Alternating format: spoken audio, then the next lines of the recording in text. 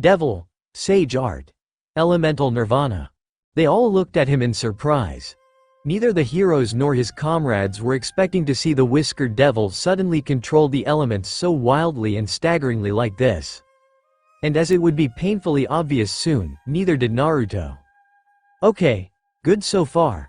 The Naruto, wielding wind around his body and channeling it over his wings, grunted through gritted teeth.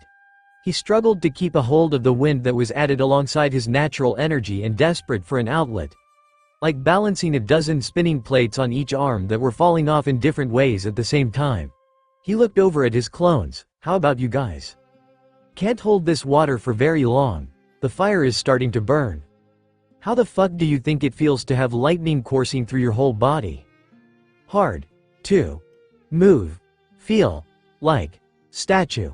Well, suck it up, fellas. The original called out as he and his clones faced down the hero faction. We got work to do. Even though he could clearly see them all struggle to use this new ability, the sheer fact he was using it left Cao Cao gaping in surprise. He had based his plans around the fact that Naruto Uzumaki's trump card was that exceptionally powerful form he used when his body glowed golden and orange, and that he would only be able to use it for a short period of time. After that, the biggest obstacle would be the Sekiryute and dealing with his immense strength. But now here he was, standing in their way, wielding a new power, and ready to face him and his comrades. Cao Cao let out a chuckle of amusement. You never cease to surprise me. Issei carefully picked Roswice, Yuto, and Zenovia up along with Irina already in his arms. They weren't being carried in the most effective way possible for injured people, but he needed to get them out in one quick trip. He looked at the back of his older friend, Senpai? Issei. The Naruto controlling Earth raised his fists and tensed his muscles. Run! He slammed them down on the ground of the crater. And the Earth seemed to explode in response. Devil. Cao Cao rushed back and skipped along the side of the deep crater as he tried to make some distance. Once he did, he looked up and saw the giant cloud of dust and smoke that had been kicked up after Naruto had brought his fists down like a bomb of pure destruction. If he had landed a punch with power like that, Cao Cao was sure he'd feel every bone in his body pulverize into dust. He sensed several figures move through the cloud at high speeds in every direction. Certainly one of them must have been the Red Dragon Emperor carrying his injured comrades away to safety. Cao Cao had a burning instinct to track them down and stop them before their numbers could be bolstered again with their full team. But the rush of wind flying out of the smoke cloud and his instincts ringing like klaxons to dodge took his full attention. The descendant of the legendary Three Kingdoms general dodged aside as a missile of wind blew past him and tore the ground asunder in its path. The spinning vortex bullet started to slow down and revealed Naruto in the center of the typhoon he made. He landed, a powerful rushing wind encircling his body before he charged in and attacked Cao Cao again. The young hero raised his spear and prepared to block the devil's punch and cause his fist to burn upon touch. But his punch didn't land. There was about an inch of space between Naruto's fist and the pole of the true Longinus. A rapidly spinning vortex formed over his knuckles and created a cushion between him and the spear. The grating sound of wind scratching and grinding against the unbreakable spear was so persistent that it was almost deafening. But neither Cao Cao nor Naruto paid it any mind as they merely focused on each other in their test of wills. Cao Cao spun his spear around and forced Naruto back, disengaging the standoff with him and gaining some distance. As Naruto caught himself on the ground, Cao Cao lunged forward and extended his spear out to skewer him. But with the wind swirling around him, Naruto evaded the spear and gained some space over Cao Cao. With a mighty roar, the whiskered blonde raised his hands up and collected a whirlwind between his hands. Fly fucker! Naruto slammed his hands on the ground and created a powerful upstream that rushed under Cao Cao and blew him off his feet. The young hero stabbed his spear into the ground before he could be blown away and weathered the rush of wind from under him. Once the worst of it had passed, Cao Cao pulled himself back to the ground, swinging his spear out and releasing a beam of light from its tip to shoot through the typhoon around him.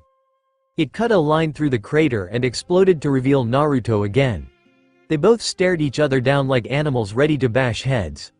Cao Cao caught his breath and wiped his cheek, not trying to show the excited smile that was stretching across his cheeks. From the strained look on your face, it's clear you're still having trouble controlling this new ability of yours. You sure it was such a good idea to pull it out in at a time like this? Naruto sighed and let out a small chuckle. Shit, desperate times call for desperate measures. And for a technique you think I'm having trouble with, you seem to be dodging pretty steadily. Well, dodging is just basic sense. But I doubt a new form you have no practice in has little offensive ability at times like this. Then don't dodge. See what happens. Cao Cao chuckled and shook his head. The hero lowered his guard and his spear as he laughed wholeheartedly and put Naruto further on edge. The handsome black-haired man smiled. You know, I came here to this city with so many plans and ideas in mind. Capturing the Kyuubi. Fighting Great Red. Cementing my comrades and I as heroes equal to the legends of old. And yet, of all the things I expected when coming out here, meeting with you is somehow the most interesting. Naruto narrowed his eyes, appreciating the moment of reprieve from battle as he tried to regain control of the wind and natural energy mixture. He asked, "How'd you figure?" "Well, you're a man that comes from another world. You've somehow gotten yourself wrangled up with the politics and wilder aspects of this world's madness. Your arrival heralded 9 spectacular new monsters into existence here. You resemble my comrade's ancestor, and yet somehow we meet up enemies. Even though you've lost your trump card, you're resorting to using a technique you haven't perfected yet, but still, hee, you keep going." He leaned on his spear. "Honestly, it's just fascinating." As explosions and yells of effort surrounded them, Naruto glared down the leader of the hero faction and scoffed. "Well, I hope you don't mind, but the interest only goes one way. I wouldn't expect anything else." Cao Cao shrugged. "I see this as a charming romp through Kyoto with the added benefit of a good fight and proving our worth as heroes. However, you're burdened by the dangers it's causing for you, your friends, and your allies. I can't expect you to be sparing me any time in your mind." "I didn't say that. I said the intrigue is only one way. I've tried to consider what you've done and why, and no matter what I think about, you just confuse me." Naruto admitted, "You're smart, capable, a strong leader who can get others to follow him. You're powerful and have so much room to grow. I can understand all of that, but it's your mindset. Your goals. Your desires. They're so single-minded and closed off. And I've met tons of people like that who would never falter or surrender their ways, but they had reasons to be like that. Sealed off and broken by what's happened to them. But you." Naruto looked at Cao Cao and shook his head. "I don't see anything similar to that in you. Just greed and desire filled only by greed and desire." Cao Cao scoffed. "You've never met people filled only by their own ambitions and wants?" Cao Cao shook his head and lifted his spear. "I know you were converted, but that makes it sound like you were never human to begin with." Naruto clicked his teeth in response. "Oh well. As nice of a discussion as this is, we didn't come here to talk, did we?" "No." Naruto raised his fists. "No, we didn't." Cao Cao twirled his spear and took his stance. "I'll remember you, Naruto Uzumaki." Likewise, Cao Cao. In the blink of an eye they rushed at each other and attacked. Devil, Heracles was knocked back by the strength of the eruption at their feet. Jean and Siegfried quickly jumped back from the smoke and rock as well to join his side. She summoned her swords to form her dragon while Siegfried created his arms and quickly took up his blades. All 3 heroes knew that their foe's sudden new power needed their full intent. A bright light shined through the veil of dust and rock. And then a powerful, devastatingly hot pillar of fire penetrated through and dragged itself towards them. Siegfried jumped away and Heracles had to drop to the ground before the flames settled on Jean's sword dragon. The blade construct struggled and persisted against the rush of flames as it started to turn white hot from the heat. From the cloud of dust the Naruto clones controlling fire, water, and earth emerged to engage in battle. The flame sage rushed forward as the flames over his wings surged and intensified. Fire gathered around his hands and he released 2 waves of flame from his hands to force the heroes back before settling it on Jean's dragon in an attempt to melt it. Siegfried landed and turned his attention to the water-wielding sage running towards him. All 6 arms raised their blades and slid in to slash at the clone's legs as he ran in close. With a swing of his arms he conjured water by his feet and slid down it in time to avoid the path of the sword's arc. What followed was a display of swordsmanship that was so fast and deadly that it appeared invisible to the naked eye. However, the Naruto clone weaved and dodged through the space between each of the slashes that would have cleaved him in half. With each move he gathered water around his arms and lashed out between each dodge. The whip of water he created splashed and scattered against the blunt sides of Siegfried's demonic swords as they tried to attack each other during any opening they could find. Naruto jumped back as Siegfried swung his blades down at his side and smirked. One of us is going to get the lucky hit on the other. Naruto swirled his arms around, causing the water gathering over them to spin and form into his hands as he responded. Luck will have nothing to do with it. Thrusting his hands out, 2 jets of compressed water shot out from his palms straight at the heroic swordsman. Fast enough that they would have torn through flesh if they made contact with his bare body. However, the swordsman reacted in an instant, sticking his 6 blades in the way of the water jets and cutting them into separate streams. The jets of water blossomed out and sliced through everything in their path like hot butter. And neither Siegfried's defense nor Naruto's attack wavered for even a moment. Heracles yelled as he swatted the jutting pillar of earth aimed for his head into pieces. The aspiring hero was forced to stay on the retreat and destroy every pillar of rock that jumped up to pierce him. He crushed them easily enough, but they were coming up so fast he knew he would be overwhelmed soon enough. His blonde opponent would not stop attacking until one spire finally hit its mark. WRAH. Heracles brought his fists down and left a crater in the earth that forced the pillars to stop coming. He smirked as he knew he had rid Naruto of his ammunition. Set. Naruto rushed forward through the debris and dust to bury his fist in Heracles' stomach. The muscular man nearly doubled over as the strike to his gut reverberated through his whole system. It felt like a boulder had suddenly sprouted feet and barreled straight into his chest to knock the air out of him. But Heracles gritted his teeth and weathered the 10x loop. Heracles felt the same painful blow that nearly knocked him over repeat in his stomach over and over again. Bile and blood rushed up his throat and sprayed through his gritted teeth as the blow kept landing until it finally stopped. The Earth Sage stood still at the ready as he watched the powerful young hero's legs shake underneath him. He expected to see Heracles topple over after such a devastating blow. But instead the larger man slammed his foot down, bared his bloody teeth in a maniacal grin, and summoned a missile by his fist before punching forward. That's what I'm looking for. And with another series of explosions, the madman launched an assault of explosives. Devil! It was a blinding display of yellow flashes and light that circled around each other.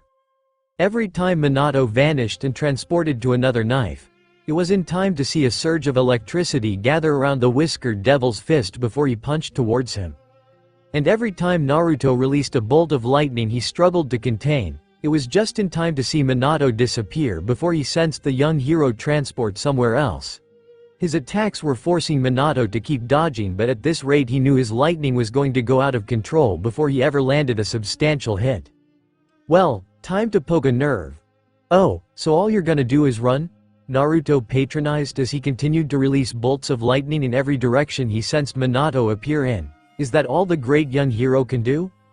I'm just buying time, Minato called out, because I know any second now you're not going to be able to control that power anymore.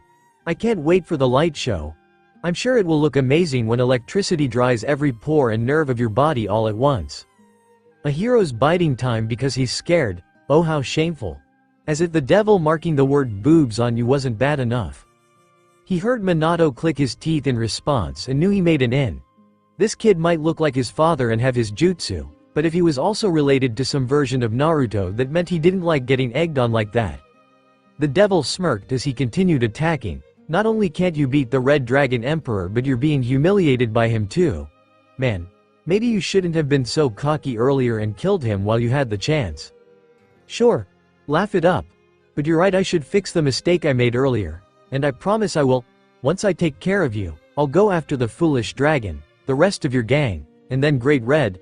I promise you that. The kid had jumped past infuriated and gone straight into madman territory. Damn, and Naruto knew his hold on the lightning mixed with his natural energy was failing. If he dragged this out any longer, then he risked putting the others in danger while they were still being healed. He wouldn't let that happen. Maybe he didn't need to control it for long? As Minato kept transporting between his knives, Naruto stopped attacking and simply tensed his body completely. As he did, the electricity and lightning around his body started to build up and gather to its apex. The electric currents running over his wings started to arc out and desperately search for release. It built up more and more violently until... H-A-A-A-A-A. With a mighty scream, Naruto relinquished control and let the lightning run wild. Bolts of electricity shot out in every direction around him. And just as he had transported to one of his knives, Minato felt a lightning bolt strike his chest. The younger blonde screamed and shook as pins and needles assaulted his entire body. Minato dropped to his knees and gasped for air as he felt the pain start to subside. He picked himself up on wobbly legs and tried to move. "Gotcha!" Naruto yelled as he ran in and tackled Minato to the ground. The whiskered blondes dropped to the ground and Minato looked up in shock as the light and electricity gathering around Naruto intensified. The clone grinned. "You're right.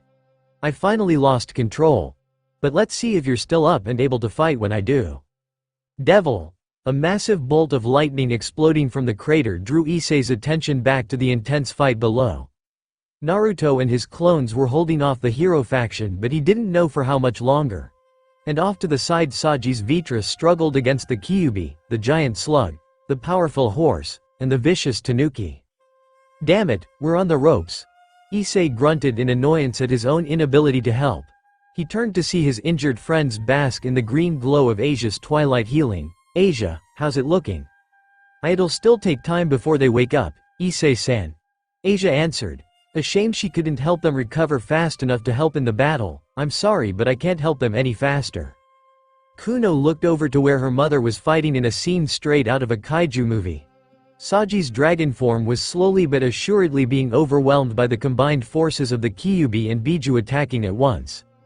Even if he was able to suck up their energy, it was too much for one Dragon King to handle by themselves. The young yokai fretted and looked between the fight and them. "Issei, what do we do?" "Damn it." The girls flinched as Issei punched the ground and cracked it. The devil, Pawn, grit his teeth in frustration. "I can't do anything. I can't keep up with the ninja. I don't have the strength to fight the monsters. I'm not strong enough. What the fuck was the point of awakening my potential when my potential is just a useless shit who lets his friends get hurt?" "Issei-san. Partner, now isn't the time to lose heart. I know, I need to get back in there and help Senpai and stop the fight however I can. But what else am I supposed to do? What can I?" A pull. Something from deep down tugged at his consciousness and requested his attention.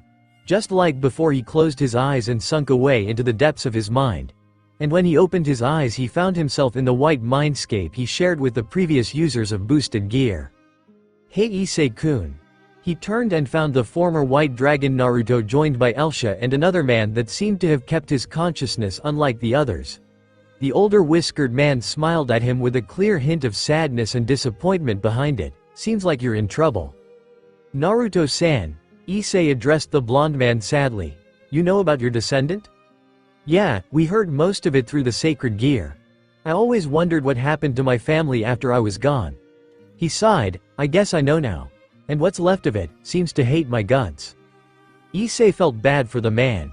Even if he was just an echo or imprint of the true version that died centuries ago, he still had the face and expression of his friend.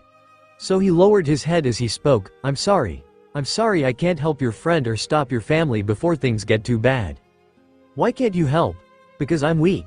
Even though I have one of the strongest weapons in the world, I'm still me underneath. I'm the worst Red Dragon Emperor in history."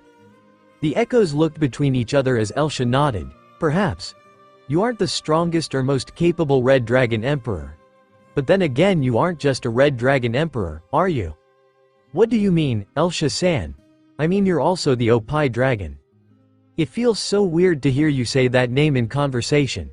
Issei noted and shrugged. "What does me being a child superhero have to do with anything?" "It's not just your superhero name, is it? It's you. Your soul. Your very being. Before anything else, you are the Oppai Dragon." Naruto chuckled. "Hell, your crystallized potential went around infecting others and making them grope people's breasts from your sheer love of them." "Boing boing," the other man said while groping the air. Who is this?" "Belzard, the other strongest Red Dragon Emperor in history." "He is?" That did not come across at all when all he's done is recite theme song lyrics. "The point is, Issei, that you gain strength from breasts." Your mind goes to breasts. You said you even connected to a god of breasts during the heat of battle. All praise the Chichigami. Exactly, Naruto's descendant might think you're just another Securite to take up the boosted gear, but that's not all you are. Elsha smiled, so look deep. Think about what has driven you and given you strength before, and call out for it to help again. Issei closed his eyes, took a breath, and visualized the most perfect creation in history. And all the wonders that he had met in his day that gave him life and purpose. And then, on every plane of existence he was on, he muttered the same word in unison. Opai. Devil, huh? Asia looked up as she heard Issei mutter about breasts. Issei-san. Is now really the time to be talking about breasts? We need to? Hey Asia? Huh? What Kuno-chan? She looked down at the young yokai as she pointed at her chest. The blonde nun looked down and saw her breasts were glowing with a bright light. What? She looked over and saw Zenobia, Irina, and Rosswise all doing the same thing. What's going on? Devil, ah. Jean yelled as the heat her sword dragon had absorbed had become so intense she had to jump off. As parts of her construct started to melt away, she yelled, "Don't think a little heat is gonna make me stop you, jerk." I guess not. The sage controlling fire smirked as he gathered up another blaze in his hands. Then I'll turn it up a little and… Naruto stopped and looked down. What's happening to you? Huh? Jean looked down and saw a glow emanating from her chest. Heracles' bloody form and Siegfried's tense body stopped and looked her way as she squeaked and started swiping at her chest. What is this? Get it off, get it off. Is this… Yep, Issei's pulling that perv shit again. Devil. The Devil's vanguard was making a dent in the Oni monsters summoned on their territory. Whatever headway the invading force had was quickly dispatched with the strongest devils the underworld had to offer. We're thinning their numbers. At this rate their creator will have exhausted themselves and had to retreat. Of course, Lucifer-sama. If we can section them off and land one great blow. Graphia, is something happening to your chest?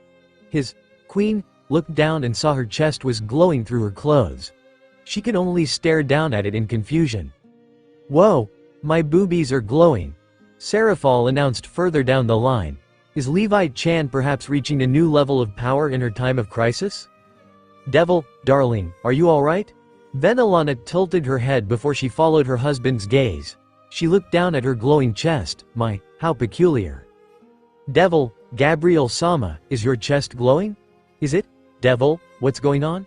Devil, why are my breasts glowing? Devil, my eyes. My EYYYEESSSSSS. Why were you staring? Devil, nya. Kuroka melted into the bath and created a Nekomata broth of delight. I'll never get over how good this bath feels, NYA. Akeno snickered, when you go without bathing as long as you do I'm sure any bath must feel like heaven. Okay, I'm getting sick of this homeless joke you lot keep making about us. Our team might suck at planning and have no assets and regularly miss bathing but we aren't homeless. Kuroka pouted before her displeasure and annoyance washed away in the water. Oh, I think I'm gonna like staying here. Don't cause too much trouble, Oni-sama. Kaneko warned her sister with a glare. Her older sister pouted and stuck her tongue out at the queen before soaking back in the water. When she did her breasts floated up on the water and mocked Kaneko with their bounciness. The youngest girl present frowned, and no showing off. Kuroka opened her eyes and looked down before snickering, don't be jealous Sharon. You still got room to grow, NYA. The older sister stretched her arms up over her head, conveniently making her breasts bouncy and jiggle with her movement as she swayed them atop the water. There's absolutely no reason for you to worry or get disheartened or… What did I just say about showing off? Stop it. Rias warned with narrowed eyes at the black-haired Nekomata. You're going to leave us with buyer's remorse if all you do staying here is tease your sister and cause us headaches. Kuroka winked and kissed in the redhead's direction which only worked to tick her off more. She rubbed her forehead, yep, feeling that remorse immediately. Hey, mind if I ask Queen Chan and Eris Chan how you handle being gifted? The Nekosho winked and palmed her tits in her hands before making them bounce.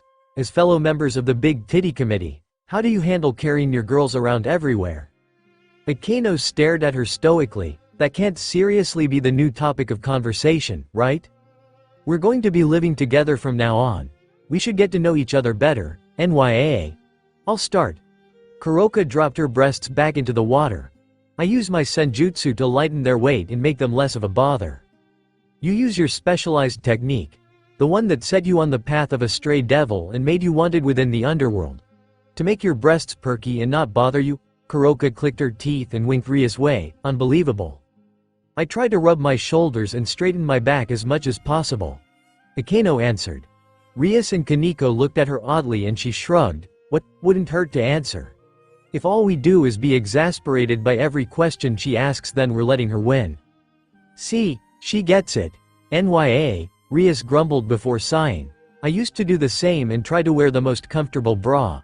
But lately I haven't been having as much of a problem. She rubbed her own shoulders. Naruto's been giving me massages when I ask and they alleviate a lot of stress. No fucking way Frogger is your personal masseur. Rias took an inordinate amount of pleasure hearing Kuroka's shock and disbelief. She nodded proudly and slipped her arms under her breasts to pronounce them further. That's right, and he's gotten much better since he first started. And might I just say his massages feel absolutely wonderful. Why yeah, they look pretty nice. Thank you. Massage must have been magical. Well, I wouldn't go that far. It explains the shit out of what's happening to your tits, NYA. What? Rias looked down. Oh, why are they glowing? Haha. Maybe Frogger rubbed something off on them? Is there a black light in this bath? Ahahaha. Era? Akeno looked down and saw her boobs were doing the same. What? Oh, it looks like he's been sampling other choices. Ahahaha. Kuroka finally noticed her breasts were glowing too. Oh bullshit. The only person that's felt me up since I came to this hotel is Sword-chan. Kaneko looked down, her breasts were glowing, flickering like a light bulb about to die, before glowing solidly again. Her eye twitched. I don't know what this is, but I hate it. Devil, he could see them.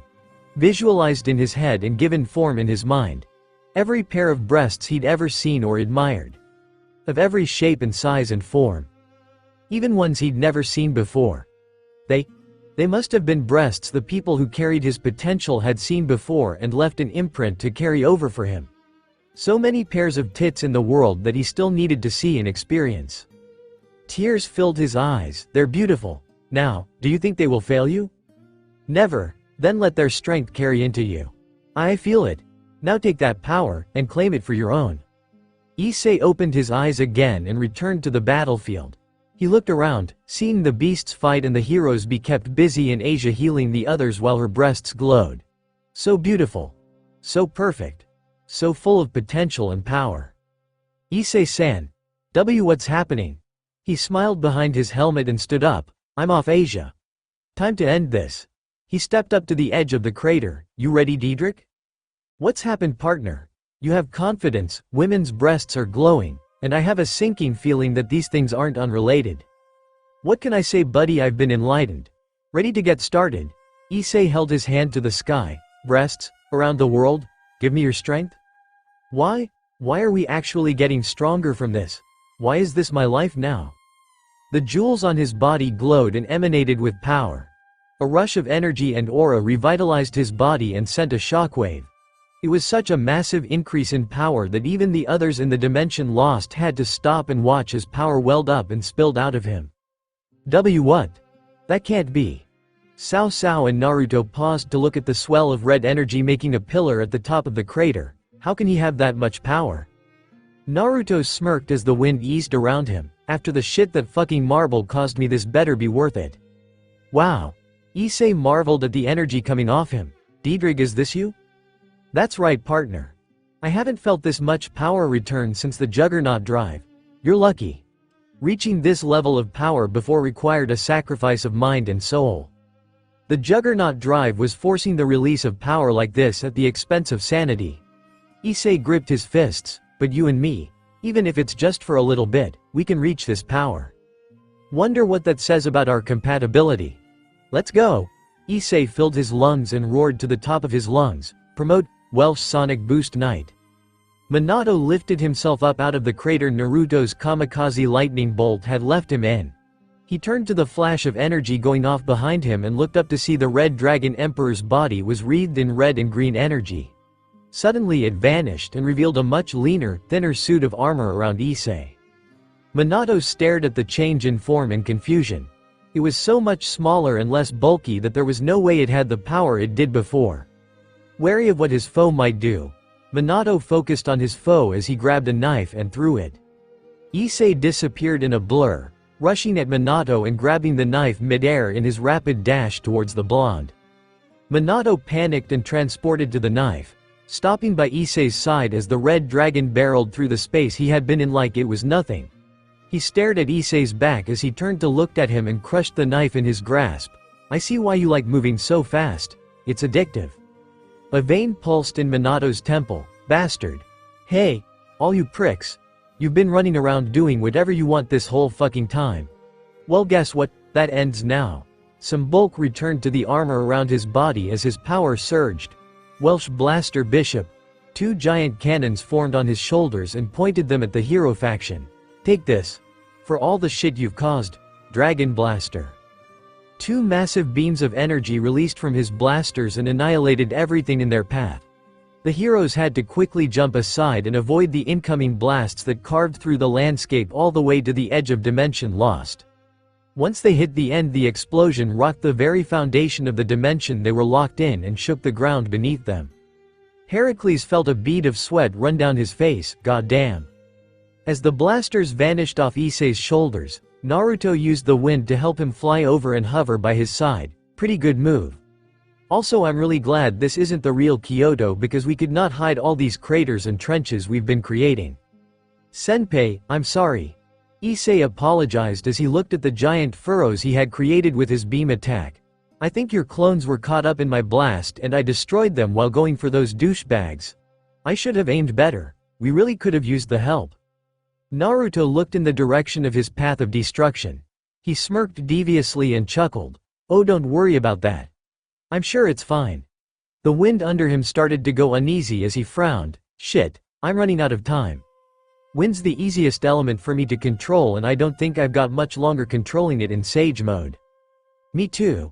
Issei confessed. Those blasts might have looked like I've got tons in the tank, but if I keep going I'm gonna be running on fumes. Issei's eyes narrowed behind the visor of his helmet, and none of these fuckers are down for the count yet. I'm tired of this. Cao Cao announced. He gripped his fist as the control formation on it flared. This little romp was fun, but it's time we get down to business. The Biju squabbling with Vitra suddenly went still as Cao Cao's intent rushed through them. In an instant, rage and intent filled their every thought as they acted. Kukua raised its hooves and stomped down on Vitra's lengthy body. The Black Dragon King let out a pained howl as its tail was crushed under the 5-tailed beast's attack. Unfortunately, the attack didn't stop there. Shukaku slashed down at its body with its claws while Saikon spit up acid that corroded the exposed flesh. The black dragon was sent into an agonizing spiral of pain that loosened the absorption lines it had dug into Yasaka's body to drain her power. Once the Dragon King's hold had weakened, the giant fox slipped away and jumped into the crater. As it landed and shook the ground, the hero faction quickly took up perch on her head like warriors riding their mounts into battle. The fox started to glow and let out a mighty howl as its energy swelled. Time to summon the beast. Oh fuck. Naruto focused and conjured the wind around him more thoroughly. Issei, get up there and help Saji. You have to get them off of him. Hey, are you gonna be okay down here on your own? No, but he's the only that can drain her energy and those bastards aren't gonna let me get close to them. So go, we have to hurry. Right. Welsh Draconic Rook. With that exclamation, the armor around Issei's arms and legs grew several times thicker as he activated his last super form. He charged and leapt through the air to assist his fellow dragon. I'm coming, Saji. The heroes watched the Sekiryute dash past from the top of the giant 9-tailed fox.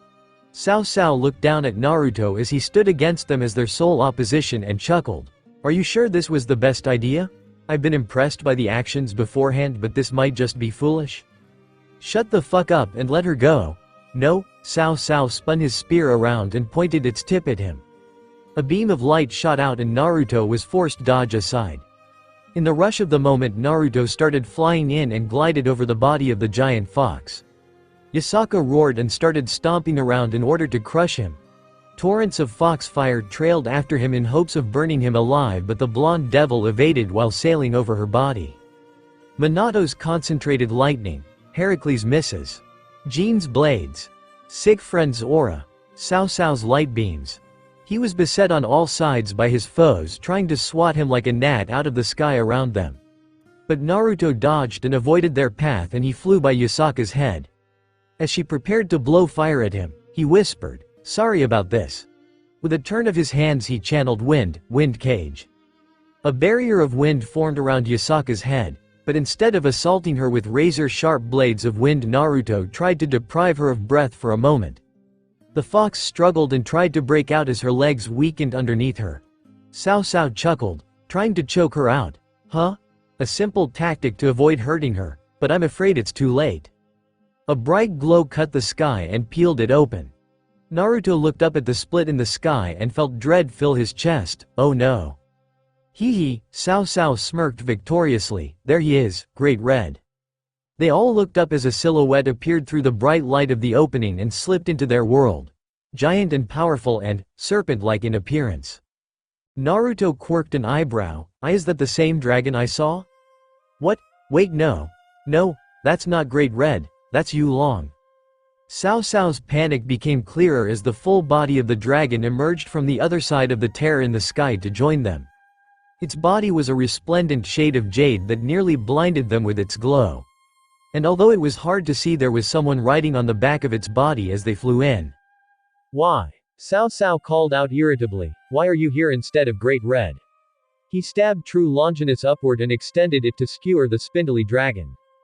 Only for the figure atop its back to jump down and kick the spear away before it could get close. They all watched the figure drop through the sky only to gently land in the crater in front of them. He was an elderly man that looked surprisingly like a monkey. On his face was a long beard, black fur, and a golden headband around his forehead. His eyes were covered by sunglasses. He sucked on an e-cig to blow out a cloud of smoke, and he had a long staff perched on his shoulder. The old man looked around and chuckled at the destruction. You kids have been causing quite the panic, huh? Sun Wukong. What are you doing here, Sun Wukong? Wasn't that something related to Bhikkhu he had heard before? And was this guy a sage too? The natural energy coming off his was ridiculously strong but so steady it seemed impossible. It was like being around the oil waterfall back in Mount Myoboku from how potent it was. Naruto spoke up, what's going on? Just lending a little hand on these whippersnappers. Yu Long, get in there and help. The jade dragon flew into the mess of monsters comprising of the Biju, Vitra, and Issei trying to contain all the madness. The moment Yu Long dove into the battle, he curved his body around Kakuo and Shukaku's bodies to slow their movements. Issei released a blast of energy that forced Saikon away and finally gave Vitra a moment of relief and freedom. And in that moment of freedom the black prison dragon surged out of the battle and extended a dozen lines from its body into Yasaka's to drain her energy. With the air being denied entry from her mouth and the energy being pulled from her body, the giant Kyuubi could no longer withstand the battle she was facing. The nine-tailed fox tumbled off her legs and dropped to her side in the crater. The hero faction had to quickly jump off when their mount tumbled over and landed on the ground as they watched her fall. After she had finally been knocked out, Naruto let out a breath of relief and lowered himself to the ground. The instant of relaxation caused the natural energy and demonic power he was melding together to surge and release from his body. He dropped to the ground, exhausted and fatigued as the marker around his eyes faded completely. Taking a deep breath, he looked up at the resting Kyuubi and breathed with a lighter conscience, finally. Hey, you alright down there? Naruto looked up as Sun Wukong walked over to him while taking another puff. I saw that crazy mess of a technique you used earlier. Powerful, but anyone trying to meld energies so diametrically opposing of each other like that is bound to be exhausted. Well, I feel like I was just dragged through the street under a car, but give me a second. Naruto sat up on his knees and stayed still to pull in natural energy to empower him again. As he did, he noticed once more just how powerful and full of energy the odd monkey man beside him really was. It was so much he made the toads back home look like kids and Kuroka, Bhikkhu, and even himself look like novices. So, they said your name was Sun Wukong? Do you know a guy named Bhikkhu? Peefed, that kid. Sure do. He's my grandson. Or more specifically, he's my great. He He took a long huff and blew out a cloud of smoke. A whole shit ton more greats in the middle. Great-great-grandson. How do you know him? I fought him once. And also fought a crazy god and a nasty wolf with him another time. Neat. The first-generation Sun Wukong nodded before pointing at him. You gonna take much longer gathering up your senjutsu? Because I think we ticked the kiddies off. Sun Wukong. Cao Cao called out furiously. What are you doing here? Why did you get involved in this? Because I was asked to. The old Monkey King replied. You got ambition, kids, but bringing Great Red into our world can only end badly. Best to avoid that for the time being. So Yu Long and I stopped by to try and stop things before they got out of hand. Naruto frowned. Only now you decided things are getting out of hand? Careful, whippersnapper, any more muttering and you'll never focus enough to collect the energy you need. Cao Cao simply narrowed his eyes at the great victorious fighting Buddha and his flippant behavior. The true Longinus wielder's grip tightened around his spear before he felt a nudge on his shoulder. He looked back at Siegfried. What is it? The devils woke up. He nodded to the side and saw Zenobia, Yuto, and Roswise had woken up and were running towards the fight with the dragons and Biju. The swordsman asked, should we stop them? They can't do anything to stop the fight over there. Leave them be. Cao Cao focused his attention back on the Monkey King and the blonde devil at his side. We need to keep our focus solely on the enemies in front of us. Well, kiddies, I'm ready if you are. Sun Wukong motioned for them to come. It's the job of us old folk to spank kids like you when you act up. The young heroes bristled at Sun Wukong's mocking attitude and rushed him. Heracles, Jean, and Siegfried all prepared to attack the sage from multiple angles. But were knocked back as their attacks were countered by several figures jumping in to join the fight. Cao Cao looked surprised at the sight of Zenobia, Irina, Yuto, and Roswise joining their battle so quickly. They all looked exhausted but ready to continue their fight. The hero faction leader stared at them in confusion. Before he noticed Naruto's coy smirk as the orange marker returned around his eyes. No, how could he have overlooked them? No. Cao Cao turned back in time to see the three devils run up and jump into the monster fight. No. They popped into smoke in midair and revealed 3 Naruto clones in their place, having dropped their transformation. Now, each one reached out and touched one of the 3 Biju struggling to fight off the dragons around them. And then it all went silent as the beasts stilled and calmed down. Where am I? What is this Kurama? Hey, what the fuck am I doing here? The heroes looked over in shock to see their trump cards had their minds and senses returned to them. Minato shuddered. How is that possible? During the Sekiryute's blast, Cao Cao rationalized as his eyes twitched. We thought your clones had been destroyed. But they slipped out during the madness and were hiding for a chance to reclaim the beasts. Yep. Naruto nodded, exhausted but relived that things had worked out. They had to release their abilities or else they would have popped. And they're probably as exhausted as I am, but they didn't need to fight anymore. All they needed was an opportunity. And it looks like we got it. The leaders of the hero faction were bristling with barely contained rage. And as their plans fell apart and the devils in front of them refused to yield, they asked Cao Cao for guidance. What do we do now? Cao Cao closed his eyes. Georg? Can you hear me? Pick us up. We're retreating. The others looked at him in shock. Our plan hinged on acting quickly and defeating anyone that stood in our way with our trump cards until we forced Great Red here. We've lost our monsters. The Kyuubi is out for the count. And we can't hope to salvage our plan while the outside forces push in and we have to contend with the fighting Buddha. Stand down. We're leaving. The hero faction reluctantly agreed and lowered their weapons. Cao Cao spoke up. Congratulations, devils of the Gremory household. You've won today. We'll retreat and leave you be. You think we'll just let you leave? Zenobia responded in spite as she tried to ignore the pain her body was still in. I think it's in your best interest not to stretch yourselves too thin while you have the advantage. You win today. Cao Cao raised his hand up, but you won't win everything. What is this? No? Naruto cried out as the Biju started to writhe and scream while the magical formations around their bodies were activated. Let them go. It's unfortunate you had to return their senses to them. Cao Cao said. Now we have to break them until they respond to us willingly. Naruto mashed his teeth together as his friends charged in to fight. The others' heroes intercepted them and another tough battle ensued. The blonde devil concentrated and started converging the natural energy around him with the wind his demonic power created. This was going to put him out for the count, but if it gave him another minute to fight, that was fine. He tried to control and weave the wind to his command, but it was so unruly and refused to listen. The wind around him violently picked up and tore through the ground around him as he tried to reel it in. This again. Man, it's a mess. Sun Wukong noted with a sigh. By any chance would it be better if it was like this? He picked up his staff and tapped Naruto on the crown of his head with it. And suddenly it was easy. The power he had spent weeks trying to call his own was suddenly the simplest thing to control. The energies that struggled to comply with each other immediately swirled in perfect sync. And the wind that raged rampantly around him eased into a calm breeze while the typhoons around his wings concentrated into perfect vortexes. Whatever this was, it was the perfect and complete form that elemental Nirvana desired to become. With a simple twist of his hand, Naruto conjured up a mass of wind, flicked it forward, and watched it sail through the battlefield between him and Cao Cao. It slammed into his hand. It shredded the magical formation around his hand into pieces, as well as cleave flesh and bone from the appendage altogether with its pure destructive power. Ah! Cao Cao screamed and immediately grabbed his comrades' attention. They all stopped fighting and rushed to his side as he cradled a mangled, partially dismembered hand to his chest. The hero faction leader grit his teeth and looked up to catch Naruto's gaze. Neither one dared falter and look away.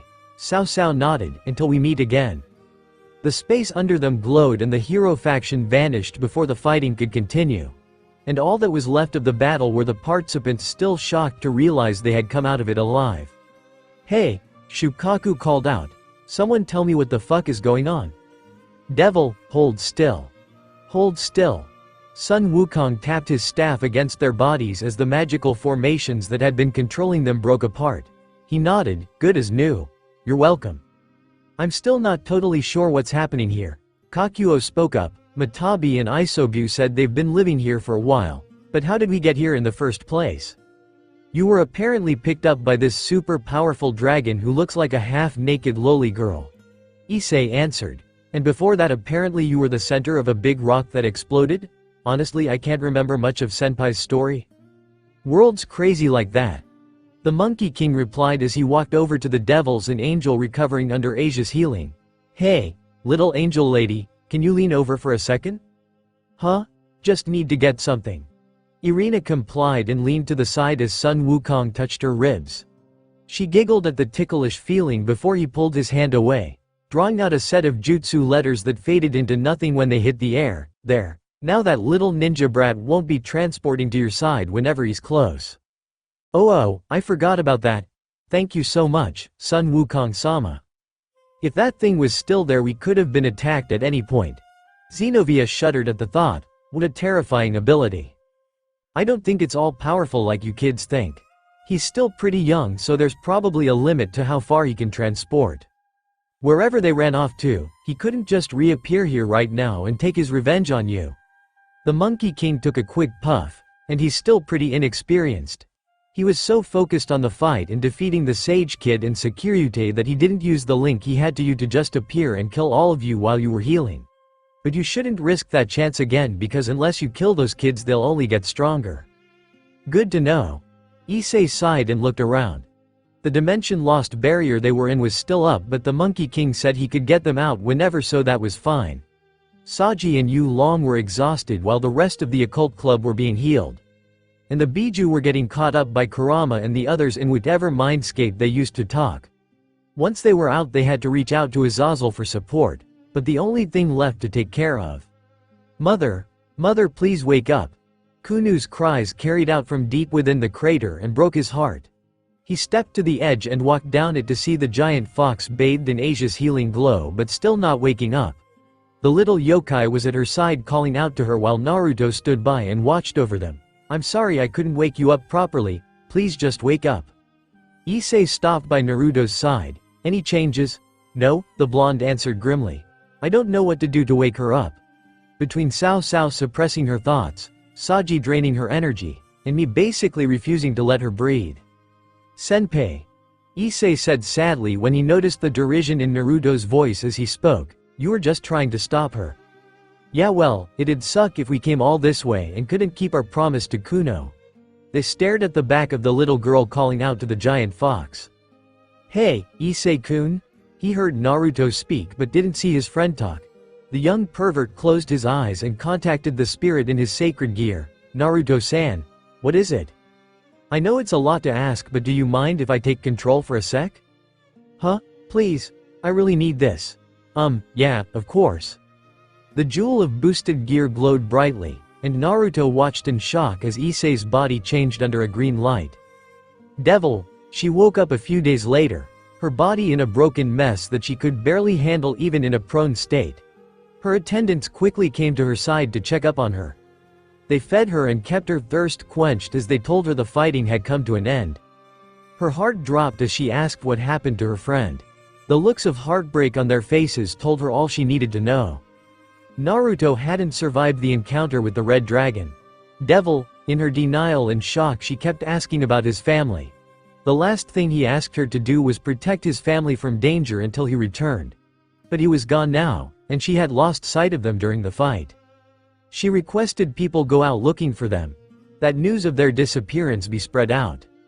She even risked reopening her wounds when she went out looking for them too. But she found nothing, and she never saw a hair of them again. She failed. She broke her promise to her dearest friend. Devil.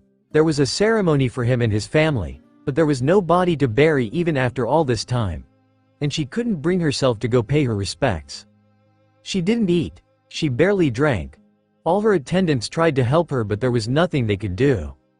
Naruto once said years ago that if he ever left or passed away, she would still be around to keep everything they built together.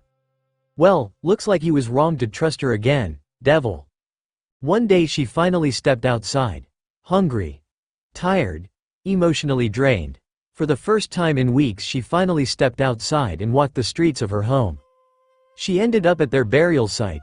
She didn't say any prayers. She didn't utter a single word. She just stood there, from dawn to dusk. And steadily, more people joined her side. In the end she was surrounded by all the people and yokai they had given a home to and the future they had helped shape between them. Once again tears fell from her cheeks, but surrounded by others that his kindness had touched, made the pain a little easier. She swore, to the core of her heart, she would do everything she could to make the world a better place. And to enjoy life a little more for his sake. Devil. She made new alliances with other tribes. Devil. She protested against the 5 great families' rigidity. Devil. There were times when they had to fight and she refused to step back if it meant she'd lose what she had created. Devil. Times change. Kyoto did too. But as new humans and yokai came along, she built strong and everlasting connections with them. Enough that she gained the title as the leader of the East, and guaranteed a home for her yokai brethren along with the humans of Kyoto. This silly stupid dream she'd been dragged along into seemed to have persisted longer than she gave it credit. Devil. Her child rested in her arms. A beautiful, loving girl she named Kuno. She was confused when the cocky, boisterous Naruto seemed to change so much when he was around his children. So many others did too. She didn't understand why at the time. She did now. Even when the little girl was angry, or happy, or sad, or fussy, or upset, it didn't matter. Yasaka's heart bloomed when she was with her daughter. Devil. He had to be related. Just one look brought back memories of her dear friend, and somewhere deep in her heart she knew this was because she failed to keep her promise back then. That moment of hesitation was enough for her to be taken. Devil. Everything was a cloud, it was hard to think or feel. This might be the end, she knew this day would come. She simply hoped Kuno would be safe. She hoped all of Kyoto would prosper after she was gone. But honestly, even if she was ready, she didn't want to leave. Mommy, come on. Wake up already, devil. Yasaka slowly opened her eyes as the light felt like it was burning her pupils. But a shadow blocked its way and gave her some relief. Her vision focused and cleared the image. Kuno? Mommy? The little fox girl gasped and smiled before lunging into her neck. You're awake, you're awake. I am awake. The mother chuckled and hugged her daughter back as she squeezed her so tightly she was shaking. What happened? I remember I was at home. And I thought I saw Naruto's child or something, and… Wow, you recognize my descendants that easily? Glad to know you still think of me." Yasaka gasped and looked up. Her body was exhausted and she was lying on the ground being lifted up by someone. And when she saw him, highlighted with a green glow around his body, she couldn't believe what she was seeing. "Naruto, hey Yasaka." He greeted her in that goofy, unbothered manner he always did. "Been a while, huh? I heard you got into some trouble recently, didn't you? Don't worry, that's all taken care of now." How is this possible? The current Red Dragon Emperor is letting me control his body for a little bit. He's one of the guys that saved you. The Red Dragon Emperor? How? It'd take too long to explain. That even more so.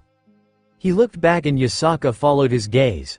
Standing a few meters away were a group of teenagers watching them in silence. And amongst their numbers was another Naruto? Her confusion was clear on her face. "I'll explain later," Kuno said while drying her eyes. "Just know that we fought back the people that took you and you're safe now. One of them was my descendant. He caused a lot of trouble for you." Naruto shook his head. "We'll have to fix that later. But are you okay?" She stared up at her old friend for the first time in centuries. Her eyes welled with tears as she whispered, "I'm sorry." "Huh? I'm sorry." She shook her head. "I couldn't protect them all those years ago. I tried to clear the way and guard everyone and in the end I passed out. And when I woke up they were gone." She rubbed her eyes. "I looked. I swear I looked for them as hard as I could. I didn't want to." "I know." Naruto interrupted her quiet sobs with a smile. "I know you didn't abandon them. And I know you've carried it around all this time. But after all these years and seeing how much you've changed, what else can I say but I'm surprised." Yasaka sniffled and rubbed her nose. "Oh yeah. You actually have the aura of a cool, exotic older woman now instead of a bratty child that needs to be taken care of." "Screw you, jackass. I've always been cool and exotic." The old friends shared a laugh before Yasaka turned to her daughter. "Kuno, this is my friend Naruto. I've always wanted to introduce him to you."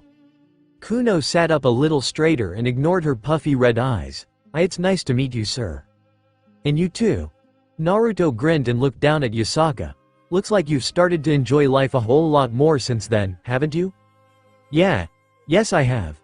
Yasaka sat up and turned to her daughter. Kuno's eyes welled up again as Yasaka's did the same. "I've missed you so much." "Mommy." She jumped into her chest and Yasaka hugged her daughter tightly. After a moment of embrace she looked back and saw Naruto's smiling face. She grinned. "Thank you for so much, Naruto. And I swear I'll keep living life for the both of us. I'll hold you to it." The green glow around his body brightened even further as his form disappeared. And when Yasuka looked again it was to see an unfamiliar, startled brunette boy kneeling on the ground with them. He looked around in confusion. Hi. Hello? I don't think we've been introduced. I am Issei Hyodo, ma'am. I'm a pawn, in service of Rias Gremory-sama. Oh, and I'm the Securite." He grimaced, "although you probably don't want to hear that. You helped save me, didn't you?" He paused and nodded his head. She smiled softly. "Then I think I owe you a debt of gratitude, Issei-san." "Oh mama. Sorry. Never mind." She looked up and saw the other Naruto standing along with his friends. On closer inspection he seemed younger but more weary than her old friend she'd finally been reunited with. She smiled. "I'm sure this is an interesting story." Peeved, the whiskered blonde shrugged. "Where to start? Devil, let us welcome the return of our mistress and lady, Yasaka-sama." There was a thunderous applause as the yokai of Kyoto celebrated their leader's return. She smiled and waved out to them. "And let us thank the brave heroes who helped retrieve our lady and fend off our foes, the heroes of the Alliance." The occult club and Stuko members all waved out to the adoring crowd as Biju and Yu Long took up the space behind them. Saikon leaned in. "I'm not used to seeing people who don't look like other people. I'm not used to them screaming cheers of joy and not of horror at me." Shukaku complained. "I don't like it. It's just like Kurama said. This world is a lot different from the one we call home." Kakuo looked down at their allies. "This is going to take some time to get used to." "Don't worry. I promise I'll help you guys every step of the way," Naruto promised, smiling up at the Biju. "I'm not going to let anyone take you or hurt you again.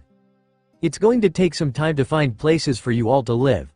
Although I might have an idea that will make this all a lot easier. Azazel turned to the leader of Kyoto. You really don't mind if they stay for a bit? Not at all. Yasaka smiled. After everything you've done to protect Kyoto, we don't mind housing your friends until you can help them properly. Thank you so much. Yuto looked up at the tailed beasts and counted off his fingers. These three, Matabi-san and Isobu-san, already have homes. How many more are there? 4. Kurama, Yuki, Chome, and Son Goku. Son Goku? Huh? I'd like to meet him? Sun Wukong spoke up with a laugh as he sucked another puff off his e-cig. Bet he's a big bastard. Hey, girly. Shukaku spoke up while looking down at them. Yeah, you, the one with the silver hair. And me? Rosswise stepped up. Yes, you're Isobu's new Jinchuriki, right? This Neo Jinchuriki thing they were talking about? Azazel smirked as Naruto groaned. What's it like on your end? You don't confine him to a space in your body, do you? Oh no. Isobu-san mostly just rests at the bottom of the ocean back in the north. She focused and allowed his energy to flow into her as her hair covered one eye. Sometimes he'll reach out to speak with me, but not very often. So we just give a little chakra with our new bodies, make a link, and then we're free to do whatever. Shukaku laughed. Ha ha ha. I'm down. If we're all doing it together, then I'm okay with it. Me too. It sounds interesting. The occult club looked between each other. Xenovia smiled and stepped forward. I'll do it. Xenovia. Naruto quickly stepped up to her side. Be careful. Kaneko catches fire now and then and Rosswise shoots her tears so hard she can break through a wall. No telling how this might affect your everyday. Are you sure about this? You, Kaneko, and Rosswise take it up without problem. And being able to share a connection with those you want to protect is more than enough reason for me to do this. She smiled coyly. Plus it'll be one more thing we can share. I'll be looking to you for guidance on how this will in the future, got it? Naruto chuckled and stepped back to allow her forward. She faced the Biju and announced bravely, my name is Xenovia Quarta. I'm a knight, and a devil, and Naruto's friend. If one of you wants to trust me, I promise I'll create a strong link with you. I like you. No hesitation whatsoever.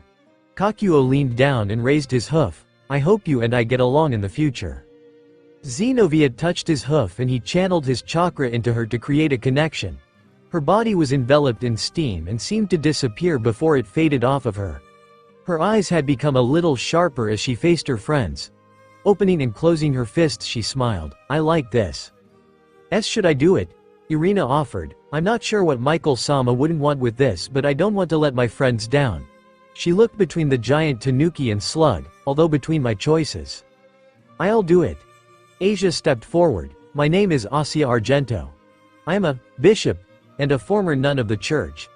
I'm not much of a fighter, but if one of you wishes to make a connection, then I'll be happy to help. You don't fight? Saikon asked. I don't like to fight much either. The slug slid forward and held out a small tentacle. If you don't mind, I'd like to try as well. Asia nodded and touched Saikon's body. Her body was covered in a slime and disappeared before reforming again. Her hair completely covered her eyes as she giggled. It kind of tickles. Naruto smiled at the sight of the Biju trusting his friends. And with that their trip to Kyoto came to a close. What about me? And with that their trip. I wanna do this shit too. Shukaku complained and thrashed around. Someone link or connect or fucking whatever, I wanna do it. No, Naruto denied. You don't get to link with anyone. You're not making another Jinchuriki. Why not? You know why. Give me one reason why I don't get to do it too. Gaara. How does that make sense? You almost made him crazy. That was a lot of outside factors, not me. His home life sucked. Shukaku-san, was it? Yuto called out as he stepped forward. I'll link with you if you don't mind. Kiba don't, oh fuck yeah. Now we're gonna party? Shukaku touched Yuto and covered him in sand before it dispelled around his body. The young knight's eyes had changed to match the Biju's star formation. Oh, that kicks ass. Interesting.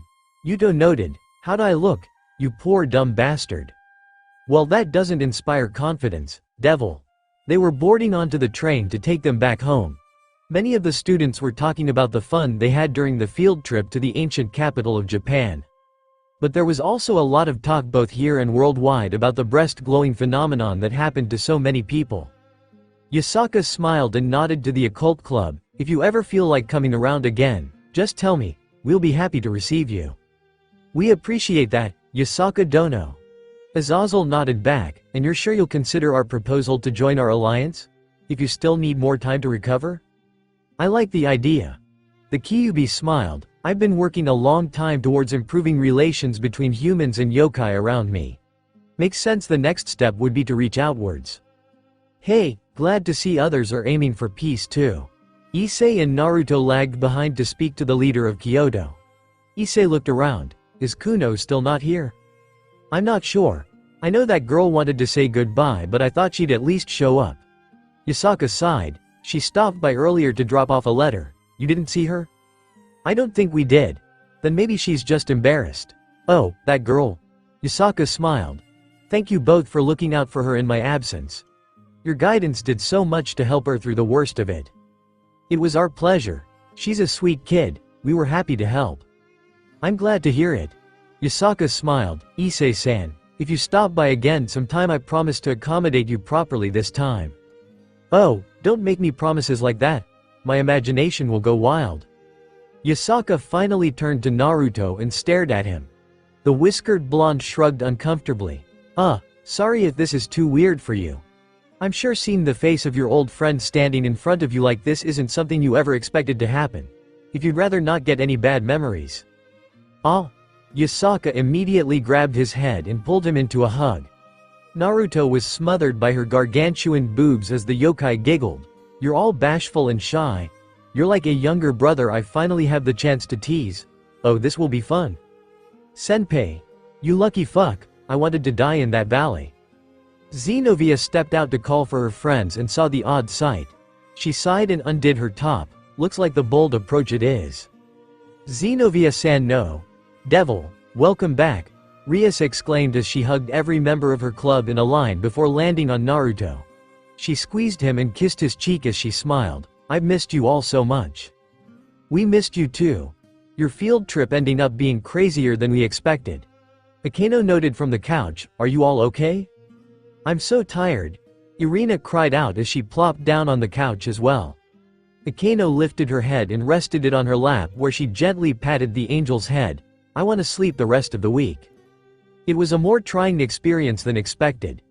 Yuto agreed. He looked down at Kaneko and Gasper as they looked up at their senior with a smile. He returned it and gently clapped their hands, but it was certainly worth it. I'll say, we secured a partnership with the yokai of Kyoto. We reclaimed 3 Biju to add to our side. 3 new Neo-Jinchurikis have joined our ranks as well. And most funny, Azazel held up his phone. Issei caused a global phenomenon. I figured that was you. Kaneko said spitefully. It had your signature pervert touch, senpai. Sorry about that. Is that going to cause a problem? Gasper asked. So many women were affected by it, and it wasn't just in Japan, it happened around the world too. Yeah, Issei is a pervert and has probably seen a lot of breasts from all around. The young pervert agreed with a nod, but then there were all the people that were consumed by the power of his crystallized potential and overcome with a love of boobs.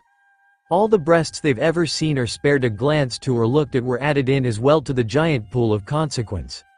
That's why even actresses and models he's probably never seen before were affected too. At least someone in the chain has looked at those boobs before. You know this might cause a panic, right?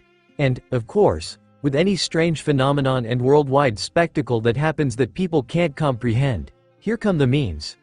Azazel started flipping through his phone and snickering. When them headlights got headlights though, peeved. Here's one that says I obviously wasn't looking and then a gif of the melting face guy from Raiders of the Lost Ark. You having fun? Tons. The fallen angel replied. Here's one that says the government poisons females during their pap smear. Oh, it's just a long-winded, misguided conspiracy theory blaming it on the deep state or whatever. He shrugged. That's pretty funny in its own right. So does it have to be staring at their bare breasts or just looking at them? Judging by the range of effect, I think even passing in your range of view added them to the phenomenon. Oh dear. Zenobia shuddered. I think that means I owe Sister Griselda an apology call. Rias looked at her oddly. You were touched by Issei's crystal too, Zenobia? Yep. Me and Naruto. That's why we fondled each other so much. You did what? Oh, Akano snickered. Sounds like fun was had on this trip. Akano. Rias chided her best friend with a frown before taking a breath. She looked up at her boyfriend and sighed. You really fondled each other because of the crystal? Issei's raw perversion was too much for us. There was nothing we could do. Naruto admitted, and then blushed as he looked aside, but we did kiss before that. And that was just us. Rias looked floored by that revelation and didn't say a word.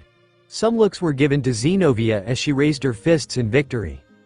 Senpai? Kaneko tugged on his sleeve and looked up at him. Can you come here for a sec? He leaned down. What's up, Kone? She lunged in and kissed him as well. The room watched in shock as the young Rook finally kissed the object of her affection, standing on her toes to meet him as he bent down. After a few seconds she finally pulled away and separating them as their lips both shined slightly. Kaneko's face flushed intensely before she nodded. I'm not holding back anymore. Woo! Go Sharon. They all turned as Kuroka walked through the room with a bag of chips. I knew you could do it. Okay, I'm gonna crash in my bed. Everyone just stood in the room in silence as they tried to comprehend everything that had happened.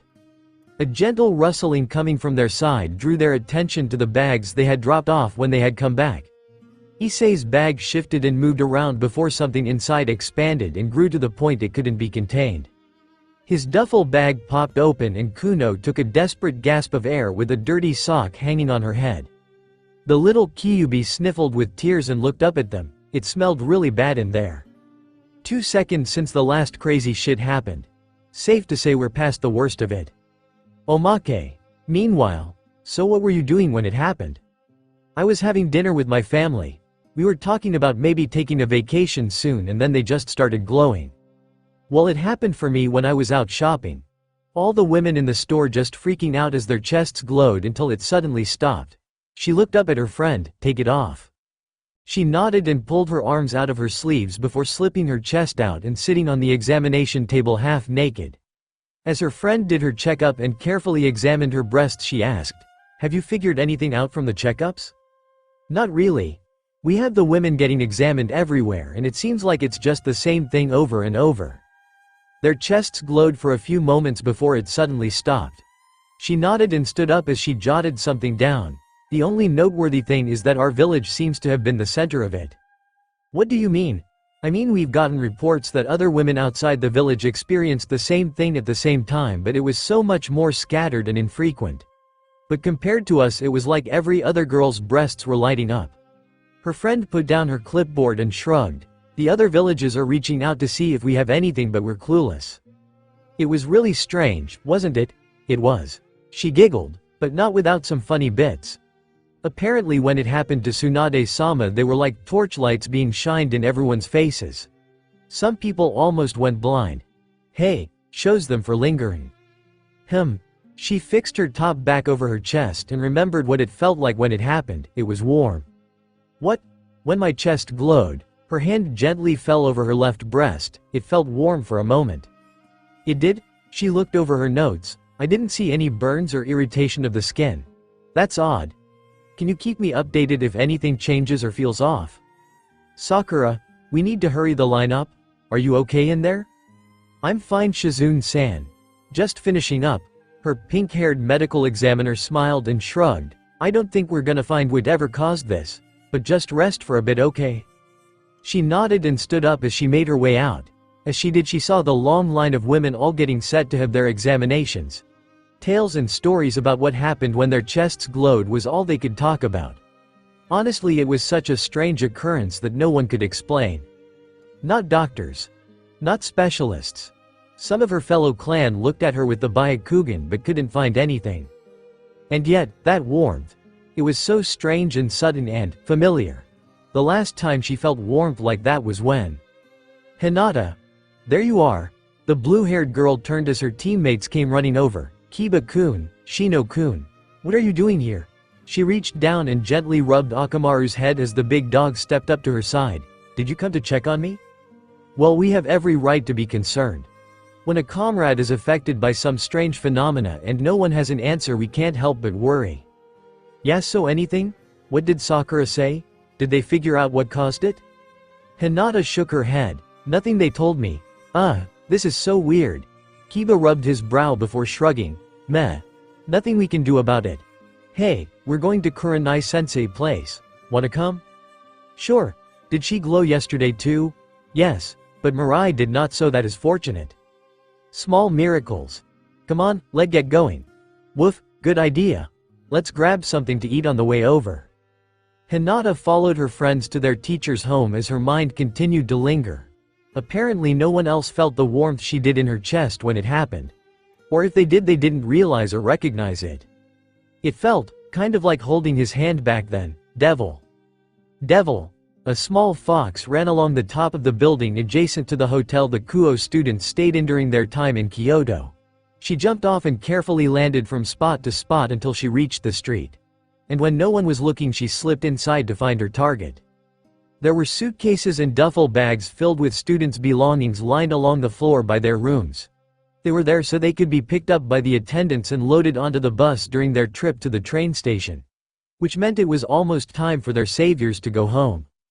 Kuno sniffed the air and caught the scent of her friends wafting off their luggage. She followed the most familiar scent and arrived by Naruto and Issei's luggage.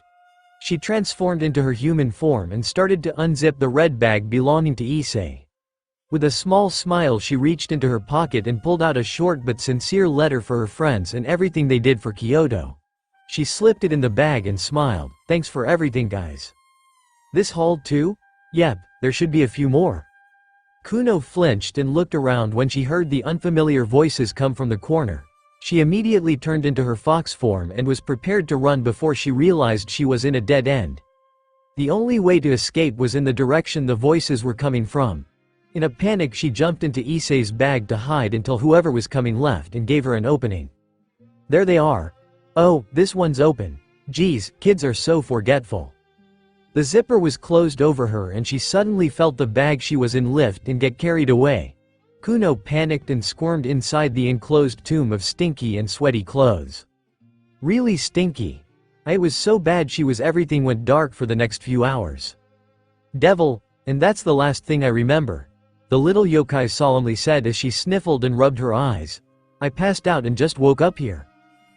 She whimpered. Mother is going to be so worried about me. Don't worry, princess. Azazel reassured the young girl. I'll reach out to Yasaka Dono and make sure she knows you're safe. After the trials you both went through, I'm sure keeping abreast of each other's safety is your top priority now. Thank you, Governor General Dono. No problem.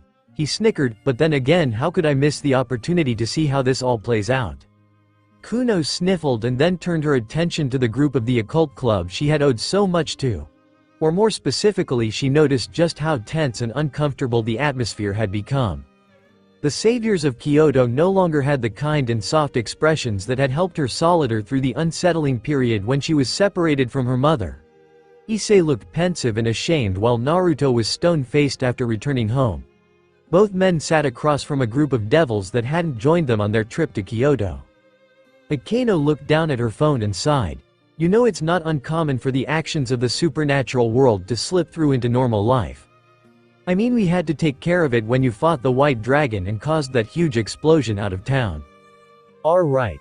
But we try as best we can to avoid attention, and if the need is required we also sway people's thoughts and memories. So they might equate a giant explosion they couldn't understand with a gas leak or a small earthquake. It was because of Azazel's people that we avoided any serious problems during that incident. Akeno sighed, but in this case, her phone was filled with a timeline of interviews, personal accounts, pictures, and recordings of women around the world with glowing breasts. Scientists trying to rationalize it. Politicians trying to quell any rumors or conspiracies about it. Internet stars and celebrities exploiting it for entertainment. It was all making its rounds. The only thing people around the world could seem to agree on was the largest percentage of the glow happened in Japan. And the largest demographic seemed to be porn actresses, no matter where in the world they might be. I just want to remind everyone that anyone who touched the gem added their boob view count onto mine. So it wasn't all just on me. And I didn't see all the porn stars that were glowing. Issei suddenly found a lot of skeptical looks being aimed his way. He relented. I probably saw most of them. Akano rubbed her eyes as Irina sighed. Issei-kun. I know it might be too much to ask you to stop being so perverted, but maybe you could. The lovely angel shrugged. I don't know, dial it back a little? I'll try. To the side, Kuno noticed that the short white-haired Nekomata was seated with the devils that had helped in Kyoto and was speaking with them. So you all joined with Biju as well? That's right. Xenovia answered, scrunching her face and trying to initiate the connection like she had before. Yuto and Asia quickly did theirs, their eyes changing to signal that their connection had been made. After some concentration and furrowing her brow, Xenovia's eye changed as well. You make it look so easy when you connect with yours in an instant. But it takes more concentration and focus than I expected. You just need to ease into it. It's like doing an exercise for the first time. It might seem difficult at first, but keep going at it and it will become easier. To give as an example, Kaneko closed her eyes, opened them to reveal the mismatched color they had become, before closing them and returning to normal. You'll get it in no time. I can work with the connection, Yuto said as his eyes became star-shaped like Shukaku's, but it's the voice in the corner of my subconscious that I'm having a little trouble with. Oh yeah, it can be a little uncomfortable hearing a new voice at first. Atabi was very confused and anxious when she first came to this world, so she'd reach out and speak to me without warning and it can be startling. But they just want to talk and it can help them a lot. Another good idea is to visit them in person. Although that's easy for me because she's residing in the Gremory territory and we don't know where your Biju will be staying yet. I want to connect with Seiken-san and make the transition to our world a little easier. Asia spoke up, I've been trusted with this responsibility and I'll treat it with respect. Kaneko-chan, Roswise quickly sat down with them and looked at her fellow, Rook, with a pleading expression, can you help me? My conversations with Isobu-san have been short and rather lacking in any meaning compared to yours. And after this fight in Kyoto I realize I need to hone my abilities more thoroughly. She looked down frustratedly at her hands before looking at Kaneko. We became Neo-Jinchuriki around the same time, but I think you're the authority on how we develop these relationships and abilities properly. Me? Really? I think so too. Please guide us, Kaneko-chan. We're counting on you. The little freshman didn't show any reaction, but it was clear from the light blush on her face that she was flattered by their words. She nodded and accepted their requests. Okay, how about we start by diving down and introducing ourselves to everyone? That should be a good start. How do we do that? Follow my lead. They all closed their eyes and all went silent as they dove into the deepest part of their minds. Kuno was confused by whatever it was they were talking about. But since they had gone quiet, it looked like it wasn't something she'd get to hear. So finally she turned and looked at the last two devils conversing with each other. Or, more like sitting in silence across from each other. Naruto and Rias sat quietly, the rapid onslaught of information they had learned over the last few minutes leaving them silent. Rias sat up and took a breath. So, you had a counterpart on this world centuries ago? Yeah, seems like it. And he was the White Dragon Emperor of a previous generation, and was killed by a Red Dragon Emperor of another generation. That's right. Naruto leaned back and sighed. You have no idea how much of a surprise that was when it hit me. I can guess. And while we were gone, Naruto rubbed his face, you adopted a stray I saw. Yes. How did that happen? The first day you were all gone we decided to wash up and she snuck up behind me in the bath and started fondling me. She noticed her boyfriend sit up a little more attentively and look at her with wide eyes. Calm down, she said with a small pout. Naruto immediately sputtering and trying to reel back in reaction. After that it was about a day of chasing her, restraining her, losing her, and repeating the cycle. Then when we were called to help hold back the hero faction's forces, I negotiated terms with her. And those terms were, help us fight, protect Kaneko, and make sure we all come back safely. In return, she'd be granted amnesty here with full room and board, no questions asked. That deal doesn't extend to all of Valley's group, by the way. She added on real quick. I know that probably doesn't make you feel much better, but I thought I'd let you know. No, that's appreciated. I don't think I could stand handling something like that. As sucky as this situation is, and it sucks a lot, it could be a lot worse. The couple sat in relative silence for a moment as they let their conversation lull. Naruto drummed his fingers on his cheek before speaking. So Kaneko kissed me. Any reason that would happen? Some extraneous factors playing while you were gone. Mostly Kuroka. Some, others. Rias said cryptically, safe to say you aren't the only bad influence on her anymore. Her expression quickly turned to an accusatory frown as she looked at him. Issei's gem made you fondle Xenovia, right? What about the kiss, huh? It was Naruto's turn to feel anxious as he scratched his cheek. She was helping me deal with all the crap regarding the predecessor and also his descendant looking like my dad and a bunch of other shit at the time. So I appreciated the comfort and solidarity and he blushed a little and coughed. We kinda got lost in the heat of the moment.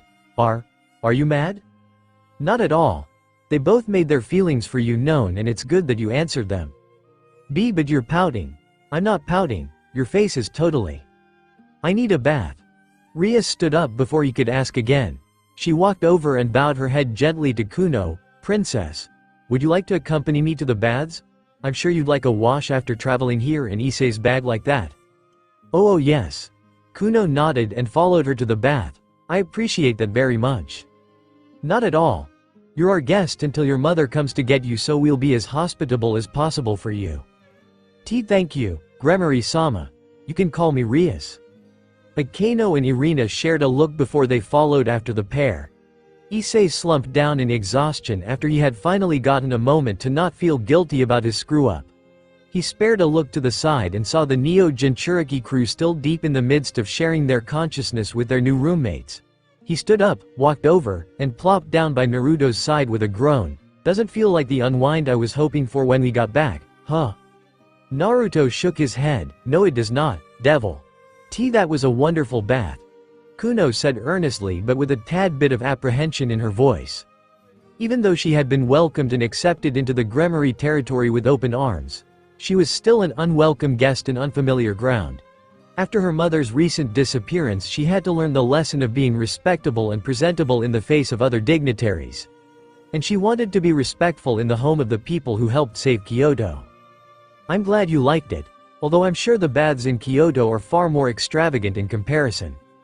Oh, they were amazing. Irina nodded, her usual twin-tailed hairstyle down as she dried her hair. It was so beautiful and warm, and Issei-kun was so busy dealing with the hero stuff that he barely even tried to sneak a peek at us. Oh, that sounds nice. Akeno giggled as she dried her head, but even so I'm glad to have everyone back home with us. As they walked back through the halls to rejoin everyone, Kuno took a moment to marvel at just how lovely these women were. Asia, Xenovia, Irina, and Roswise were stunning beauties that Kuno had to simply marvel at. But Kaneko, Akeno, Rias, and even that Nekomata she had only caught glimpses of while they walked through the halls were just as gorgeous. It felt like she was surrounded by beautiful goddesses of faraway lands. At least she wasn't jealous of their breast sizes. That insecurity had been crushed and pulverized to dust long, long ago. Because when your mother was possibly the most buxom woman in the world, comparing yourself to her was a road that would drive you to madness. Kuno was small and she'd never try to compare herself again. Everyone, the baths are open. Asia, Kaneko, Xenovia, Roswise, you should go first before the boys get a chance to wash the day off them. The girls walked out and found that everyone else was currently seated or standing around to watch TV. Rias tilted her head as she walked over. That's strange. What's so interesting that you're all watching together? That would be my doing. Azazel said as he waved the remote over his head. I suggested they see the new episode of Opie Dragon. That got a surprised reaction from the girls just joining them. I know, right? It's a very special episode that they just can't ignore. Get over here. They stepped over to join the others, Rias sitting by Naruto's side as Kaneko sat on his lap and stared at the screen. Once again they were shocked to see how effectively they got the actors on the show to match their appearances. The image of Yuto's character appeared on screen. You fool! You would turn on me so close to the end? Darkness Night Fang lamented in the middle of a cloud of ash and smoke after weathering the Opie Dragon's attack. However, his ire was not placed on his enemy, but rather the tired and exhausted man standing beside their former foes. You've never once wanted to do or try anything before, so I thought you'd work with me until the end. So what changed? You know why I worked with you. The lazy sage responded in contempt, beaten and exhausted as he glared his former partner down. All the evil deeds and horrible things I did by your side, I did them because I had no choice. Darkness Night Fang glared him down but lowered his weapon. He looked between the lazy sage, Opie dragon, and breast princess before shaking his head, and I thought we could have seen things eye to eye. He stepped into the smoke. Until next time. No you don't. Opie dragon rushed after him but ran into the smoke and found nothing. He got away. What's happening? Rias whispered to Naruto as they watched. Why did your character switch sides? Because, are you alright? The breast princess inquired to the injured sage as he caught his breath. Your wounds. That doesn't matter. Is she okay? Is she safe? The lazy sage actually showed some concern as he looked up at the princess. You said she would be okay now, so did you? Special delivery. Hellcat-chan appeared with a girl in her arms and gently lowered her to her feet. I think you've been waiting for this. A young blonde woman with eyes matching the lazy sage's nervously stepped up and looked around at her new surroundings. She spotted the blonde man across from her as her eyes started to water. Oh Onisama. Asia, Onisama. She exclaimed as she ran forward and jumped into her older brother's arms. He immediately caught her and squeezed her tightly as she wept openly. You're okay? I can't believe I get to see you again. Fang San said that I wouldn't get to see you until he controlled the kingdom. And I was worried that. It's okay. It's okay. You're safe now. He squeezed his little sister in close and gently rubbed her head as she sobbed into his shoulder. He looked at Hellcat-chan and nodded. Thank you. You owe me now. Wait until after I collect to start giving me thanks. The siblings' embrace lasted a little while longer until Lazy Sage raised his head and looked to Opie Dragon and the princess. Thank you. Thank you for rescuing her. Everything you did for him, it was all to save her? Yes. And if he asked for worse, I would have done that too. He honestly answered. Now that she's safe, if you want to take me into custody. Just go. The princess ordered, not giving him a moment to finish as she shook her head. But you are banned from this kingdom. If you ever show your face here again. Her threat loomed over, but the lazy sage nodded and led his sister away. The two sages walked into the horizon as the heroes of the kingdom watched them disappear. The episode ended and the occult club stared in shock. Xenovia looked at her friend. Asia, you're a star. Azazel Sensei and Lucifer-sama called me one day and told me they needed my likeness for a special project. I didn't know it would be a scene in Opie Dragon. She smiled and wiped a tear from her eye, and I didn't think it would be for such a heartwarming scene either. And now you're a part of the show. Congratulations, Asia. Way to go. Rosswise stared at the screen with a blank, lifeless expression. But I was the one that asked to be in the show. I needed the money. So this is what that little magic girl was talking about in Kyoto? Naruto turned and looked at Azazel as he nodded. But why did you do this anyway? Isn't it going to be bad for the show to lose one of its villains? Kiba has enough raw animal magnetism to carry the villain torch all by himself. Yuto tilted his head curiously at the way the fallen angel said that. And besides, you haven't heard the best part of this decision. Naruto saw the glee running across Azazel's face and could only grimace in dread as he knew something awful would happen. Oh shit, what else is going to happen? We're making a spin-off show. Naruto curiously looked at Azazel with a raised eyebrow. He turned back around and still looked bewildered before Rias clarified. Spin-offs are shows set in the same world as another show starring a set of characters from their cast. She rubbed her eyes. In this case, Azazel is going to take Lazy Sage and give him a new show based around his adventures. His eyes widened. Oh fuck off. The blonde ninja looked back at the fallen angel skeptically. You are not going to do that. I am, and I have. So I suggest you fuck on and get ready for the fun. Hey, congrats senpai. That sounds like fun. No it doesn't. Why did you even make another show? And why would it star a bad guy? Well, him being a bad guy is sorta subjective now that we know that the things he did were for the benefit of protecting his only family under the clutches of Darkness Fang. Azazel ignored Naruto's petulant glare. Well, we're going to get into morality and the subjectively of guilt as well as the weight of the responsibilities a person should carry in the show. A fucking kids show? But more importantly, you remember when you rescued Rias during the stage play? After that, a few of the kids started asking if Lazy Sage was actually a good guy for helping the breast princess before she got hurt. That was just me catching Rias. Yeah, but that was the first example of someone children viewed as a villain doing a kind act. A touch of moral ambiguity they weren't familiar with. Azazel smirked. That's the whole point of the show. To introduce kids to a different point of view.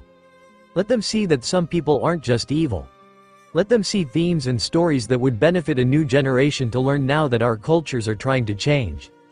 Rias turned to look back at Azazel with a puzzled look. You're going to teach the children lessons like that? The Governor General showed a thoughtful expression before smiling and shrugging. The kind of lessons that will hopefully make sure more of the next generation isn't the same as the last. Oh my fuck, no way. NYA, Frogger's getting his own show? Ahahaha. All attention turned to the side as Kuroka walked in and guffawed at the news they were getting. Why, you're gonna be on a kid's show? Teaching lessons or something? Ha ha ha. The black-haired Nekomata nearly doubled over in laughter as she got a stitch in her side. Oh, you had to dress him up like that Mr. Rogers guy. That's the only way this could be better. Ahahahahaha. As Kuroka toppled over and gasped for air on the ground, the occult club looked on unimpressed with her levity. As Naruto's eyes lost all shine and life in them, resembling empty pools of blue, he looked at an equally stone-faced Rias and whispered, "You know, I bet your reasons were really good when you extended that olive branch, but for the life of me all I'm seeing is the negatives." Rias solemnly nodded. "I'm losing sight of the original goal as well." Kuroka struggled to grab the back of the couch and pull herself up. She gasped for air and coughed violently when her lungs started to burn. Once she finally caught her breath, she looked at the screen and stood up a little straighter when she saw her sister's character. "Oh shit. NYA. Sharon, is that you? Damn, that outfit looks so cute on you. Way to go." Despite herself, Kaneko couldn't stop the faint blush on her face that came from her sister's praise. Kuroka stared at the screen curiously before tilting her head. "Do you think I could wear something like that?" "Oh fuck, please do." Issei immediately responded without hesitation. When he got some dirty looks, he ignored them entirely. "Think what you will of me. I won't deny how hot that would look." Kaneko slightly turned in Naruto's lap. She glared him down coldly as he sweated. What is it, Kaneko? I feel your blood pumping. You pop a stiffy to the idea of her in my costume and I'll never forgive you." Naruto suddenly found himself being glared at by Kaneko and Rias in unison. Oh shit. Hey, are there more episodes of this show? And when does the show come out with Naruto in it? All attention turned to Kuno as she looked up at the screen, utterly enraptured with what she was seeing. Azazel smirked. "The new show should be coming out pretty soon. And if you want, we have the old episodes recorded for viewing. You wanna watch, princess?" "Yes, please." Kuno nodded in anticipation. "You like the show, Kuno-chan?" "It looks so cool, and it stars you guys." The older people shared a look of surprise as Azazel put on some older episodes for Kuno's enjoyment. Devil, Rias shuffled around in her sleep and reached out for her bed partner for some comfort. As her hands reached and found nothing to cuddle, she was slowly stirred awake in confusion. Realizing that Naruto wasn't anywhere under the covers with her, and with Kaneko and Xenovia taking a break from approaching their bed since the last incident, the young heiress was left alone. She yawned and sat up to wipe her eyes. "Naruto? Where did you go?" The crimson-haired beauty looked around and couldn't find her lover anywhere in their room. Pulling a dressing gown over her, she started making her way down the hall to find where he might be. He wasn't in the lobby. He wasn't in the kitchen. And the staff downstairs hadn't seen him yet, which meant he could only be in one place. As the elevator door opened at the bottom level of the basement, Rias felt a startling rush of wind and power wash over her. Bracing herself against the worst of it, she struggled up to the railing and looked over to see the source of the commotion. "Eat this," Issei yelled as the bulk of his scale mail shedded away and left him in a leaner, more mobile suit of armor. In the blink of an eye he disappeared, rushing forward in a blind dash faster than the eye could see. If someone were to get attacked at a speed like that, it would be impossible for someone to prepare, let alone move or dodge out of the way. Which was why it was just as surprising to see 5 versions of Naruto all covered in wind and avoiding the Red Dragon's speedy new form. With every move Issei made at high speed, Naruto avoided by conjuring a vortex of wind under his body and giving him enhanced mobility. And every time he focused enough wind in his hand to release an intense projectile, Issei avoided with a burst of speed. Rias watched from above as Naruto unleashed a barrage of air blasts that Issei weaved through. And when he picked up slabs of rock and tossed them up at his blonde attacker, the Naruto clones had to twist and evade out of the way before they could get popped. She watched this exchange go on for a few minutes until the fight reached a lull. Damn it, Naruto cursed under his breath as his mobility slowed to almost a complete stop. Issei, I feel the limit coming. Hold on. The original looked around at his clones and nodded as they dispelled themselves, leaving a gust of wind and a smoke cloud behind. Naruto closed his eyes and grit his teeth, pushing out the wind that was built up in his system before it could reach an apex and explode violently. He descended back to the ground, deploying his wings to stop the sudden drop, and caught his breath as he landed. Shit. Doesn't feel like I'm making any progress. That ain't so, senpai. Issei's armor returned to normal as he stopped by. The timer says your run just now was about 12 seconds longer than last night's. That's a big improvement in just one training session. Hey, guess it was a good move using the clones. Naruto wiped his cheek and then stood up while stretching his back. Let me just catch my breath. Wow, so you're actually using that elemental nirvana move now? The boys looked up as Rias descended to their side with her wings extended. They folded back behind her as she smiled at her. Pawns, I know you've been working really hard on perfecting that move but not making much headway in its application. I'm glad to see that's changed. We were pressed pretty hard in our battle in Kyoto. I had to pull it out and gain some valuable insight while fighting. That old monkey guy showed me what the perfected version of it could look like, and I've been trying to reach that again. Naruto stood up, opening and closing his fist. Best experiences on the battlefield after all. Should I be worried you might be trying to brute force this technique? Don't worry, I'm not just brute forcing it. Naruto assured his girlfriend. When that old monkey settled my natural energy, I got a feel for what the perfected version of my technique should be. My natural energy is still in clam while my demonic power is rampant and yearning for release. Trying to mash them together without harmonizing them was the reason elemental nirvana always failed. But if I'm right, I'm supposed to use my natural energy like I guess a barrier around my demonic power. So that whenever it wants to lash out, it'll have to do so through the serenity of my natural energy. That sounds tough, senpai. That's actually pretty technical, isn't it? Well, I just think that's the best way I can explain it. Honestly, I'm just trying to match the feel of what I experienced then. As he started to catch his breath and roll his neck. I'll definitely get there faster if all my clones work on them one at a time. Rias looked at Issei. And how about you, Issei? Was that part of the power you achieved through that worldwide breast glow? That's right. With the use of my evil pieces and promotion utilized with my boosted gear, I reach a whole new level of power. My new move I finally unlocked. Illegal move Triana. He noticed Rias and Naruto's confused looks and confessed. I was struggling with a name and Diedrich helped me come up with one. I thought it was appropriate seeing as it was a move that defied the rules of the evil pieces. Hey, he used an illegal move just like you are an illegal piece. More similar than you expected, huh? Shut up, Kurama. Rias watched them bicker and argue with each other and their companions. She was pleased to see that even though the trip didn't go as smoothly as she had hoped, it did wonders for her servants and helped them emerge better than they were before. Not only had Naruto and Issei reached new heights of power, but now Yuto, Asia, and Xenovia were connected to Biju as well.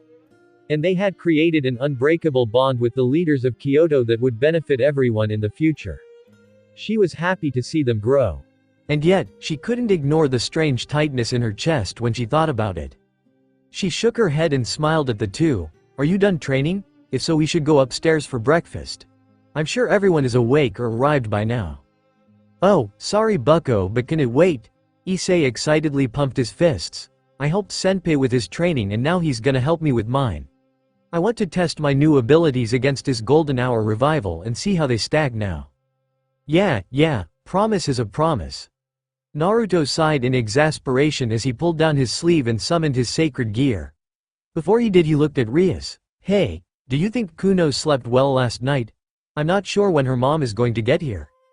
She was pretty tuckered out watching Opie Dragon episodes yesterday, so I'm sure she slept well. Kaneko offered to sleep with her and she wasn't alone last night, so I think she should be okay. I didn't think she'd like the show that much. Of course she did. She acted pretty tough with us back in Kyoto, but she is still a kid. And kids should be able to enjoy watching shows and having fun. Do you think she has any kids her age to play with back in Kyoto? There must be a few yokai her age there. Yeah, but do you think she gets to play with them? As someone born into nobility, I can attest that it can be difficult to have friendly connections with people your age.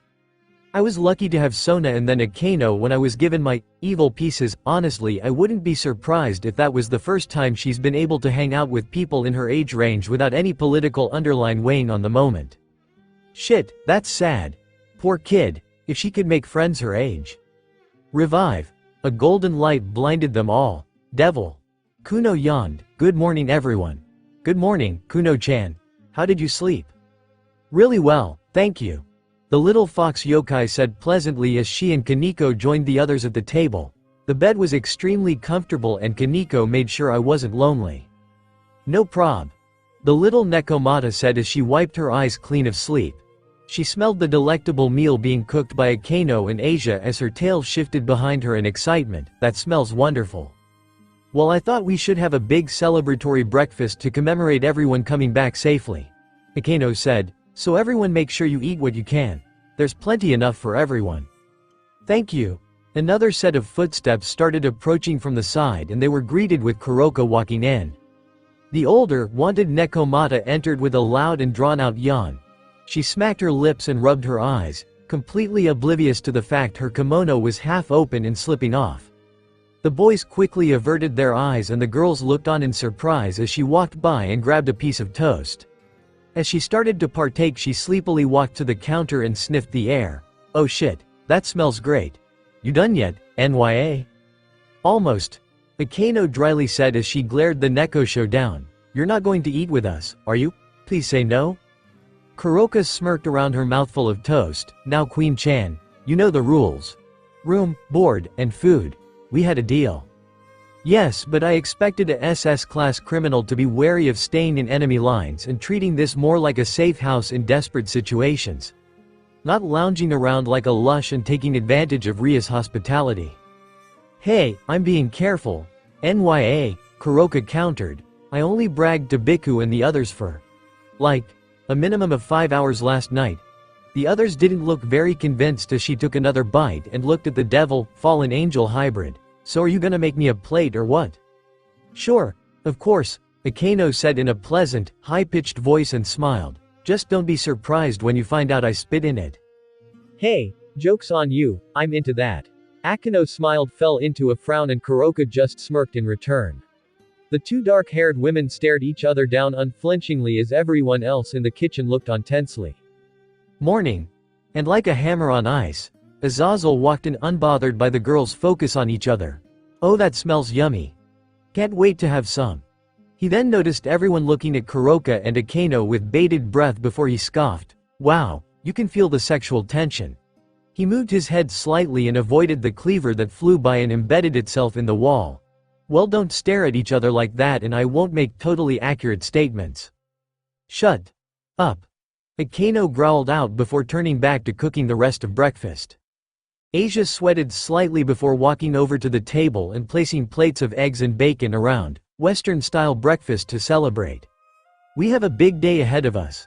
The sweet blonde nun smiled as she looked around the table. What is everyone going to do today? I'm going to spend some time conversing with Saiken-san and better develop our friendship. I need to do the same, Roswise spoke up frantically. I'm the senior Neo Jinchuriki, so I need to do a better job with Isobu-san. I'm gonna help Xenovia get used to her new power. Irina cheered with a pump of her arm. She's kinda dumb, so someone needs to keep her in check. You're the dumb one. The blue-haired knight petulantly stared while frowning at her best friend. She then closed her eyes, focused, and opened them as they changed form to signify the Biju's influence. Kakuo has so much power to offer that I need to figure out how to get a handle of it. As she clenched her fist, she waited to be berated for her focus only on power, but it never came. Kiba, have any thoughts on that? Words of wisdom? All eyes turned to the senior knight in the peerage. And when they did, they saw the handsome, composed gentleman they all knew look haggard with small bags under his eyes. He was tired and trying to stay awake during breakfast. Why, Yuto-senpai? Gasper spoke up. Are you okay? Moi? Huh? He blinked a few times before wiping his eyes. Sorry, I'm still a little tired. Shukaku-san. Aichi doesn't sleep. And he wanted to spend all night talking and asking me questions and stuff. What did you talk about? Not things I should bring up at breakfast. Yuto cryptically said. He has a very active imagination. And he really wants to see me get into a fight. Like really bad. And he wants in on it too. And he wants to. Wait, can't say. Breakfast conversation. He shook his head and then smiled. So when are we getting to the hotel? We've been here for a while. Yuto looked around. Oh dear. Okay, other than Kiba's slowly slipping mental state, I think everyone is off to a good start today. I'm waiting and preparing things for Yasaka Dono's arrival later, so princess, you can go home soon. Thank you so very much. I'd like to repay your kindness. Azazel. They all stopped when they heard Ria's ferocious voice carry out from further down the hall. Azazel tilted his head. Oh, that's her angry voice. But I don't think I've done anything today to piss her off yet. Maybe you did something yesterday? No, the fallen angel mused, rubbing his chin as he actively tried to figure out if he'd done anything to irritate the crimson-haired ruined princess. I don't think so. All I did yesterday after getting back was scroll the internet for news of the Booby Glow and tell you guys about the spin-off. Maybe something from before that? Or maybe she's foretold the future and figured out how I'll piss her off next? I'm worried you already know what you can do to get a reaction out of her. Akeno noted with a bemused frown before tilting her head. And is it me, or did her voice sound higher than usual? Is it not always that shrill? I don't hear her talking in a normal tone with me. Kuroka rubbed out her ear to emphasize the point. Before the talking could continue any further, the source of their discussion arrived. Along with others. What is this? What happened to us? You have to fix this. You have to fix this now. Rias, Issei, and Naruto rushed into the kitchen in a frenzy and begged for help. Everyone could only stare at them in shock and awe. Because they looked like children. Their bodies had been reverted to childish forms they had inhabited years ago. Rias was in a simple but expensive dress and much shorter than before. Issei was small and wearing a Sentai t-shirt to celebrate his childhood heroes. And Naruto was in a bright orange and blue jumpsuit he'd worn when he had first become a genin. In short, the trio had reverted to a younger age. I need sleep. Yuto noted with a shake of his head. I'm hallucinating now. Devil, fascinating. Azazel muttered as he examined Naruto thoroughly. He circled around the irritated whiskered boy whose leg bounced up and down impatiently, waiting for an answer. He touched Naruto's head and turned it aside to get a better look. And you aren't doing that thing when you change your form to look like something else? This is really you? Yes, this is really me. Even though Naruto's mentality was still that of his older self, he felt like his petulant, uppity attitude better suited the younger body he was in and his feelings right now. I mean, I didn't transform Rias and Issei like this just for shits. What is happening? I have an idea, but I need more information. The Governor General stated as he started writing some notes down. Instead of the usual trolling and ridiculous manner he carried himself in around them, the fallen angel was in rare form and focused solely on studying the change they were experiencing. If you had to make a rough guess of how old you are, what would that be? Are you serious? The young Naruto groaned and looked himself over. I don't know, can't you carbon date me or some shit? The whiskered boy pulled at his clothes. Well, I wore this outfit all the time as a kid, but I didn't get my headband until I became a genin, so somewhere around 12 years old. Wait, they made you a ninja when you were dressed up in bright orange and blue? How the hell were you supposed to sneak around like that? Do they not understand subterfuge, NYA? Kuroka called out from the side, watching the examination with the others as they curiously waited for some answer on the phenomenon. The older Nekomata shook her head. First toads teaching frog karate and now ninjas in neon color? Your world has some backwards-ass pageantry? Fuck off. He snarled back and turned to Azazel. 12 to 13, I guess. Maybe 14? I don't know. Wouldn't Rias or Issei be better to ask for stuff like this? Maybe, however they are currently indisposed. Ah, you're so cute, Rias. I forgot how adorable you were as a child. I always thought you were pretty, but it's only now in hindsight that I comprehend your true appeal. Kya. Hegano, e cunt tread. I can't believe I get to have another little sister. Akeno squealed with glee as she hugged the little Rias close to her chest. Now you can call me Oni-chan, right? You'll do that, right? Gah. Rias finally pulled herself away from the deep valley and the gargantuan breasts that surrounded her head. Even though she was unable to slip away from Akeno's grasp, She did shimmy around so her mouth could reach fresh air. Once she did, she started flailing her arms and legs around weakly to try and escape.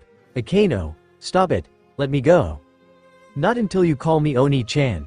Stop forcing your fetishes on me. Oh, you're one to talk. You always asked us to call you our big sister. This is just your comeuppance. Ah, I hate this. I want to be an adult again. The little crimson-haired devil whined before she noticed a flash of light. She looked up and saw Kaneko stand just a foot away as her phone flashed and took pictures. "Hey Kaneko, what are you doing? Stop taking pictures and help me out." "No can do, bucko. I need to take pictures now while you're all cute and young. This is exciting." The white-haired freshman smiled as she looked at the pictures she'd taken. "I'm finally older than others around me. Maybe now I'll finally get to be the older sis, Tear." As Kaneko looked at the pictures of little Rias thrashing around in Akino's grasp, she noticed something surprising. And as she lowered her phone and looked at the girl proper, she got a better look at it. Something she had nearly forgotten after all these years growing up. Rias developed fairly early in her youth.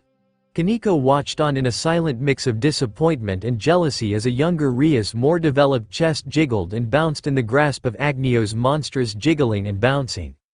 Kaneko frowned and started typing away. "I'm sending these to Lucifer-sama." "No, not Oni-sama, you can't, just bear with it." "Issei-kun.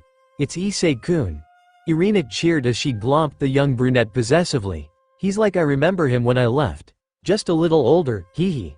I can't believe I get my childhood friend back. We should go watch a stage play together, Issei-kun."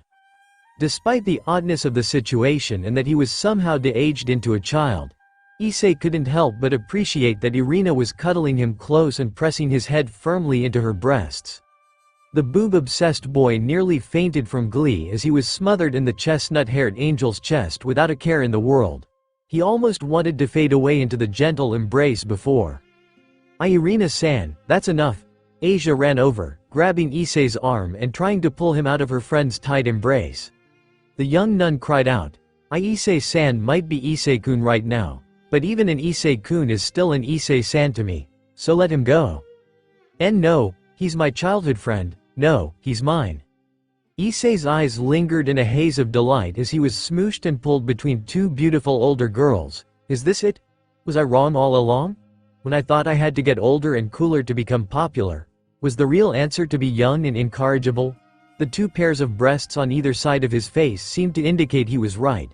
"I'm human again, so I wonder if I'll go to heaven like this." Naruto looked at their situation and felt a tick in his eye. While they were being coddled and smothered, he was stuck in a chair being examined by an old man. Well, that's just not fair. He then looked over at the others watching the madness unfold. "A little help." "I am sorry, senpai. I don't know what to do," Gasper reacted in fright, hiding away behind a sleepy Yuto to avoid the young Naruto's ire. "And I'm scared to approach because apparently your regression is contagious now." "How did that even happen?" Kuno asked curiously. "I didn't think you could use that ability on other people." "I couldn't, and it's not a disease. Gasper, I was just taking to Rias and Issei and my thoughts lingered and then the light just shined out. The next thing we know we look like this." "Don't freak out, Naruto."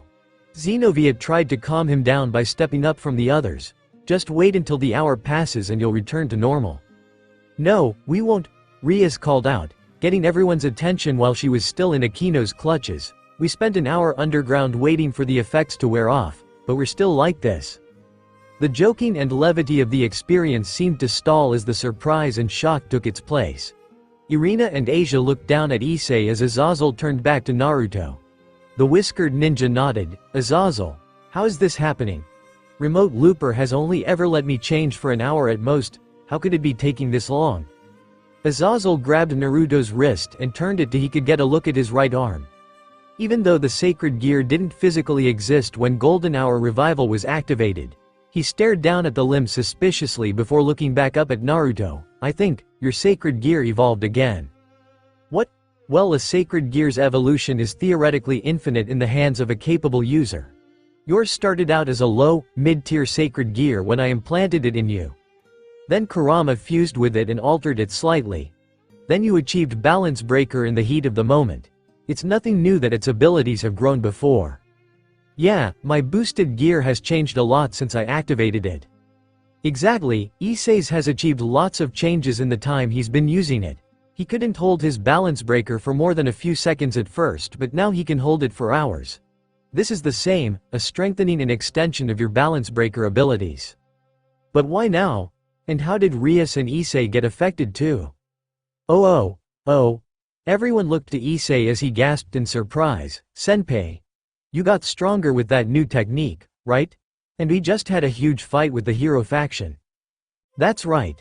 Azazel nodded. Your sacred gear probably sensed your increase in power and ability and tried to match it. You've grown after that fight and now your weapon is trying to match. As for Rias and Issei being affected, he shrugged, possibly a byproduct of its growth. You can change times from different ages, for longer, and can even do it to other people now. On one hand, that is a very drastic change in how the sacred gear can be applied. The next moment his shit-eating grin returned. On the other hand, my genius is even greater than originally expected. Oh great, he's back. Naruto rolled his eyes. So what do we do now? Well, as funny as the idea of you three running around as munchkin versions of yourselves for eternity sounds, I say we wait for until the time limit hits. Even if your balance breaker has evolved, I doubt you'll be like this for more than a few hours. In fact, we can keep track and see what your new limit is. Okay, but what do we do until then? I'm taking Rias shopping, Akeno announced as she dragged her young king away. All they heard was the defiant cry of the young devil as she was hoisted away against her will. I want to cook treats and watch TV with Issei-kun. Me too. Issei was carried away by Irina and Asia while he remained in a blissful haze of joy. Only Naruto was left behind to suffer from the effects of his sacred gear. He crossed his arms and grumbled, I hate this. I hate this so much. Don't be like that. Naruto blinked in surprise as he felt a gentle pat on his head. He looked up and saw Kaneko patting his head, the white-haired Nekomata looking quite pleased with herself at finally being the older half of the duo giving pats to the younger half. She gave a sly smirk and ruffled his hair as he frowned in response. Why don't you hang out with your sweet senpais and we'll share with you our wisdom? That's very funny, Kaneko. Naruto grumbled as he ducked away from her hand and then stood up. But you're missing one crucial part of being the senior in a relationship. As Naruto stood up by Kaneko's side, she looked up and Elle looked up, her eye twitched, and I was short for my age. Naruto joked, so think what that, gah. She shoved him to the ground and then walked away in a huff, jerk. As Naruto groaned on the ground, Kuroka scoffed and shook her head, you're a fucking idiot, Frogger.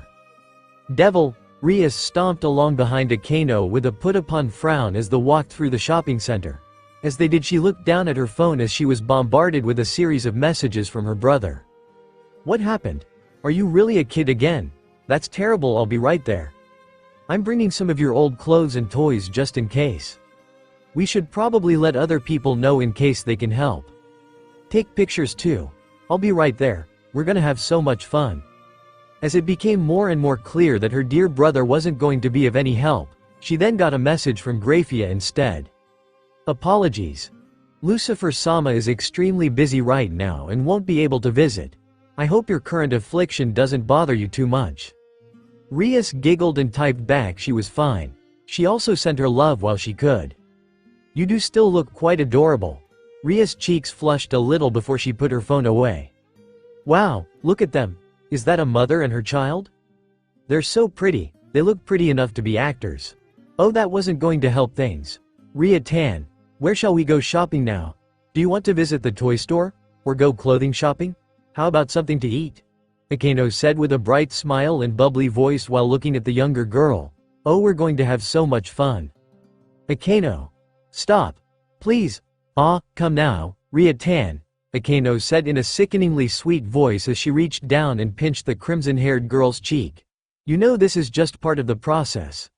I can't count how many times we went shopping as kids and you dressed me up. A dark, malicious light shined in Akeno's eyes. I think it's only right I get some payback. Rias grabbed Akeno's hands and peeled them off her cheeks. She struggled against her queen, noting that the only reason she wasn't being overpowered was because Akeno was just playing with her, and glared up at her best friend. The reason I did it back then was to get a reaction and emotion out of your stoic face. I'm perfectly fine as is until the change wears off. Now, Akano fought back against Ria's struggle and the crimson-haired girl's arms wavered as a result. Young lady, if you keep acting like this I'll have to spank you until you behave. I had threatened you the same way but I know you'd like it. The two girls fought against each other for a few more seconds until they separated. Akano fixed her hair and Rias tried to catch her breath. Come on. Let's sit down and get something to drink. Huh? Why? Didn't you make a big breakfast? Well, we can enjoy something while you tell me what's bothering you. Rias quirked a small eyebrow at her friend. Nothing's bothering me.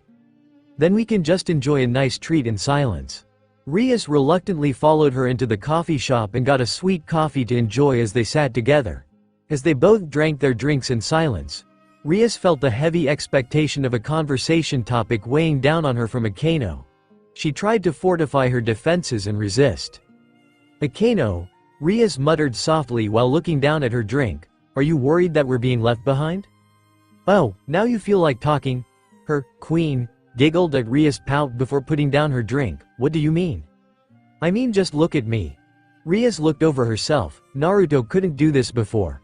But after what happened in Kyoto he has grown even stronger. And Issei achieved a whole new level of power that affected everyone in the world. Kaneko and Roswise made pacts with the Biju and now Xenovia, Yuto, and Asia have done the same. To some detriment. Akano added in case you didn't see, Yuto looks like he was barely conscious when we left. Fair point, but you understand what I mean, right? Her queen nodded while Rias rolled her foot along the ground. This is my peerage. I'm supposed to guide them. Lead them. Protect them when they need it. But now, she shook her head, I feel like I'm being left behind. Akano hummed and sat back against the bench completely. Even though Rias might have looked and sounded like her younger self, it was clear her best friend hadn't changed inside. The dark-haired girl nodded. I understand how you feel. I certainly have gotten stronger in multiple ways compared to myself 1 year earlier. But if I'm comparing myself to everyone else, it feels like my growth is basically stagnant. You too, huh? Yeah. But not everyone has to be an exceptional fighter like Issei and your dumb boyfriend. Akano smiled. Asia is irreplaceable in our peerage and Gasper isn't exactly one to jump into a fight. But Asia is a remarkable healer whose abilities blow ours out of the water. And even if he isn't a fighter, you know Gasper would jump in to fight and protect us if our lives were on the line. Akano conceded the point with a small nod, so if they can do that. Rias, Akano turned to face her friend. I know it's easy to lose track of things, but being strong and powerful is not a benchmark for usefulness and leadership. The others might grow stronger than us, but they are still young. They need guidance and help when things become muddled and difficult to see through. Naruto might have experience, power, and as much as I loathe to admit it, wisdom. You ever tell him I said that? I'll deny it. Rias giggled before Akano continued, but he needs help too. He's shown us that time and time again. And in case you've forgotten, Akano crossed her arms petulantly, I wasn't convinced to calm down and believe in my friends during the Loki incident by a powerhouse who handled the fight all by her own. So if you start doubting yourself now, you're just going to be giving me an excuse to go back to the old ways. Rias showed a faint smile, point taken. We can still get stronger. Don't know if we'll do it at the exponential rate the others are going at right now, but slowly and steadily we'll follow. Akano stood up and looked down at her crimson-haired friend, and while we do, the others will come to rely and trust you. So you can't go doubting yourself like this, okay? Rias struggled to not think about her lack of strength, but she knew Akano was right. There were qualities she had that didn't rely on power, and when the going was tough those qualities would be needed. So she would work on her strength on her own time, and be the pillar of support her friends and peerage needed her to be. Akano nodded happily. Good, on the right track. Now, about those clothes we were going to get you. Damn it. Devil, what about a cake? Well, sure, that sounds nice, but you really don't have to go that far. It's okay, Issei-kun. Irina said in a bubbly tone as she tied her apron behind her back and smiled. I can't cook a ton of stuff, but I can make sweets really well. So one tasty cake, coming right up. Issei sweated a little at her intensity. If you say so. But make sure not to make a mess. Don't worry, Issei-san. Asia ran in while fixing her apron over her body. I'll be cooking as well to make sure everything is fine. She leaned down by his face as he sat down and smiled warmly. "When we're done you'll have the best cake to taste in the whole world."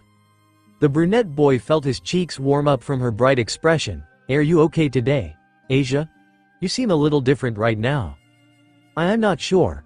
Asia touched her face and felt her warm cheeks. "It's strange. For some reason when I see you like this I really want to play with you. And protect you. And make sure you're happy and fed and warm." "Oh, you feel that too?" Irina asked as Asia stepped up by her side to help her bake the cake. "I think these are my feelings from early childhood re-emerging and demanding to play with Issei-kun." Issei watched the girls cook and realized that their maternal instincts were activating while trying to take care of his childish form. Or it might have been a fetish, hard to say for sure. Usually when his mind wanders like that someone was there to chew him out. Issei's eyes widened as he looked down at his left arm and tried to summon boosted gear. It didn't appear. He was a child again, which meant he was human, which meant his sacred gear hadn't activated yet. Wow, he'd been so preoccupied with all the fun and celebration that it was only now hitting him. He was human again and Diedrich had vanished. That was kind of surreal now that he thought about it. Over the last few months Issei had grown so used to being a devil and having his constant companion at his side. Now that they were both temporarily gone Issei felt a faint longing. There were certainly some perks to being a kid again. The attention of the two beautiful girls cooking in front of him being a huge part. But whenever this finished he had to welcome his friend back properly. "Asia-san, can you grab the flour? I'll grab the eggs." "Okay." Asia opened up a cabinet over the counter and spotted the bag of flour. She reached up but it was just out of reach from her fingers. As a last resort Asia had to stand on her tiptoes to try and reach it before her fingers grazed the bottom. Issei watched the bag tip over and he immediately rushed out of his seat. "Watch out." What ensued was a mess of body parts and cake ingredients. When the cloud of flour settled, Issei was pinned the ground underneath a dusty Asia and Irina. They quickly noticed the boy under them and jumped up. "Oh no. Issei-kun, are you alright?" "Yeah, I'm fine." The young brunette sat up and rubbed his neck, looking over his almost ghostly white form and laughed. "Geez, what a mess." Issei-san." Asia nearly teared up in delight seeing her beloved was still so kind even in his childish form. "Thank you." "Oh, it's no problem. Well, we're kinda dirty. We should take a bath," Irina said while looking herself over. "Issei-kun, you should come with us." His eyes nearly bulged out of his head. "What? Yeah, it's fine for kids to bathe with girls, come on." All the pure and noble thoughts Issei had just a moment ago were flushed in a wave of hormonal joy. "Devil, how are you doing, buddy? This is bullshit." Kurama grumbled from his newly reformed and small cage inside Naruto's sewer-like mind. It had been quite a few years since his internal consciousness had been in this form, with flooded flooring and everything. "I can't believe I'm back behind bars." "Well, it's only for a little bit longer. Just hold out until then." The young Naruto tried to appease his fox friend with a smile. Kurama only grumbled in response before Naruto asked, "Hey, how did this happen anyway? You should know, right? You are the one reverting us." "Look, I'm not sure how it works. I interact with the sacred gear in this place and when I do you change to your younger age. I think when you were talking with Rias earlier about the little fox girl not having friends her age, you changed the range of it." We have new range now. Naruto rubbed his chin before smirking. "We're gonna have fun with this when it finally passes." "Yeah, well, until then I'm going to stretch my legs." "Oh. Wait. I can't. Because of this cramped ass cell." Kurama whined before huffing and dropping his head on legs. "I'm taking a nap. Wake me up when things are normal." "Baby." Naruto opened his eyes and found himself on the couch with his friends. "Naruto. Focus," Kuno complained as she furiously mashed the buttons of her controller. "We're being creamed." On the screen, their characters in Smash were on the receiving end of a brutal takedown by both Kaneko and Kuroka. Somehow, the bickering and dysfunctional sister duo acted in perfect sync to attack and destroy their team. To say it was a beating would be too generous. Two amateurs going against what was apparently a pro team was just a massacre. Boom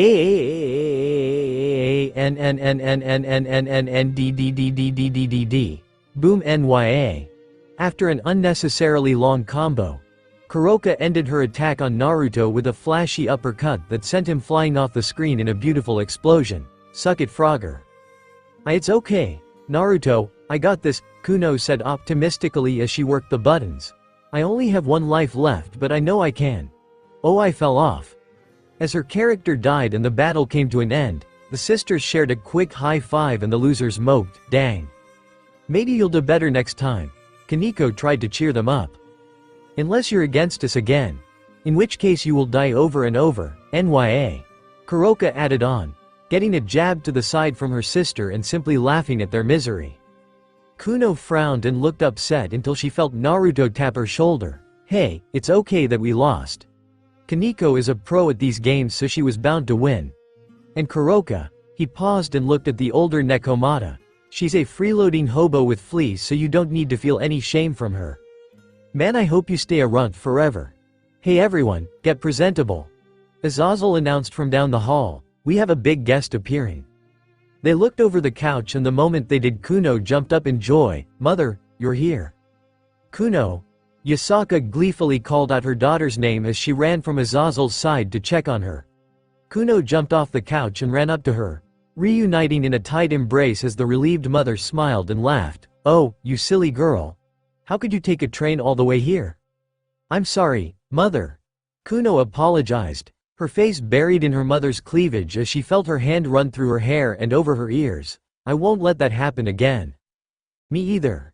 Yasaka said warmly as she cherished her daughter's presence. I'm just glad you were with friends. Naruto watched the scene in front of them with a fond smile.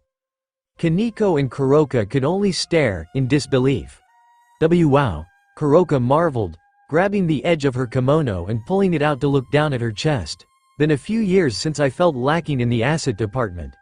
But damn, those are just unreal, NYA. She stared for a few seconds longer before patting her sister's shoulder. Sharon, don't look at them. Ignorance is bliss. So big, so unfair. Naruto rolled his eyes at their response. They might have had a few problems, but from the way they acted it was clear they were family down to the bone. And sure, hers may have been huge and bouncy, and when you were in the middle of them you could hear the ocean. Focus up, right, but they were just exaggerating. Naruto leapt off the couch and straightened out his orange and blue attire before greeting the yokai leader from Kyoto. Hello again, he said, looking up at Yasaka after she had finished with her reunion with Kuno. Sorry for making you come all the way out here after the recent trouble. But we made sure Kuno had fun. Kya, Lil Naruto, Yasaka squealed and wasted no time, scooping Naruto up in her arms and squeezing him as tightly as she could. It just so happens that when she did, his head got buried in the massive valley of her breasts and the rest of his body went limp like a noddle. Oh, you're a kid? I never got to see you when you were a kid. Aw, you're so small and your hair's so spiky and your clothes are so orange, so cute. Ah, there's the ocean. Wow, Frogger's dead just like that. Kuroka marveled at the sight. She looked down. Could I have killed him faster if I just did that? Kaneko on the other hand saw her crush go limp and panicked. Wait, you can't choke Senpai like that, he needs oxygen. Yasaka stopped twirling around and looked down at the yellow urchin of hair popping up in her cleavage. She smiled. Oh, no worries. It might not look it, but there's plenty of oxygen in there.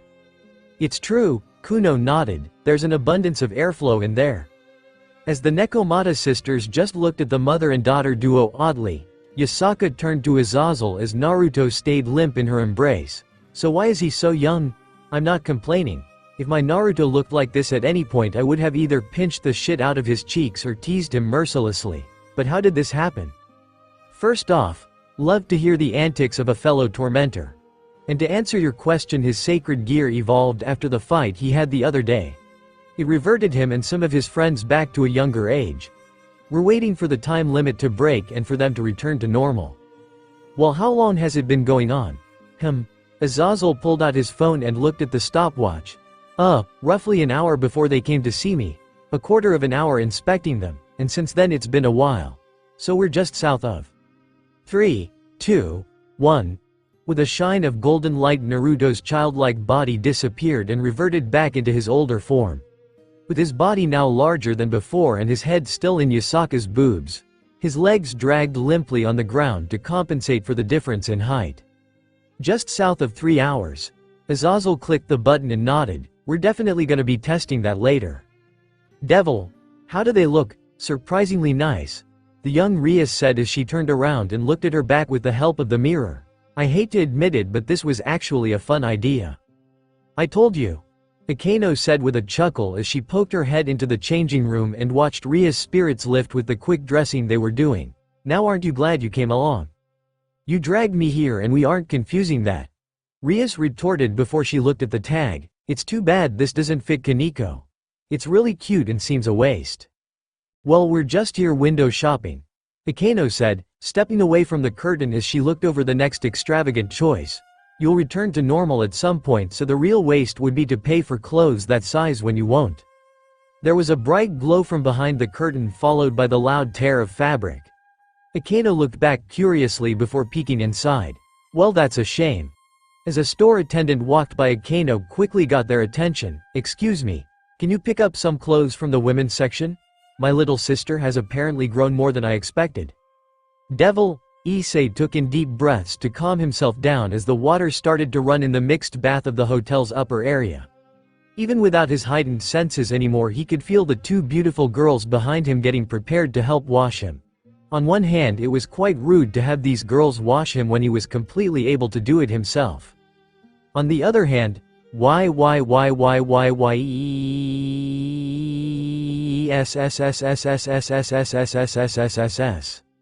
You ready, Issei-kun? We're going to start cleaning you, Issei-san. The young brunette's breath hitched in excitement as he nodded. Yep, whenever you're.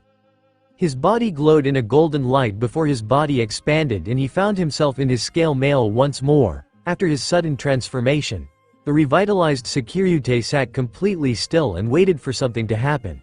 He slowly turned around to look at the two girls. Asia was surprised by his sudden transformation back to normal and probably regained herself in the heat of the moment. And Irina, realizing that she was no longer dealing with her childhood friend but his true older self, felt her mind start to unwind in the heat of the moment as her white wings started flashing black. I am sweaty. Issei offered. Is that enough for a wash?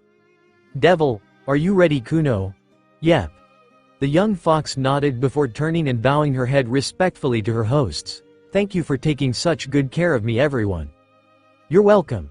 Azazel Dono. Yasaka turned to the fallen angel. I hope you will reach out to me and my people in the future if you still wish to broker future relations with us. And I hope you will find a good home for our tailed acquaintances now. No worries. They're in good hands. The mixed-haired man assured before coyly smiling. You know, our dear princess here had quite a lot of fun playing with her new friends. If you two ever want to stop on by and relax, you're more than welcome. Really? Kunu's ears twitched with elation as she looked up at Yasaka. Mother, can we come back here sometime? Can we? I don't see why not, if our dear hosts will have us. Yasaka-sama, you and your daughter are more than welcome to visit anytime you want. And Kuno, I promise I will still around to play when you come again. Oh, thank you, Rias. With that, the fox duo stepped onto the magic circle from Kyoto and gave one last wave before they disappeared to return home. Woohoo! That was fun. Azazel wiped his forehead and grinned to his younger comrades. We made a strong new diplomatic connection and Naruto also achieved a new power. I called today a success. What about all of you? The occult club looked a little drained after their hectic day, especially the three people affected by the sacred gear's new power. Naruto nodded. I think I lost a few minutes of consciousness in there. He admitted, I just remember, marshmallows, marshmallow hell. Kids have it good. Issei realized with a tear running down his cheek. The barriers around them are let down. I was almost in nirvana, almost. Well, I for one hope something like that doesn't happen again. Azazel nodded. And your new clothes? I couldn't walk home in my nightie and gown, I had to wear something? And that something had to be 1 or 2 sizes small. Rias shuffled uncomfortable in the tight top and pants she wore that only worked to constrict her large breasts and curves. Walking home like this after leaving the shopping center was just as bad as walking in her PJs for everyone to see. I had to pay for those ruined clothes. Akeno noted, not my fault the attendant didn't get her size right. She thought she was buying for a preteen.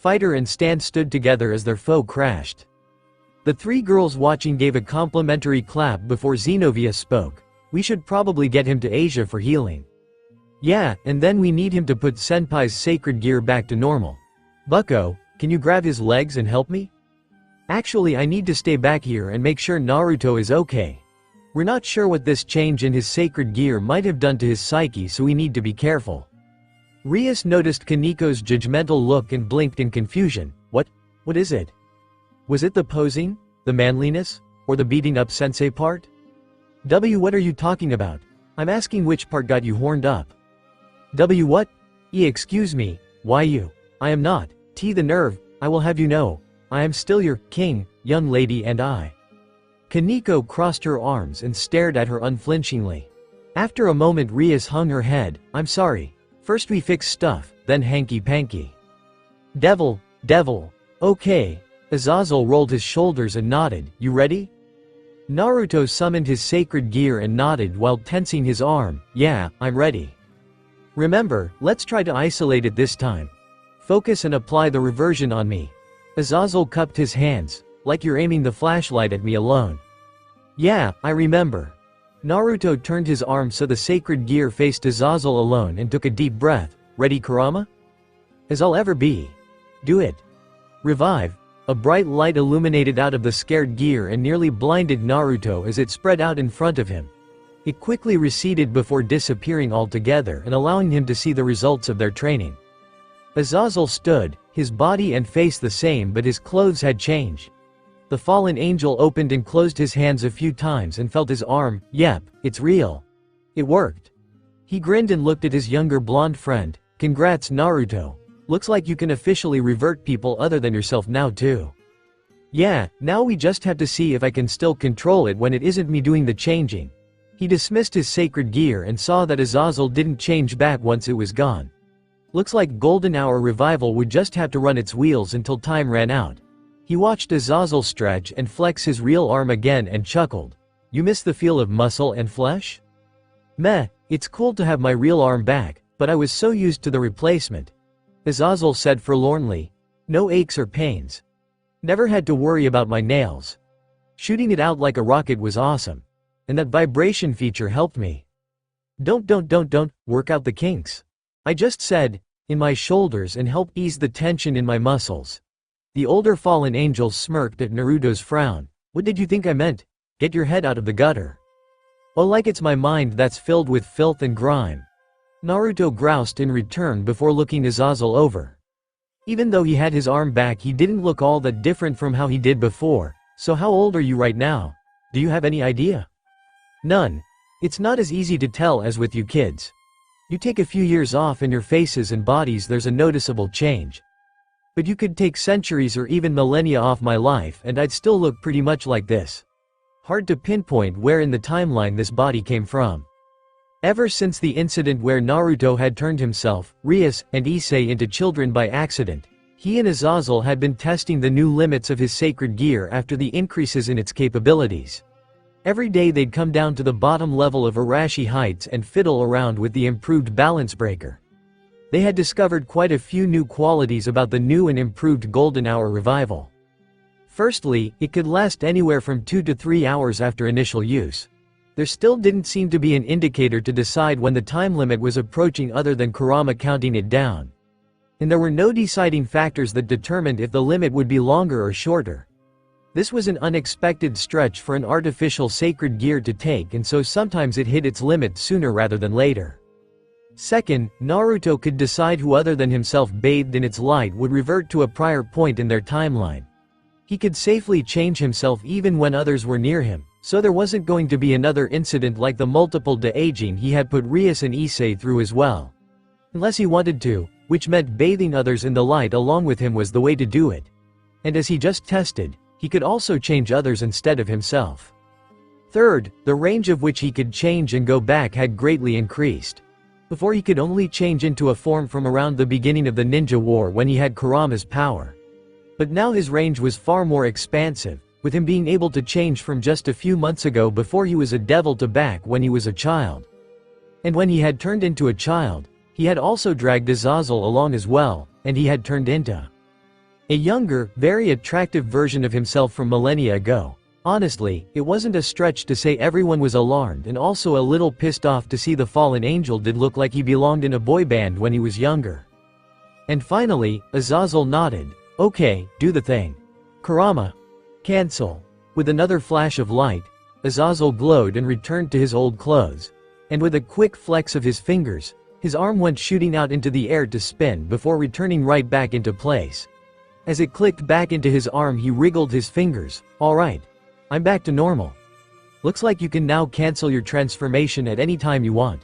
He looked towards Naruto. Want to see if it still works after doing it on someone else? Kurama. Anything? Nope, still just a one and done move, even if you use it on someone else and cancel it after a few minutes. That sucks. Means if I cancel it then that's it for the day.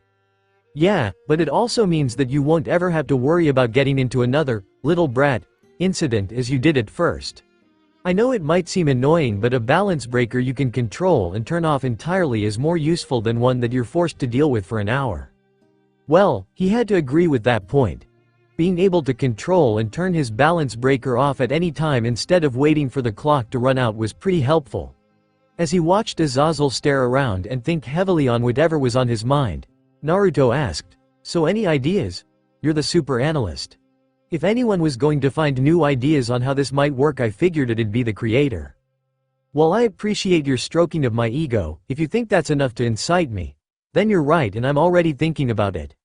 Azazel cupped his chin and thought deeply about what he knew before nodding. "I think, the changing for someone's age is relative to you, the caster." "What do you mean?"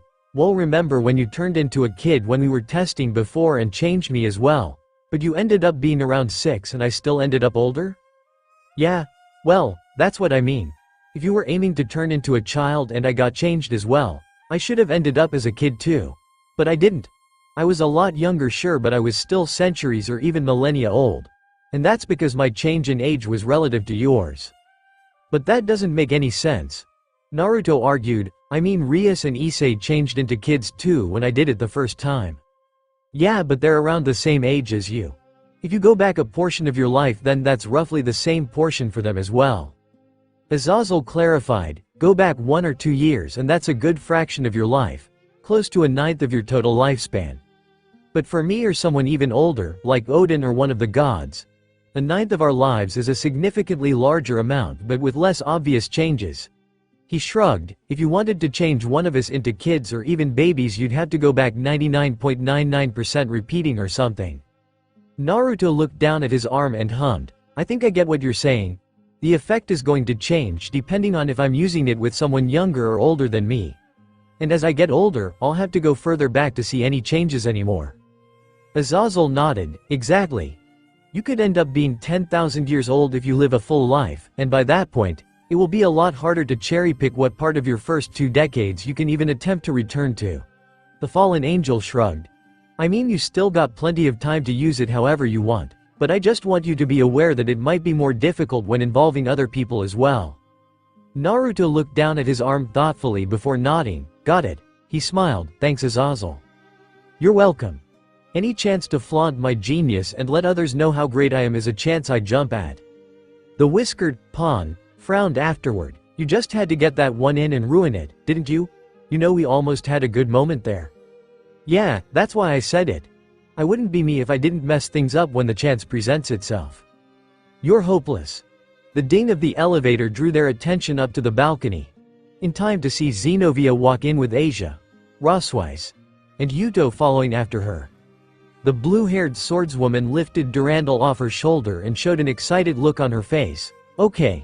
Today I'm going to go all out and see what Kokuo's power can do." As she was about to take the stairs, she looked over the edge and noticed the duo. "Naruto, Azazel, what are you doing here?" "Testing stuff. What about you guys?" "We're practicing with our Biju connections," Asia said as they joined them on the ground floor. Saiken-san said that he has an affinity with water and slime acid, so I was going to test it out myself.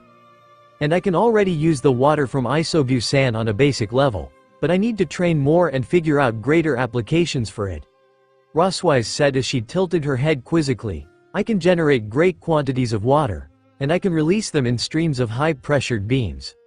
But there have to be more ways I can utilize it. I mean, you used it in a good way back in Kyoto. Azazel reminded her. You used the water, you generated a mass array of magic circles of varying styles and size to release of a volley of magical attacks at the hero faction to great success. What? Rossweiss raised an eyebrow. I didn't do that, did I? Everyone present nodded. I did? They nodded again. I don't remember doing that. When did I do that? Well, you were pretty drunk at the time. You had a lot to drink, so I'm not surprised you don't remember. Azazel grimaced. Let's not exaggerate here. She had 1 cup of sake and got floored. She got drunk and got a little more imaginative. Try to focus on that part. Rossweiss looked startled by the idea but nodded and then started thinking deeply about what she had heard. And Kiba, what about you? Kiba? Huh? The blonde pretty boy groaned as he blinked his eyes a few times to clear out the sand. Even after doing so, there wasn't much he could do to hide or fix the bags building up under his eyes. Blinking a few times, he looked around. Sorry, I don't mean to space out. I'm just having a hard time getting the sleep I need. It's Shukaku, isn't it? He gets very excited at night. And he asks me to go out and have fun. He shuddered. I'm scared to ask him what his definition of fun is. Nothing good. With a loud sigh, Naruto shook his head. I tried to warn you that it was a bad idea to take him in. I thought you were just being pessimistic. Nope, I was trying to protect you. I mean, Shukaku kinda messed my buddy Gaara up pretty badly. I mean, it wasn't just him, and he got a lot better as he got older, but Naruto grimaced and shook his head. When we were kids, I swear I nearly crapped my pants from how messed up and bloodthirsty he was. Yes, and if he had Shukaku-san's voice in his head like this then, Yuto paused. Looking aside for a moment before signing tiredly, he says that the situation with Gaara was from outside factors and extenuating circumstances, not his fault. Oh, I'm sure he would say that. Devil. Kaneko was dutifully keeping her notes for class ready while also thinking over plans for the Orc Culture Festival showing. Their club had decided on an occult house of magic and horrors to show the student body. A little ironic considering it was a club filled with actual supernatural beings and they were resorting to hooky fantasies to entertain people. But hey, that's what it meant to hide your secret identity. You are so pretty, thank you. Was fortune telling a possibility? She could use some old school Japanese techniques to draw in the crowd. And people loved buying charms and good luck tokens for school and romance. It's so cool to have another beautiful foreign exchange student like Gia-kun in our class. I appreciate that. Hey, maybe if she asked then Naruto would walk around the festival with her.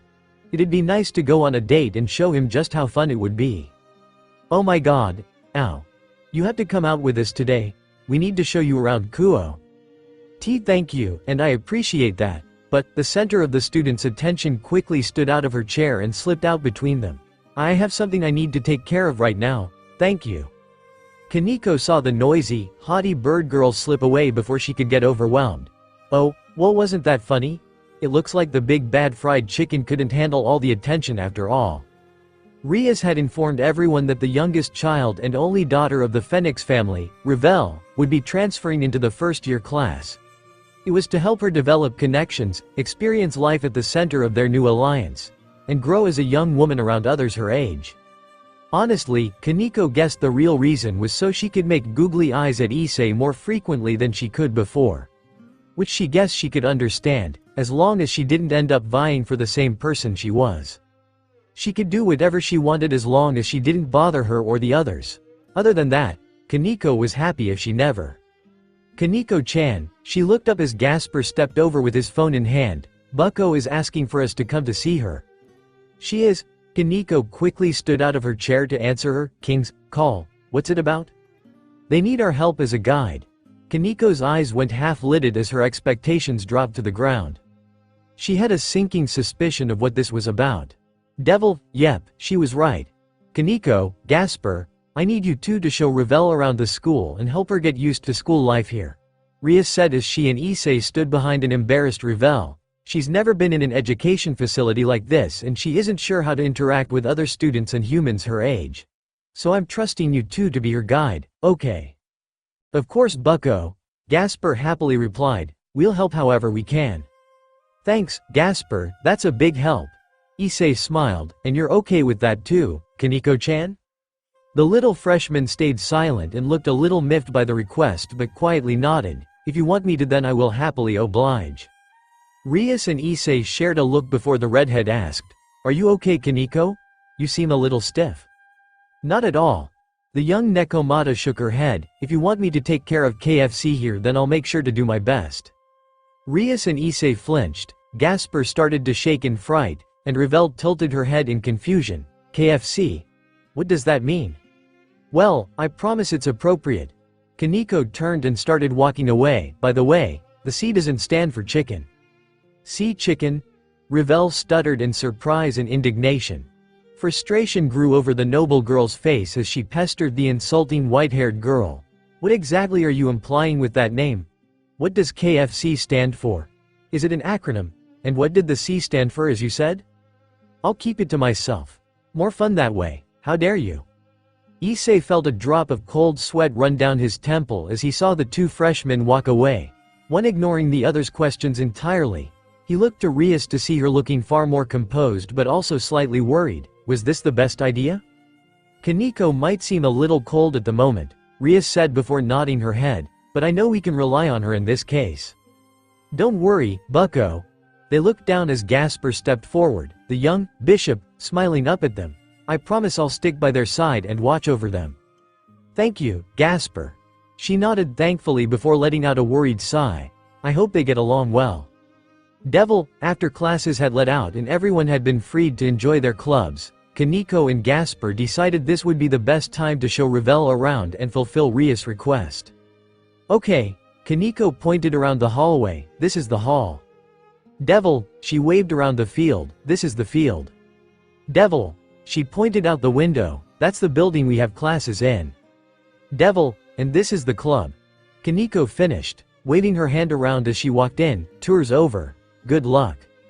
You didn't show me anything. What are you talking about? We went on a walk through campus and I showed you around. Kaneko waved her away. If you want a closer look, then walk around and experience it yourself. That's part of the reason you came here, right?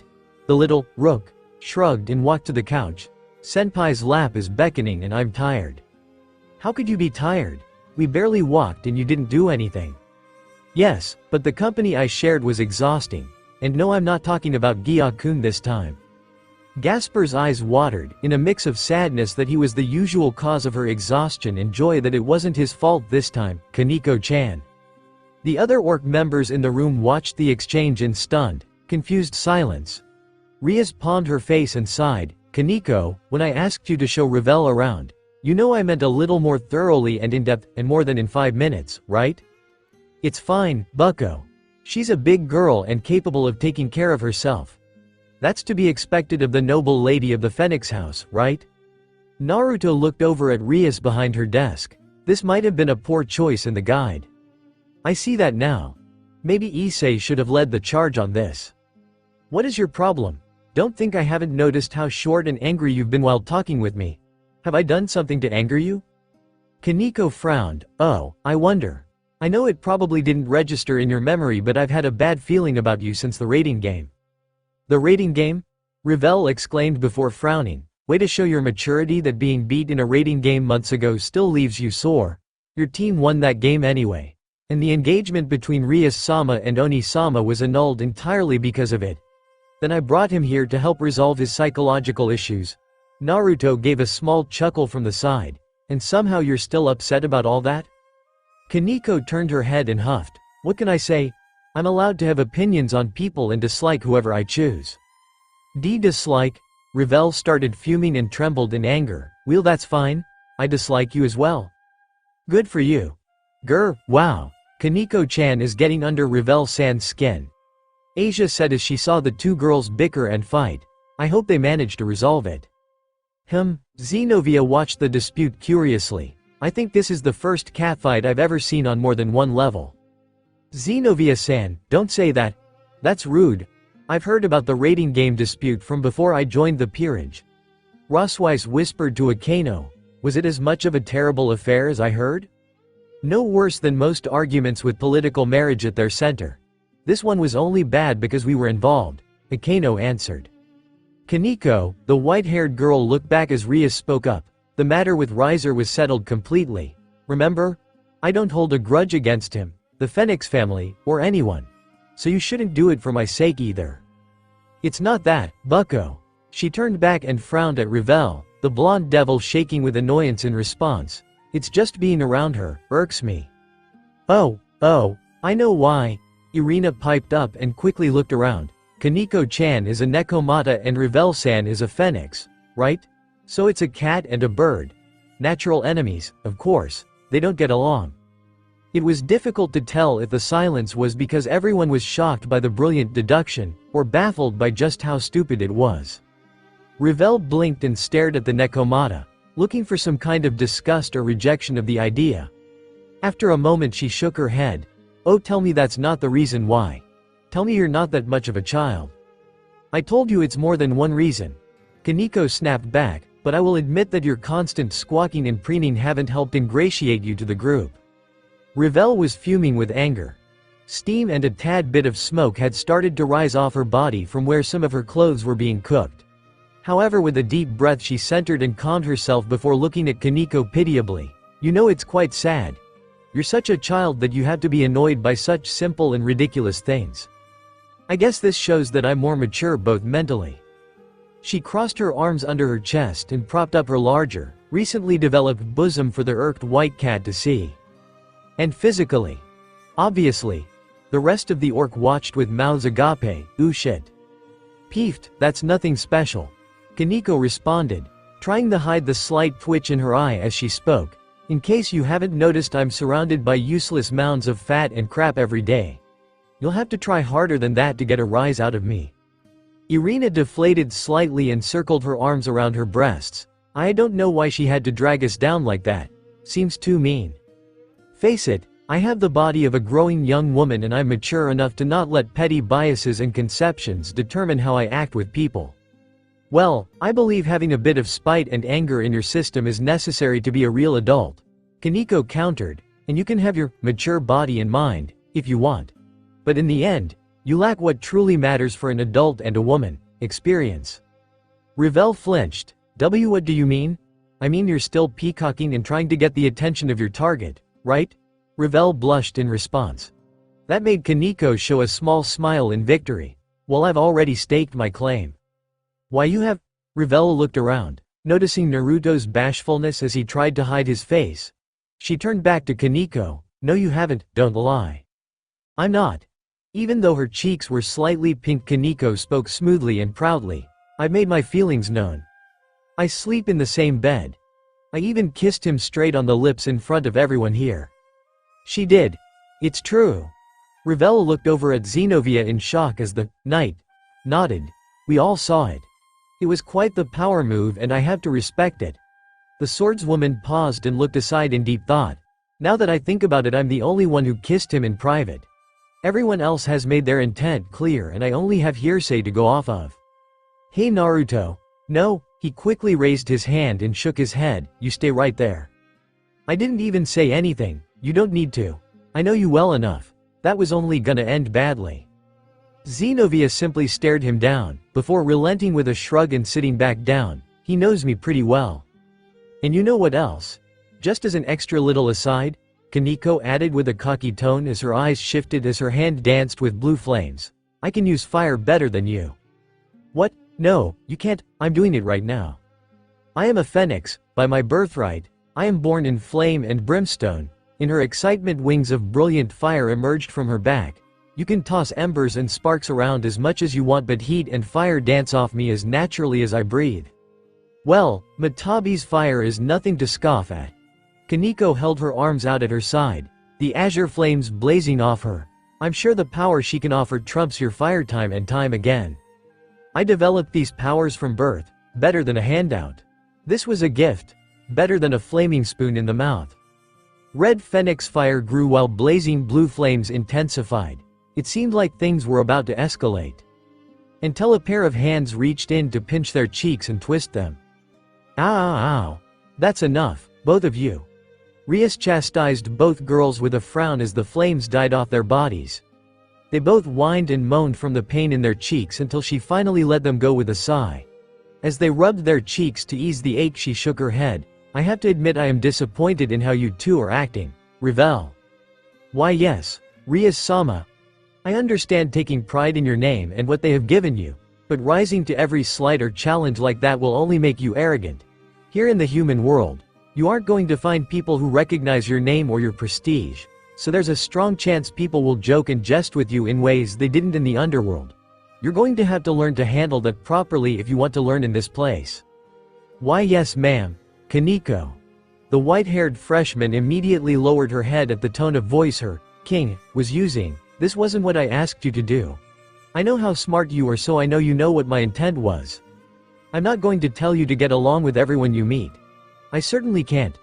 But please engage with Revel outside of old grudges and biases. She's our friend and a member of our club now, so please give her a chance. Both girls looked guilty and ashamed, but when they looked up and met each other's gaze they turned away and huffed. Neither looked ready to forgive and be best friends, but they begrudgingly shook hands and decided to leave things settled for now. Rias nodded, pleased to see they were at least making progress. Okay, so how about a little project? We're going to start preparing the old schoolhouse for the cultural festival and need all hands on deck. I want you two to work together to put up decorations, okay? Okay, bucko. Yes ma'am. Kaneko started walking and Revel followed after her. You're not going to burden me with doing all the work, are you? Of course not, but it is customary for newcomers to go out and buy their senior members yakisoba bread and soda from the convenience store. So get going. But I don't know where the store is. How are you ever going to make it in this world? Naruto walked over to Ria's side. Probably not great that she immediately resorts to trying to make her a gopher, huh? The redhead sighed and shrugged. It's slow but hopefully they'll make progress. She clapped her hands and looked around. Okay everyone, it's time to get to work preparing for the cultural festival. Let's give it our all. Yes ma'am. Devil, everyone in the club was doing their part to prepare the old schoolhouse for the cultural festival coming up. An annual celebration for every club and class in the school to put on some form of entertainment for others to see, student or not. The standard practice for high school cultural festivals was for students to put on a cafe, a show, or some kind of event for people to see. And for clubs, it was a perfect chance to showcase what they did specifically for others to watch. For the Occult Research Club, they were going to use the entire schoolhouse to their advantage. A haunted house for people to walk through, fortune-telling booths and charms, and a cafe to serve people meals. There were some confused looks in response to why they would have a cafe at a research club show, but they didn't last for very long. With the help of the entire club, they could probably have the whole schoolhouse ready in time for the festival. Luckily they also had some extra hands. Senpai could use a hand over here. Naruto-san, can you lift this for me? Naruto, I need that paint bucket over there. On it. I'm coming. Got it. There were dozens of Naruto clones running around the old schoolhouse making their rounds to help the others set up the decorations. Once it was clear that this would be a hefty job for everyone to work on, Akeno suggested that Naruto summon a team of clones to help lighten the load.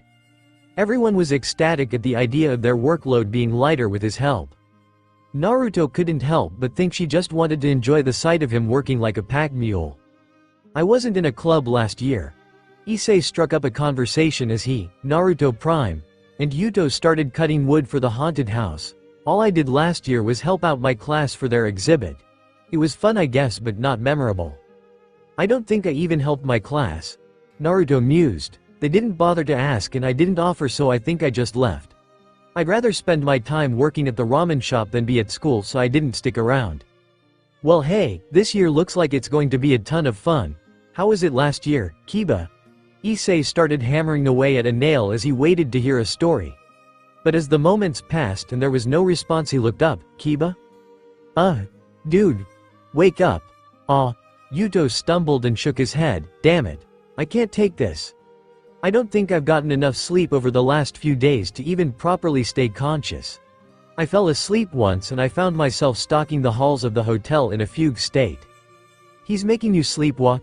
He's bored not getting to do anything in the Grigori laboratories and walking around in me is the only release he gets.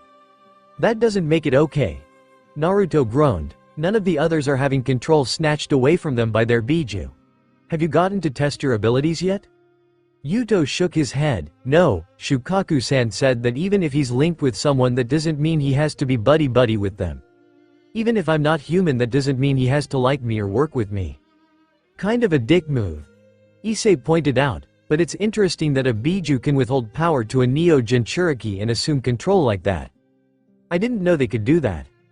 Kurama did it to me one time, but he asked for permission.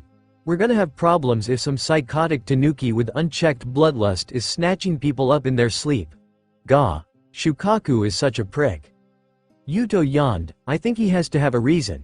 He wouldn't just do this stuff to the tired, handsome knight. Paused for a moment before shaking his head. He's cursing you out right now. He is not happy with being called a prick.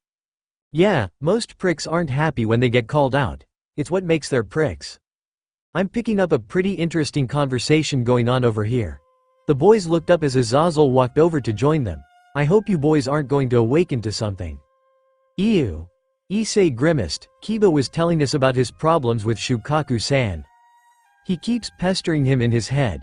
He's listening to us all the time. He took control when he was asleep.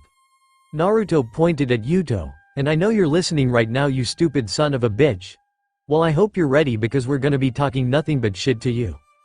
He left. Or he's ignoring you. I'm not quite sure. You're just yelling this stuff at me now. Azazel patted the young man on the shoulder. You've been having a pretty rough time lately, haven't you? I can't remember the last full night of sleep I got. Well, I think that's gonna change soon. Azazel smirked. We've been working on some pretty good stuff over in the Grigori laboratory. Yeah, what the hell have you been doing? Shukaku's getting antsy and I haven't heard from Saiken or Kakuo since then. Oh, don't worry, you'll get a good look when you guys go back down there. Which is coming up pretty soon, so I hope you're ready. Oh yeah, Naruto looked up in realization. There's a rating game coming up soon, right? That's right.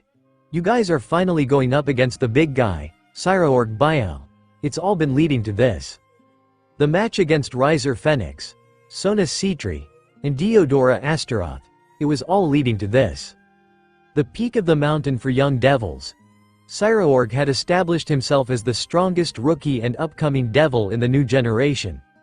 His matches and fights before now had all been overwhelming victories where he barely exerted himself to win.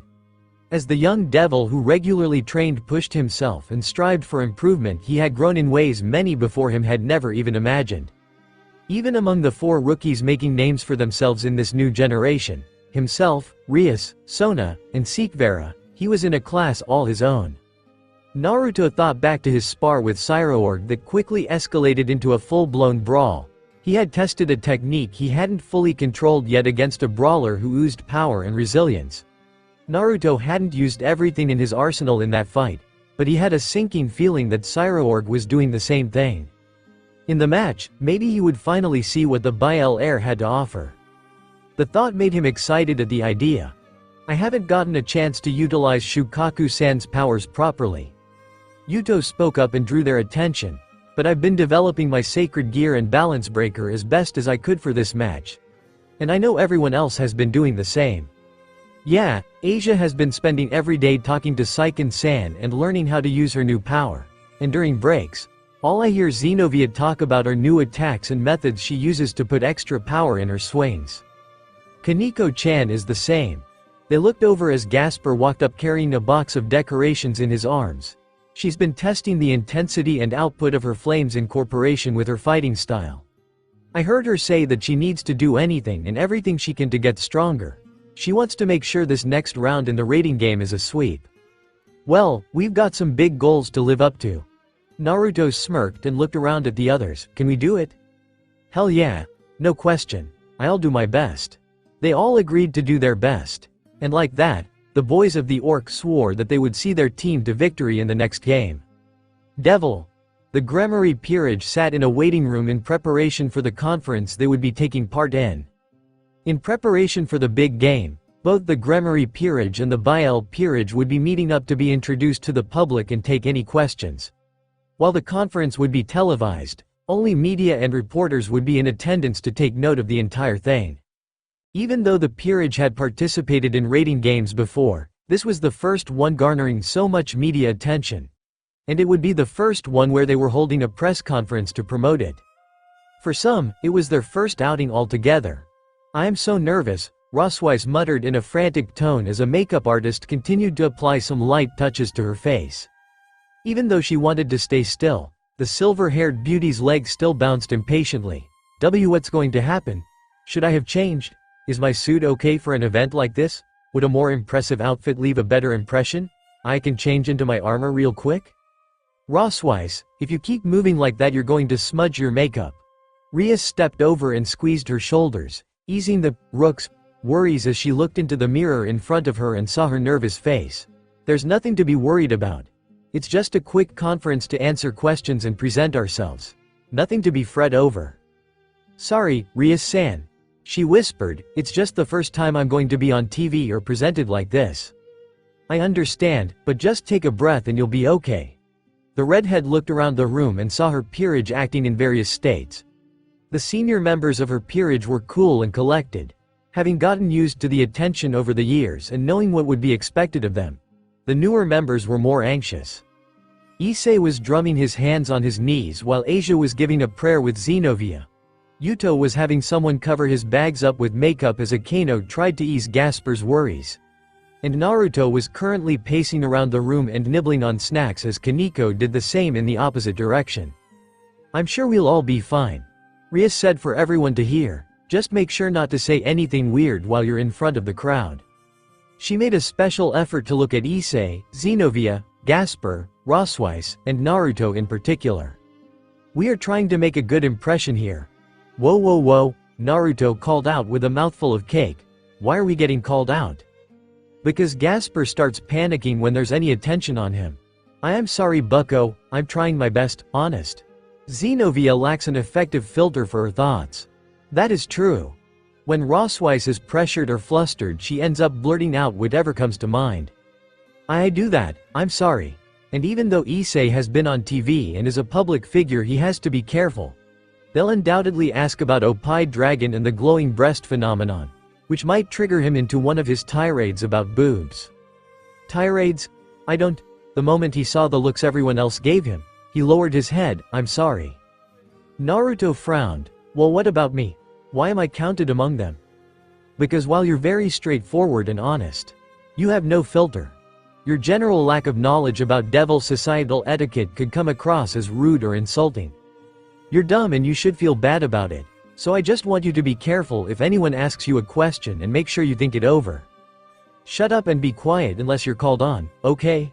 Akano, Naruto grumbled with a twitch in his eye. I prefer Rias' way of saying it. I'm sure you do, but dumb people need hard things explained to them. The queen smiled beatifically, so stay quiet and try not to be an idiot. And you Akano, Rias added on at the end, no teasing others while out there. Why I'm getting called out too? I'm trying to get your point across. Haha, Rias is upset at you. Shut up. The king sighed exhaustedly as she heard Naruto and Akano bicker at each other like siblings trying to shift the blame. On one hand, it was very endearing and warmed her heart knowing they were that close. On the other hand, really? Now? Of all times? Thankfully someone stepped in to draw their attention. And oddly enough it was Azazel that brought control back to the conversation. Well, it looks like all of you are excited about your debut. Keeping your nerves, I hope. Doing our best.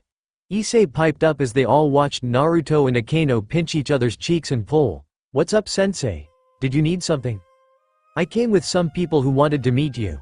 Azazel stepped aside and looked down. They're in here. After he said that, something dashed along the ground at great speeds. It ran across the room, slipped between the furniture, and rushed at Kaneko in particular. The young Nekomata deployed her ears and tail in preparation for whatever was coming. Kitten. Kaneko's eyes widened as she caught the small, cat-sized feline with two tails that jumped at her. She looked down in surprise. Matabi? Hello, kitten. The two-tailed Biju greeted her companion with a peppy voice as she settled into the rook's embrace. I can't believe I finally get to meet you like this. I always thought you were so small before, but now you're so big. How fun. Matabi, Naruto muttered in disbelief as he approached with two stinging red cheeks. He looked at the blue cat, who now looked like a normal cat in frame and size even though her body was still flame-like and she had two tails. Is that you? You bet. The Biju seemed ecstatic as she gently moved in Kaniko's arms to face everyone. You all seem so much different at this size. You're not nearly as tiny as I remember. Hey, she broke the ice. Azazel said outside the door, the rest of you get in here too. At his behest, several other creatures walked into the back room to meet everyone.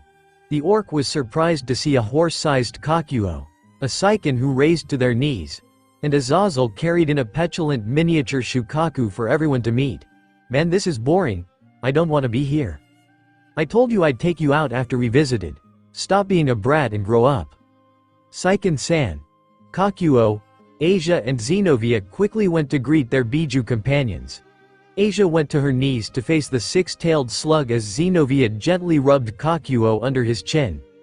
Yuto didn't seem too excited to step up and take the rowdy Tanuki out of Azazel's hands. So Naruto took that chance to address the surprise. Azazel, what is this? How did you change them? Remember in Kyoto? The hero faction had set some magical formations and circles on their bodies to change their size while they were moving them. It was more out of convenience than comfort, so I'm sure if they were conscious when it was happening it would have been uncomfortable. So for the last few days, we've been experimenting with them at the Grigori. He held up Shukaku for emphasis. Now with a little help they can change from kaiju height to manageable animal size with a quick magical arrangement. This will help them find space and comfort to live without while they're staying in the underworld. I quite enjoy this, Kakuo said as he stepped back and raised his hooves. Being this size means I can run through the trees and wilderness for much longer. That will be cool. Well, I prefer my big size, Shukaku whined, let me be big again. You guys can be whatever size you want to be from here on out. It's your choice, Azazel said. I just thought you might want to meet everyone today and show it off. This is amazing. Way to go, sensei, impressive. This is wonderful. Rosweiss exclaimed with excitement. I need to see this magical arrangement myself. It sounds brilliant. Oh, and where is Isobu-san?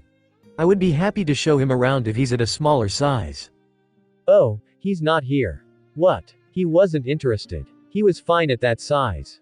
Rosweiss deflated sadly and hung her head. Her eyes started to water and she looked like she was going to cry before Matabi was held out to her. She looked up at the Biju and Kaniko. Do you want to pet her? She's very soft. I'm also extremely warm. Rosweiss sniffled and nodded before taking the two-tailed cat. She hugged her close and tried to squash the feelings of disappointment she had at not getting to interact with her own Biju. Well, this is cool.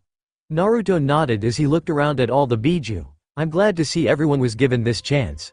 And better yet, it gives me a chance to do this. Wahey! Shukaku yelled as he was yanked out of Azazel's arms. What the hell are you doing, you fox brat? Listen, you little shit. I know you've been messing with Kiba and making him sleepwalk. That is not okay. We are trying to establish bonds of camaraderie and trust between Biju and the people they connect with, and you are fucking it up. Now behave. Screw you. I'm Shukaku, I can do what I want and I don't give a shit what you assholes tell me. Oh yeah? Think you can say that at this size? What are you, Sanuva bitch? Naruto started shaking Shukaku around like a stuffed animal as the one-tailed Tanuki yelled and cursed. Damn it, you bastard, I'll kill you, I swear to God. Then promise not to mess with Kiba, I promise nothing. Then we're still going. Yeah, Naruto, fuck him up. Gremory-sama, the conference will begin any moment. The producer paused in silence as everyone in the room went silent.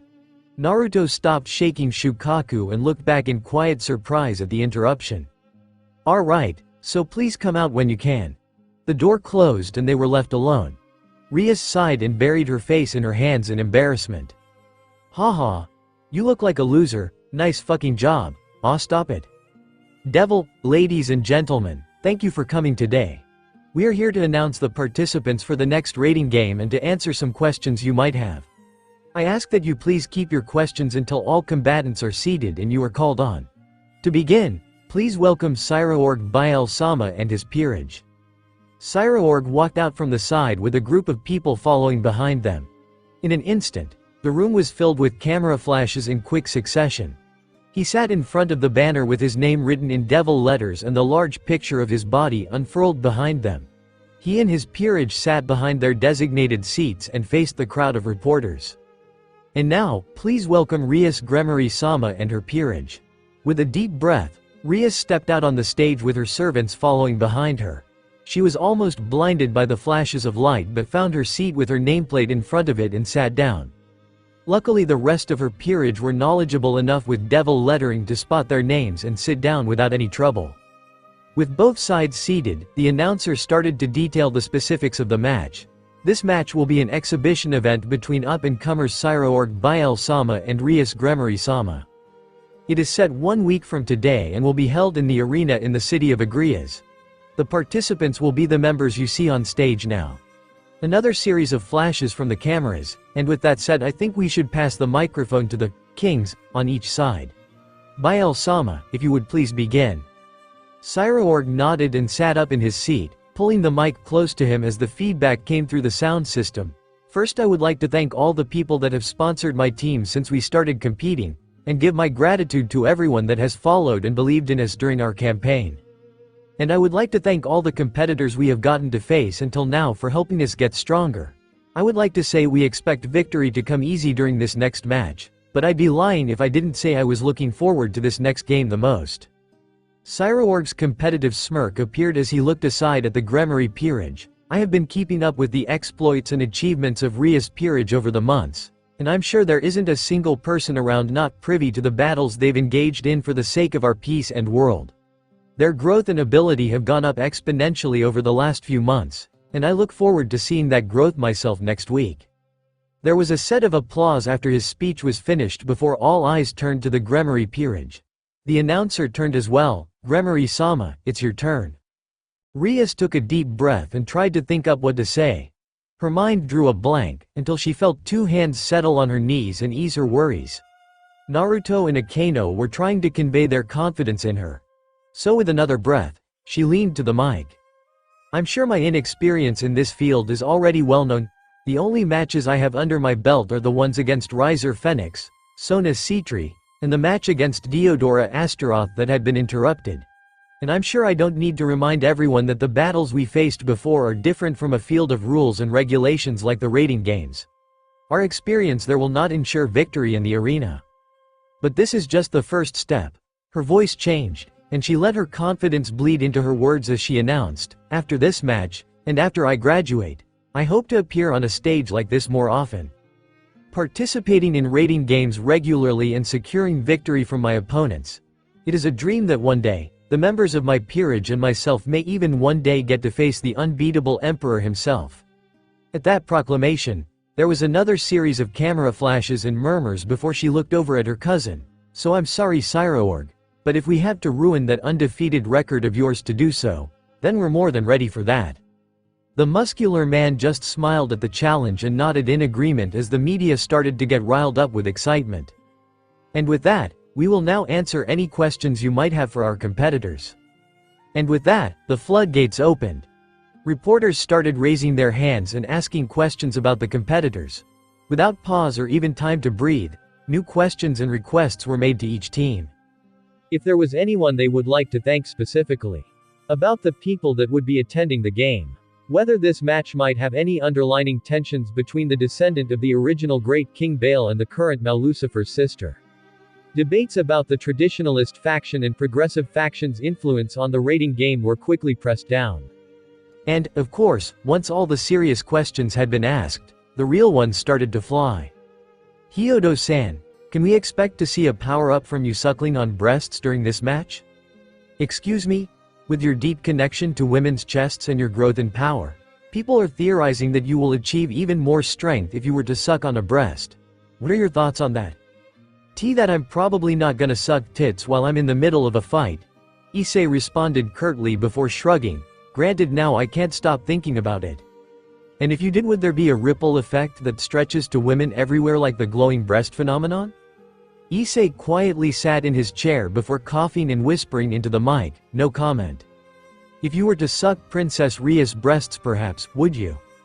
He's not sucking her breast. Naruto snapped angrily into the mic. Next question. Uzumaki-san, did your spin-off show come up because you didn't like the opinion that Hyodo-san and Princess Rias should be together due to their characters on the show? No, Do you feel any concern from those suggestions?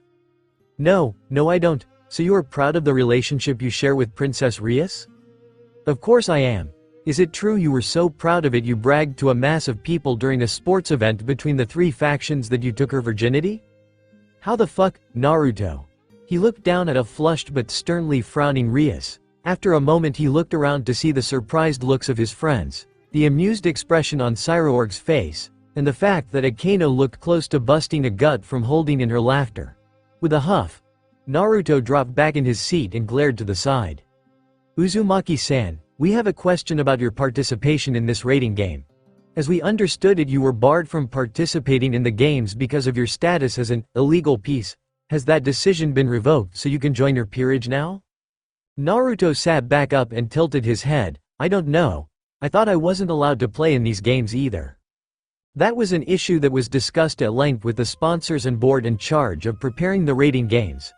The producer stepped in and answered, and after much deliberation, it was decided that Naruto Uzumaki-san would be allowed to participate in this match. This raised another wave of murmurs, flashes, and questions. The Gremory peerage looked just as surprised as anyone. Naruto looked at Rias. Did you do this? I didn't think they'd let you. I threatened to forfeit the match if he wasn't allowed to join his comrades. Everyone looked at Cyroorg in surprise. The bulky Byle smiled as he spoke. Naruto Uzumaki is as much a part of Rias' peerage as anyone else, and it's only when they are together that they are at full strength. Keeping him out of the match altogether would be a handicap, and any victory earned while their team isn't at full strength would be hollow. So I told them that if they didn't allow Rias' peerage to fight with all its members, then I wouldn't participate. I'm sure there's still some restriction they've added, but I look forward to seeing you on that field, Naruto Uzumaki. The whiskered blonde smirked. Don't go regretting that choice. The media lit up with exhilaration as they tried to convey and capture the spark in the room. And no one seemed to notice Ria's subdued expression as she looked down at her microphone in shock. Devil, Naruto shifted in bed and groaned, trying to find the warmth of his partner somewhere under the sheets but coming up empty. He slowly opened his eyes and looked around to see that Rias was nowhere to be found. Rias? He groggily whispered into the space. You there? She's not here. She got up about an hour ago and dressed in her tracksuit. And she didn't wake me. She told me she needed to focus on something and didn't want to be disturbed. So if you find her, it ain't my fault. Naruto frowned at Kurama's passé attitude before he flipped the covers off of himself. He made his way out into the hall, making sure not to cause too much noise as he walked around until he reached the elevator. It rang as it hit his floor and he stepped in before it started to descend to the bottom level. Once it reached its destination and opened up, Naruto walked out onto the balcony. Ha! Rias yelled at the top of her lungs as she spun around and released a flurry of elemental attacks into the air. Each one was varied in power and direction as they flew away from their caster. And in an instant Rias summoned her wings, coating her hands in her destruction before leaping off the ground. With surprising vigor and intensity, she flew as fast as she could to catch up to the spells she had released into the air. They were each moving in a different direction, so she had to act fast. With a quick slash of her hand, she obliterated the fireball she had created. And with another swing, she launched a projectile of her destruction at the closest attack to her. Once they were both destroyed, she twisted around, rushing through the air towards the two other errant fireballs she had created that were starting to fall back towards the floor. With one last desperate yell, she swung her hands out and extended her destruction to catch and eradicate the last two fireballs. She landed on the ground and caught her breath before standing back up.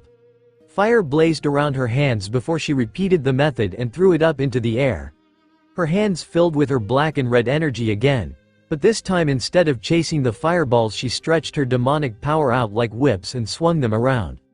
The fireballs were extinguished when they touched the ends of her whips before she dispelled them and took a breath. She repeated the process, but now instead of swinging the extended tendrils of her destructive power like extensions of herself she spun around instead. She stood in the eye of a storm made of red and black energy as they spiraled out and destroyed the fireballs she had lobbed in an instant. With that taken care of, the mature young woman paused for a moment and caught her breath. You're going to exhaust yourself if you keep going like that. Making your targets and then destroying those targets has got to take a lot out of you. Rias gasped and looked up to see Naruto on the balcony. Her surprise quickly subsided as Naruto jumped down and landed at her side. When did you get up? A few minutes ago. When did you get up? An hour ago. She took a breath and wiped the sweat off her chin. Sorry I didn't wake you. It's okay. I always enjoy some extra sleep. He looked her over. So, what are you doing down here so early? It looks like you were practicing with your power. That's exactly it. I wanted to get some training in before the raiding game. Yeah, I guess it is a pretty big event. Naruto smiled. That's why the guys and I made a promise to see it through to victory. She looked up at him. You did? That's right. Me, Issei, Kiba, and Gasper all swore we would win that match. We know how much it means to you, so I promise we'll make it a reality. The odd look on her face gave him pause. Rias? Naruto, would you mind sparring with me? The request caught him off guard. He stared at her for a moment before seeing the resolve on her face and understanding that she meant it. After a moment of silence, he nodded. Okay. She nodded as well and started walking away before reaching an appropriate distance. Rias turned back to face him, still a little disheveled from her hour of training in her tracksuit, while Naruto was just awakened and still in his PJs. They faced each other. Rias wasted no time, gathering a huge pulse of destruction before firing it out to envelop him. The blonde devil quickly jumped aside as the mass of black and red power destroyed everything in its path. But as he slid to a stop, he saw a flurry of attacks flying his way to overwhelm him. Rias had watched Naruto fight so many times since they had met. She knew that if he was given enough time he could turn the tide of battle and gain the advantage before securing victory. So the best method she could use to gain the advantage herself was not to give him a moment to turn the tide. She fired blast after blast of destruction at him, forcing him to dodge and jump away before he could get hit. When he reached the wall, he jumped on it and started running up. When he was sticking to the wall like that, he was able to evade his opponent's direct attacks because they couldn't fight or orientate themselves on the same level. But if she wanted to keep the upper hand, she couldn't let him hold that position alone. With her wings spread out behind her, Rias started to fly through the air.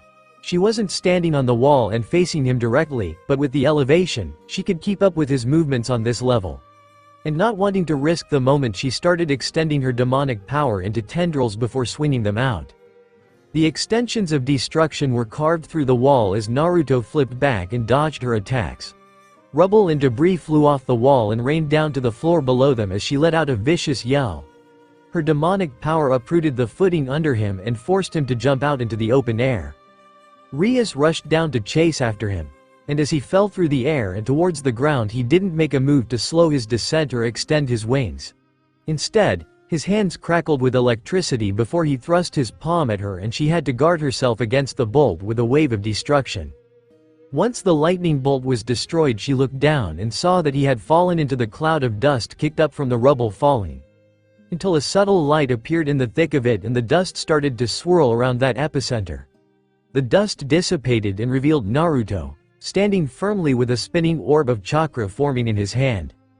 Rias narrowed her eyes and steeled herself for what came next. She held up her hand, glared at her palm, and started to focus. All the wild and rampant destruction energy coming off of her hand started to swell up and condense. The black and red miasma didn't make a perfectly spherical form like her boyfriend's, but it did concentrate around her hand with more intensity than before. Rias took a deep breath and flew straight down at him. Rasengan! His spiraling orb collided with her mass of destruction. And the moment her demonic power ate through a portion of his highly concentrated orb, it exploded. It wasn't as severe as when a Rasen Shuriken popped, but they were both blown away by the force. Rias slid on the ground and struggled to come to a stop before looking back up. Naruto was gone, blown away by the recoil of his technique erupting in his hand. For a moment Rias was elated that she had managed to push him so fiercely in battle. But then as the adrenaline past her brain started working again, and the peace and dots started coming together, the red-haired beauty shifted on the ground so she could sit comfortably and stared ahead at nothing. When did you switch out with a clone? When I fell into the dust and your sight was blocked to guard against the bolt. She heard his footsteps come up behind her and stop. Rias took a shuddering breath and closed her eyes. Of course. When I wasn't paying attention. Are you okay? You're not hurt, right? I'm fine. You were close to that explosion. I said I'm fine. She said in a short tone of voice that cut him off. After she did, she pulled her legs in and wrapped her arms around her knees before hiding her face. Rias, what's wrong? A clone. I couldn't make you use Sage Mode. Or Elemental Nirvana. Or your Chakra Cloak. Just one clone to match me. That's it. I took advantage of a chance in battle. I did that because I have a lot of experience fighting. That's not something you can get just through training. Right, but I didn't quite realize the size of the gap until now. I'm so weak. No, you aren't.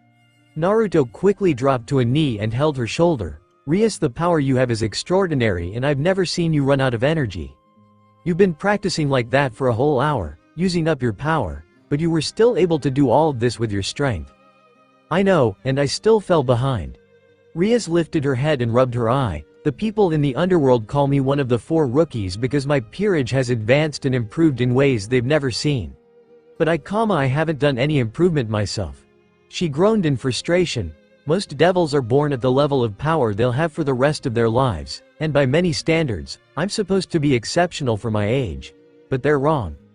I've heard people say you were a genius. Maybe they think I'm talented and gifted, but I've seen talent and gifts. She shook her head, watching Onisama, and Graphia. That's the pinnacle of greatness. I've just been looking up at them. For the longest time, I thought this was all I could be. But Cyraorg did what few other devils ever bothered to do or even deemed necessary. He trained, and became so much more. Comparing yourself to people more talented and stronger than you. Naruto sat by her side and leaned back on his hands, preaching to the choir. She looked down at her hand. I never thought the training was necessary until I found my peerage and we got wrapped up in all this insanity. Then I knew we had to change and pick things up. But while I encouraged you all to get better, I just stayed the same. And now I am frustrated that I'm so weak and I waited this long. Rias finally lifted her head and looked at Naruto, seeing the understanding and sympathy in his eyes as he listened. Cyraorg said he'd forfeit the match if you weren't allowed to participate. He's been struggling through blood, sweat, and tears to reach this point, and he'd give it up because he believed we'd be at a handicap without you. I wanted to win the rating game and someday reach the top rank, but I'm only now realizing the only way I could do it now is by dropping all the hard work on my peerage. How is that achieving my goal? How is that the way to do this? And what about when we're in danger and it counts? How can I help you all if I can't even hold up my damn weight in a battle? After she had stopped, either to take a break or just let the exhaustion of her rage drain out of her, she sat in silence. Naruto shuffled in place before looking up at the ceiling. He let his foot swing around in silence before speaking. You know, we don't need you to just be strong and capable. We look to you for. I heard this already. You did? When? From a Kano after you turned me into a child. Oh, so did it just not work? Oh no, it did. It helped put some of it into perspective. Rias nodded, but I'm still frustrated at how much I'm lacking in power. Can't I fulfill the other qualities of being a leader and helping the people I love while still trying to get stronger? Yes. Yes, you can. Naruto chuckled at her pouting face, and it helps if you've already gotten the talk because it's hard making it off the top of my head. That's never stopped you before. Fuck off. The couple shared a quick laugh, Ria's mood improving from the sulking disappointment she was showing earlier. Naruto picked himself up and held out his hand. How about we do a little more training right now? Together? Yeah. I'll help as much as I can. Rias took his hand and he pulled her up to face him. We do this now and you'll be better than you were when you woke up. And if we do it tomorrow too, you'll be stronger than you were today. He gently rubbed her hair and lowered his hand to caress her cheek. One day at a time. One step at a time. And that big divide you're standing across will grow smaller and smaller. It might not be enough to close the gap before the rating game, but by the time you try to stand at the top, you may very well be able to do it all on your own. Rias leaned into his hand and relaxed before looking up at him with a smile. I didn't mean I'd want to do it alone. Oh, I know. Like I said, the boys want to help you win, and I promise the girls are no different. But hey, imagine that we're all so strong that one day you can win the rating game competition solo is a pretty lofty goal. He kissed her nose before he stepped back and wreathed his hands in flames. Ready? She did the same with her destruction. Ready, devil. The orc had gathered in the living room of the Arashi Heights private levels and were enjoying their morning gathering. They sat around a table and ate their hearty breakfast as a large family. "Kiba-kun, you look more well-rested today," Irina said while buttering her toast. "Did you finally get to sleep properly?" The young knight nodded. "I did. Shukaku-san finally left me alone after he got to run around more freely, so he's bothering me less. Small miracles." "Hey, where's Naruto and Rias?" Azazel asked as it chewed on a strip of bacon. "I don't see them anywhere." "I went to get them this morning but the bed was empty." Kaneko stopped in the middle of eating her cereal. It was dry and didn't smell, so they didn't even do anything last night. Does it worry anyone else how casual we are becoming talking about the sex lives of our friends and how it might only get worse the longer we do it? I think we're well past the point of caring now. Morning everyone. They all looked up to see Rias and Naruto walking over to join them. The duo was still in their tracksuit and PJs respectively but disheveled after their training session. It all smells so good. "Well, good morning Rias, we were just talking about you." Akeno greeted her best friend. "Where have you been?" "Oh, just getting some training in with Naruto." She looked his way and smiled. "We did some good work this morning." He smiled back and nodded. Even if the progress wasn't remarkable, one step at a time would still get there in the long run. "Ew. Come on bucko, not this early." "What? Okay, I take it back. We don't need to hear about your weird sexual exploits this early in the morning." Sexual? No. I meant actual training. Rias bucko, you don't need to brag. We get it. You've taken the next step. Good for you. "No, I was training. With Naruto. I was learning to better control my powers and attacks." "Oh, I'm sure you were. I have been up since dawn training by myself." "We didn't need to hear that. I just strengthened my resolve and promised to get stronger for all of you. I don't see why you have to drag us into whatever practice you've been doing." "Don't put words in my mouth." "Why? No room? Why are you all so awful?" Safe to say that Ria's promise to grow stronger and stand by her peerage's side would reaffirm itself after she had gotten to punish every single one of them. Omake. Not aerodynamically logical. "Hey Uzumaki." Naruto lifted his head and found a group of boys and girls in their school uniform approaching him. He narrowed his eyes and tensed his body as he prepared for whatever angry tirade or insults they might throw his way. It had been months since people tried to pick a fight or argue with him. The fact he had integrated with the orc and so many famous people did wonders for public opinion, but it seemed not enough. The group approached his desk and the frontman looked down at him. "We got a question for you." Naruto frowned. "Oh yeah? What is it? Does the arm thing help?" There was a moment of pause as the stranger's question hung in the air. Naruto finally registered that it was a question and not some thinly veiled insult against him before he quirked an eyebrow. "What? You know your running thing." He demonstrated by holding his arms back behind him parallel to the ground as he leaned forward. "Does that help with speed or aerodynamics or something? How are you so fast?" I don't know what this is. Allow me to explain." A long-haired girl stepped forward. "Uzumaki-kun, we're with the track and field club here at school and we wanted to know about your running technique. You got first place in the dashes you were a part of in the sports festival. And you competed against other members of the club too. We just want to know if that weird running style you use is effective." "Weird?" Naruto questioned in surprise. He looked around before finding Akeno. "Hey Akeno, do you think I run weirdly?" "Seriously, do you think you don't? That's just how I run. Why didn't you say anything before? I thought you had already come to terms with the fact you look like a fucking idiot when you run like that." As Naruto reeled back from the shock of what he heard, the track and field team persisted. "We don't care that it looks weird. Can you please teach us for our regional championship? Please, we're begging in you Uzumaki-senpai. Have a heart Uzumaki-kun." Fine. Stop crowding my desk." Naruto barked and got the club to back away before he stood up with a sigh. "I can't promise it'll help you win or anything, but I'll teach you my forms." And so the track and field team was put through arduous training to find the peak of performance and efficiency. Soon enough they cleared all hurdles and broke every record with the technique they affectionately referred to as Naruto running, for whatever reason. Our track and field team were just announced as national champions. Rias noted as she leaned into her boyfriend's side. "You did a good thing helping them, Naruto. It's why I love you." "Hey Rias, I don't look weird when I run, do I? Say something, devil." H-A-A-A-A-A. Zenobia roared at the top of her lungs, steam shooting off her body as her muscles bulged and she brought her sword down hard. The ground cracked and cratered under the force of her swing as she looked down in disappointment. Damn. I told you, Zenobia. She looked up and found Yuto standing completely unharmed and several feet away from her attack. He spun the sword in his hand around before taking a stance with it. You have to have at least a few techniques under the belt. And I told you that I don't need techniques when I have power that crushes foes in a single swing.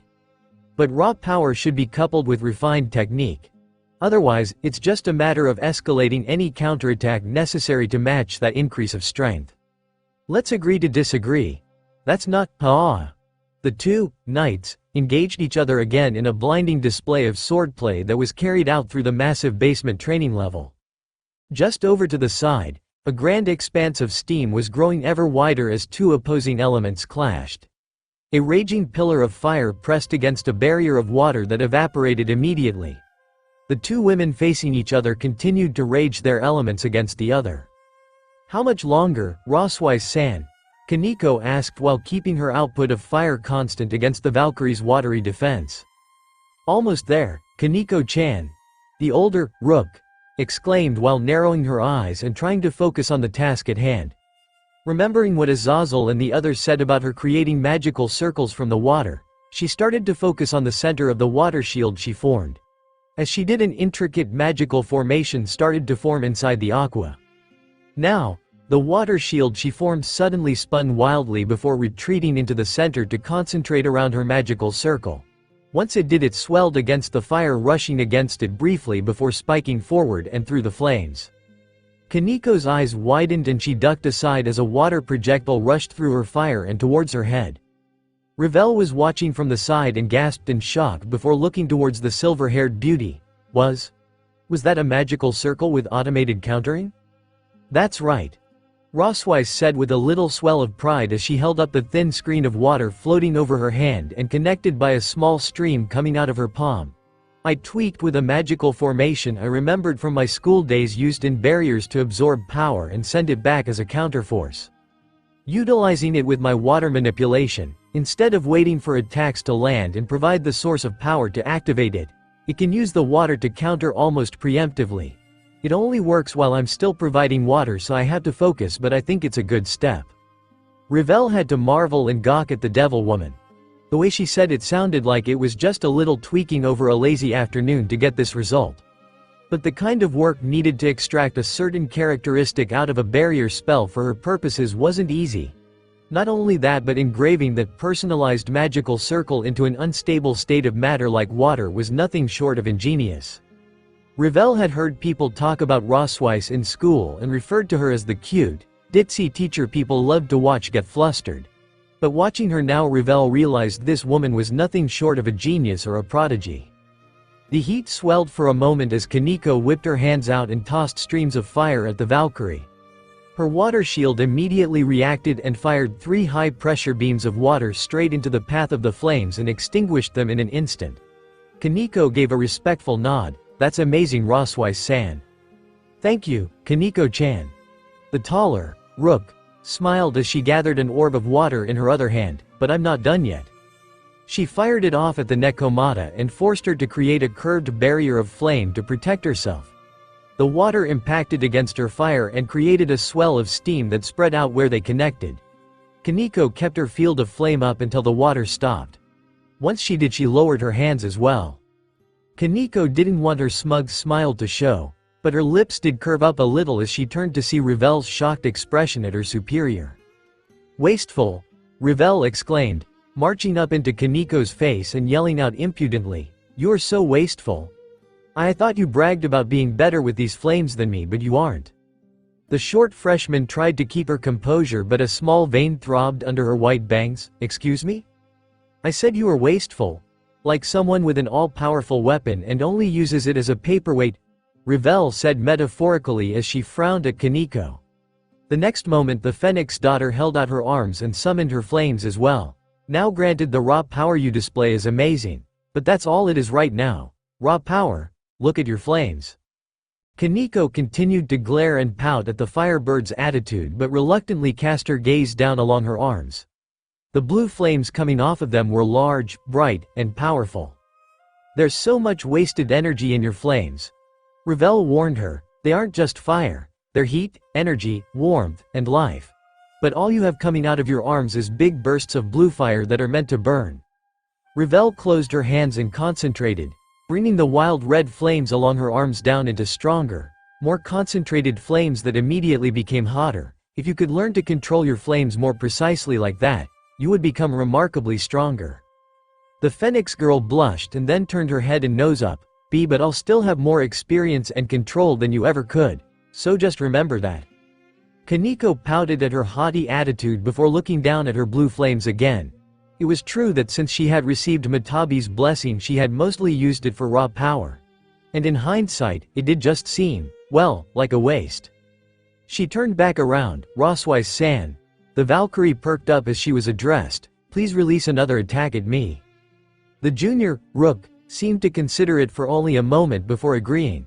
She whipped her arms around before firing a powerful stream of water at the little white-haired devil. She kept her rush of water going for several seconds as she saw a rise of steam come up from the end of it. Roswise held that rush for several seconds before cutting it off. And once the water stopped, she marveled at the sight of the medium-sized orb of blue flames Kaneko had created between her hands. The orb was letting off such intense heat that it was evaporating the water before it could get within several inches. Kaneko narrowed her eyes in deep concentration before her flames wavered. That's amazing, Kaneko-chan." Roswise cheered her little friend on with a big smile. "If you learned to harness power like that, your skill with fire will exceed all expectations." "Yes," Kaneko looked down at her hands excitedly. "I think so too." Kaneko looked up as Ravel crossed her arms. Well, what? Don't I get some kind of thank you?" "I refuse." What?" Ravel squealed before pouting and turning up her nose. "That's fine. I guess I'll just take satisfaction in the fact I know you're super grateful." "I'm not. And I'll know deep down that all victories and achievements you make with your flames will be attributed to my help." "Oh, you Kentucky Fried Con, G-girls."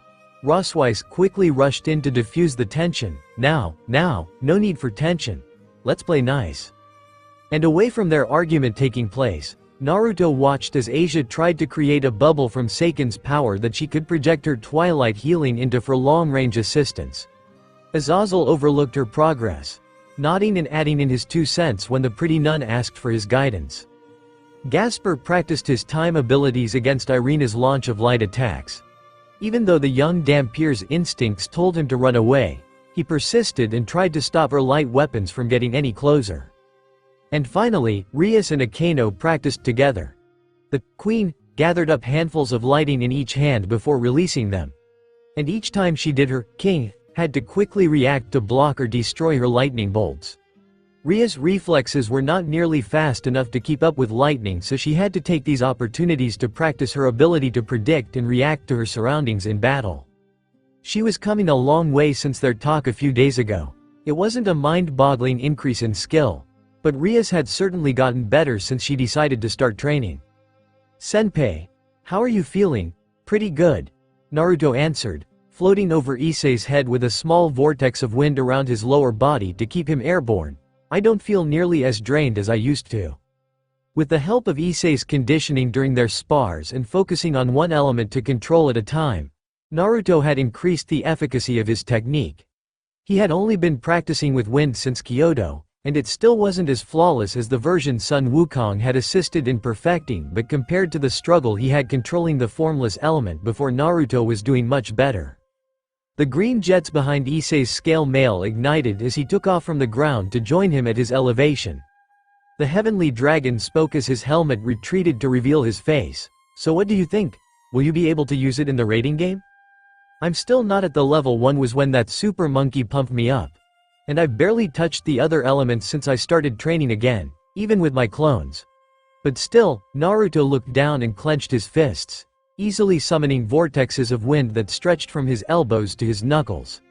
With a smirk, he twisted in the other direction and threw a punch. A massive squall of wind released with his jab and sailed through the air for a good distance before petering out. Naruto grinned and nodded back at the Securite. I can use that. And do you think you'll be a match for Cyroorg-san with that? Naruto sucked his lip before looking back at the red dragon. Let's not get ahead of ourselves. Even with my wind control, I'm not sure about that. He admitted bluntly, I mean that guy tanked a hit from me when I was using earth and lightning. And the power behind those two was a lot more damning than what I can do with wind. Yeah, but you didn't have nearly as much control over that power as you do now. Issei argued, I think better control over just one element would do a lot more than just haphazardly throwing out a few you could barely control. Well, I can't argue that. Naruto conceded the point, rubbing his neck before looking at his perverted friend, but even so, that doesn't mean it would be easy. I'm not sure what else Cyroorg can pull out of his sleeve, but I do know he hasn't shown us everything he can do in a fight yet. Yeah, he's gonna be tough. You might have to look out for that if you fight him. Peeved, Issei scoffed, Senpai, we both know you'll be the one facing him down. Naruto shrugged, we don't know for sure. Once I go in on any fight, that's it. I'm done for the game. It was the last restriction put on him in return for his participation in the raiding game. If he was allowed to participate in the game, it would throw off the balance of the fight considering he was so strong and he was technically worth only one pawn. As balances and restrictions were argued, it had come to a final decision. Naruto was allowed to participate in any round of the raiding game, but only once. That meant he could bolster the ranks of a generally weak ensemble or join Issei's side for a total powerhouse combo. But whenever he joined, that would be his only participation in the match. Which meant they had to hold off until it was worth his involvement. Naruto, the two pawns, looked down as Rias and Akeno broke off their training to look up at them. Their king waved them down and both men descended to join them on the ground. There's something I wanted to talk to you about. Do you feel ready for the raiding game? I mean, yeah, pretty much. Naruto answered with a nod. I mean, I'll save up my energy on the day of the match, but I still got tomorrow to fine-tune and workshop a few things. That's what I wanted to talk to you about. Rias shook her head. I want to ask you not to use your sacred gear tomorrow before we reach our destination. And that you probably won't be able to train until we get back home. What? Naruto looked at his girlfriend in confusion. What for? Because I want us to go to the sea tree territory together. There's something I want to talk to you about. Devil. It was still an odd feeling riding around in a car in the underworld. He and Rias could probably fly just as quickly, not to mention he could use some of his techniques to probably get there in faster. But Rias wanted to use the time getting there to mentally prepare for what they were doing, and honestly, Naruto was feeling anxious as they came closer. He looked out the window and saw the beautiful, scenic landscape of the sea tree territory pass on by. He hadn't been able to travel much outside of the Gremory territory to see what the rest of the underworld looked like.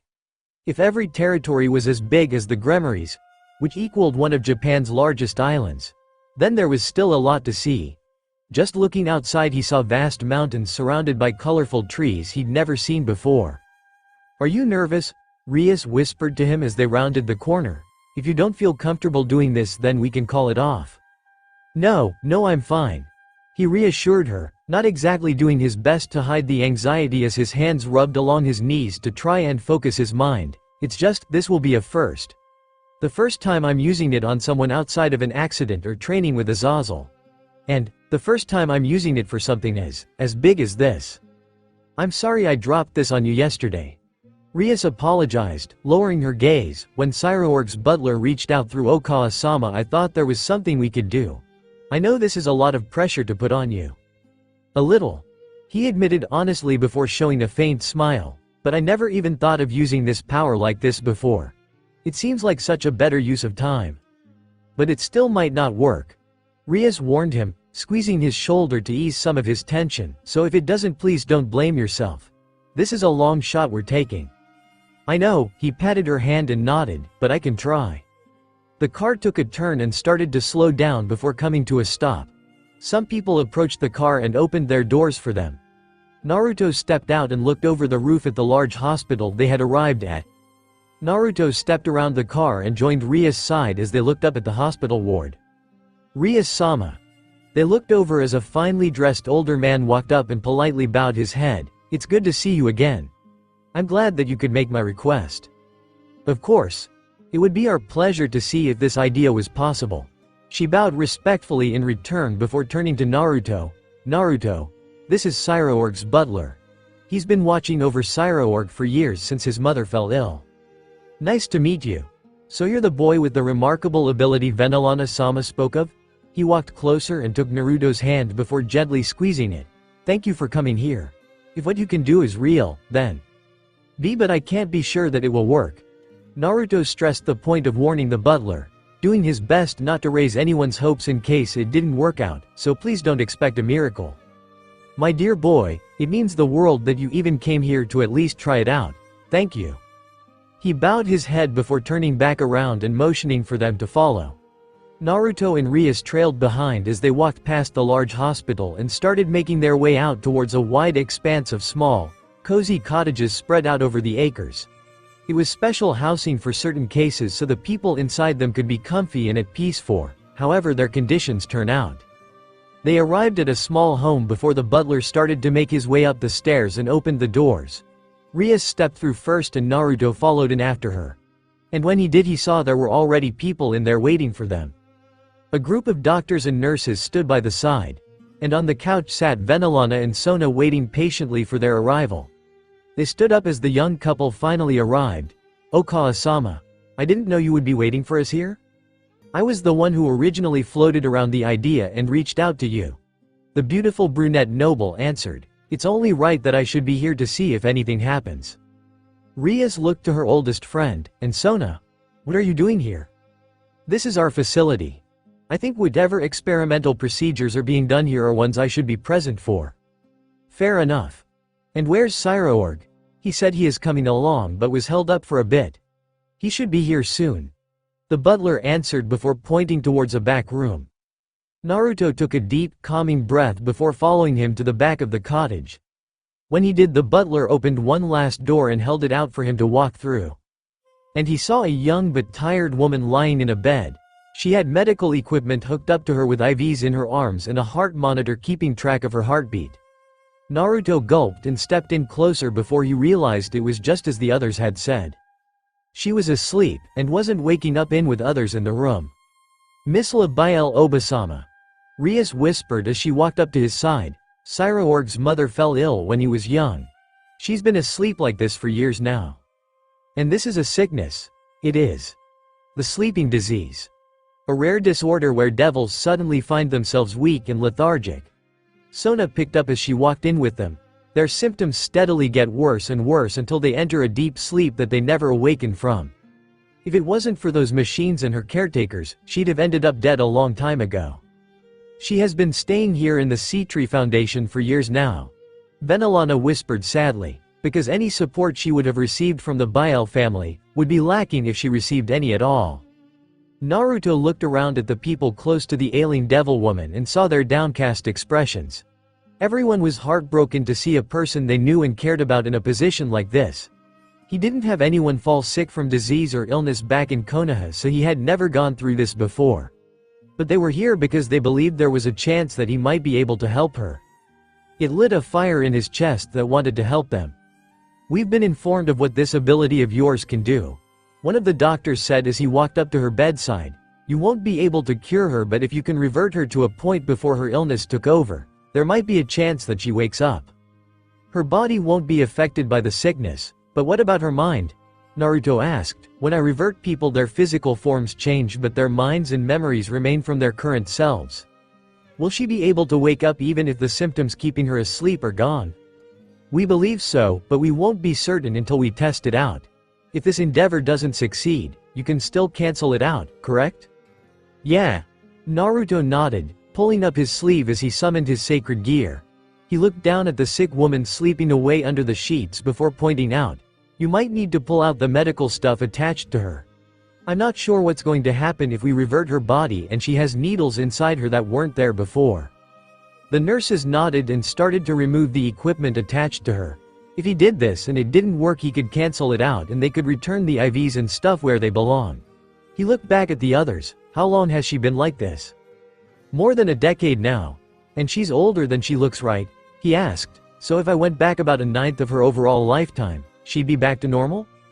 Yes, that's right. He nodded, turned back to the sickly Bale. and let out a deep breath, ready Kurama. This is weird.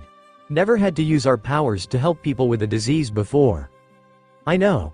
No telling if it will work either. I know, but still. Yeah, I figured. Still have to try.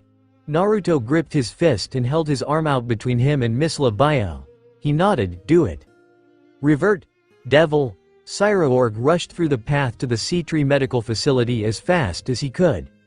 Each step he made left a deep imprint of his foot in the ground, and the wind rushed by wildly with his movement. If he kept traveling at this speed, then there were bound to be complaints and worries from the people at the hospital. Usually, he was more composed and logical. Usually, he would take into account other people's situations when he was using the upper limits of his power. But not right now. He had been coming here in a car. He was a tad bit nervous but had resigned that there was a chance that this miraculous idea may not work. Even Naruto Uzumaki's marvelous ability probably couldn't do anything against an age-old problem like the sleeping disease. Until he received a message on his way to the hospital. And the moment he did, he broke out the side of the car and rushed the rest of the way on foot. He spotted the hospital and took a sharp turn. He dashed into the cottage villa for special treatments and sprinted towards his mother's facility. He pushed through the door and rushed for the back room before nearly knocking the door off its hinges. And the last thing I remember is Cyraorg by my side before it went dark, and since then all eyes turned to him once he entered the room. Rias, Sona, Venelana, and his butler as their red-rimmed eyes regarded him after crying. The doctors and nurses looked on in amazement as they tried to record what they could about the miraculous situation. And Naruto Uzumaki stood to the side, younger and dressed differently than what Cyraorg had normally seen him in. But the person he focused on most was the young brunette woman sitting on the bed surrounded by all these people. Without saying a word, he slowly made his way over, the others stepping back to make room. He approached slowly, frightened that if he wasn't careful then the illusion would suddenly disappear. But as he came to her bedside and she looked up at him, he realized it wasn't just some illusion he was seeing. Cyraorg knelt so that he was closer to her height as she looked down at him. Her hands slowly reached out and gently rubbed his cheek. Miss Labiel smiled softly as tears ran down her cheeks. My sweet boy, look how big you've gotten. Cyraorg Biel couldn't help the tears coming down his cheeks as well as he gently held her tiny hand in his massive one. Hello mother, it's been so long. Devil, Naruto stood over a small bridge and looked down as a creek gently flowed under him. With a content smile. He enjoyed the peace and beauty of the moment before looking over at the impossible scene he helped create. The devil surrounded Misla and watched her carefully as she walked barefoot in the grass. After most of the first hour was taken up informing her of what was happening, trying to get her settled into the temporary relief from her disease, and having those gathered express their delight in seeing her again, she insisted that she get a chance to walk around.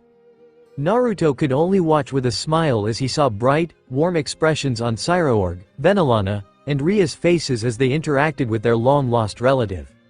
We did well here. Kurama spoke up from inside of him. I'm surprised how well this went. Me too. Naruto leaned his arms on the railing of the bridge and looked down at them. He stared at his right arm where his sacred gear existed as he hummed. I can't believe we could do this. In hindsight, using it just for fighting and messing around seems so pointless. We could have been using it to help sick people. Temporarily. Kurama said, as magical as this moment is and as high on victory as we can get. This miracle only lasts 2 to 3 hours. You can't forget that. I know, but think about all the people who would give anything to have that much time with a sick loved one or a dying friend. Naruto looked down along the creek and let his eyes follow the water. Do you think it could work on the dead? I mean, if we revert their time? Naruto, I know it's tempting to use this power, and there are many more ways to apply it than we first thought. But some places are best left untouched. Kurama warned, you and I already have more than enough experience dealing with people who thought they could resurrect the long deceased just because they could. I think in regards to whether we could do it, we let sleeping dogs lie. Naruto looked down at his arm before gently nodding. Yeah, you're right. He nodded, thanks Kurama. I think if people had this kind of power they'd like to see what they could do with it. That's an understatement. Naruto looked up as Sona and Rias came to join him on the small wooden bridge. The redhead got up close to his side and leaned her head on his shoulder as Sona stood on the other end of the bridge. I'm amazed, Uzumaki-kun. I didn't believe anything in the world could reverse the sleeping disease's effect on a person. And yet there Misla-sama walks around as if she'd never been touched by the affliction in the first place. Yeah, Naruto nodded, I just wish I could do more. It sucks to think she has maybe more than an hour to keep going before she has to. He didn't say it, but he felt no need to. It was clear to him that even though everyone was amazed and overjoyed by her revival, it was underlined by a sense of fleetingness because it could only last so long. He shook his head, feels almost cruel to be doing this. Like it's just a half measure. I wish there was something more I could do. Doing only this. Hey, Rias nudged his shoulder to get his attention as she smiled. I promise you this means the world to them. I got to see Oba-sama walking around and talking again. Okawa-sama can lighten a bit of the guilt she feels for how awful her family treated her. Cyroorg, she looked back over and saw the massive young devil that always faced everything with a smirk wear a much lighter and childlike smile while looking at his mother on her feet again. You have no idea how much this means to him. And Oba-sama. A small tear came to her eye and she wiped it away before smiling at him. She gets to see how big and strong her son has gotten now. It might not be perfect, Sona faintly smiled as well, but this was a truly good thing you were able to do today. It didn't do as much to assuage the guilty feeling building up in his belly as he watched Cyroorg walking along with his mother. But he did try to find some bit of pride in the fact this gave them all some bit of relief. Still, it is very strange. They looked over to see Sona staring at Naruto with her head tilted. I had heard the effect it had on you was to make you younger, but I hadn't put an image to the idea before now. You seem so different compared to your usual self. Shorter. Different expression. Her eyes lowered, different fashion sense. I liked wearing this, and I think it's cute. Rias circled her arms around his neck and pulled him in for a gentle hug, getting his head to rest just above her breasts and under her chin. You only get to be like this when you fight, so I never get a chance to enjoy it. Naruto grumbled as she giggled and rubbed his hair. You're so cute like this. Like a little brother I could dote on. Stop it. He mumbled embarrassingly as he saw Sona look at them with a roll of her eyes. Naruto shimmied in Ria's smothering grasp. I'm not even that much younger than you. I'm 16, I think. Which is only 2, oh. What is it? Just realized my birthday is coming up. Rias released him and the blonde young man looked over himself. I'll be 19 soon. Which means this will be what I looked like 3 years ago. He blinked a few times before letting out a quick sigh. Time sure flies. Your birthday is the 10th of October, correct? Sona asked as she tried to remember some of the info from his class profile, and when that comes. That will be your second anniversary of coming to our world. Rias finished. She gently patted his head and ran her hand through his blonde locks. I know it wasn't easy coming here and being by yourself for so long, but I'm glad you're here now. Naruto smiled as well, me too. Ah, Sona cooed, you know when you two aren't being sickeningly sweet around each other you're a relatively cute couple. We know. Devil, today was amazing. Misla said happily as she settled back in her bed after the second hour was up. After that time limit had passed the remaining time of her revival was nebulous and uncertain. As such she, unfortunately, had to spend the remainder of her time awake in bed for when the inevitable stop would occur. Fortunately, she did get to spend it with loved ones. I never thought I'd be able to open my eyes again and see all of you. Cyroorg pulled up a seat next to her bed, being the one front and foremost to interact with his mother as he nodded. I know mother, today was truly a gift. The Biel heir wanted to keep a strong, firm smile on for his mother but found his vision becoming blurry the longer he spoke. He cleaned his eye before looking up at Misla. I just wish we had more time. Now, don't go crying. Misla said warmly as she cupped her son's cheeks in her hands. You need all your strength for your rating game tomorrow, don't you? She looked over her son's shoulder and saw the young redhead on the other end of the room. Rias-sama is going to face you with everything she has in that fight tomorrow, so it's your duty to answer her in kind, okay? Cyroorg held her hand over his face and nodded. Of course, I will. You will definitely win one day. If you don't give up. Misla finished, feeling a tear come to her eye as the young man she looked at growing up from the little boy she had to leave alone with only those words. To see him overcome and soar above the limitations of his birth caused her heart to swell with joy amidst a swirl of other emotions she couldn't quantify in only 2 hours of consciousness. She looked up from her son and over the people watching them before she called out, "Young man?" The orange-clad blonde pointed at himself as she nodded. "Can you come here for a moment?" Naruto walked up closer and Misla looked up at him with a smile. "You're the one who revived me like this, right?" "Yes, ma'am." He held up his right forearm. "It's because of my sacred gear that I could do it. Then I want to thank you very much for what you've done today." She squeezed Cyroorg's hand and smiled down at him. "The last time I looked at my son was the last time I thought I'd ever see him again. To see him grow up strong and reliable, a hero among devils. I can't describe how happy I am." Naruto looked down at his arm before looking back at her. "I can only use this ability once a day, and it would only be for about this long, but if you want I can do this again. If you would like me to, it would be like. I never fell asleep." Misla understood his line of thought and smiled pleasantly before looking down at her son.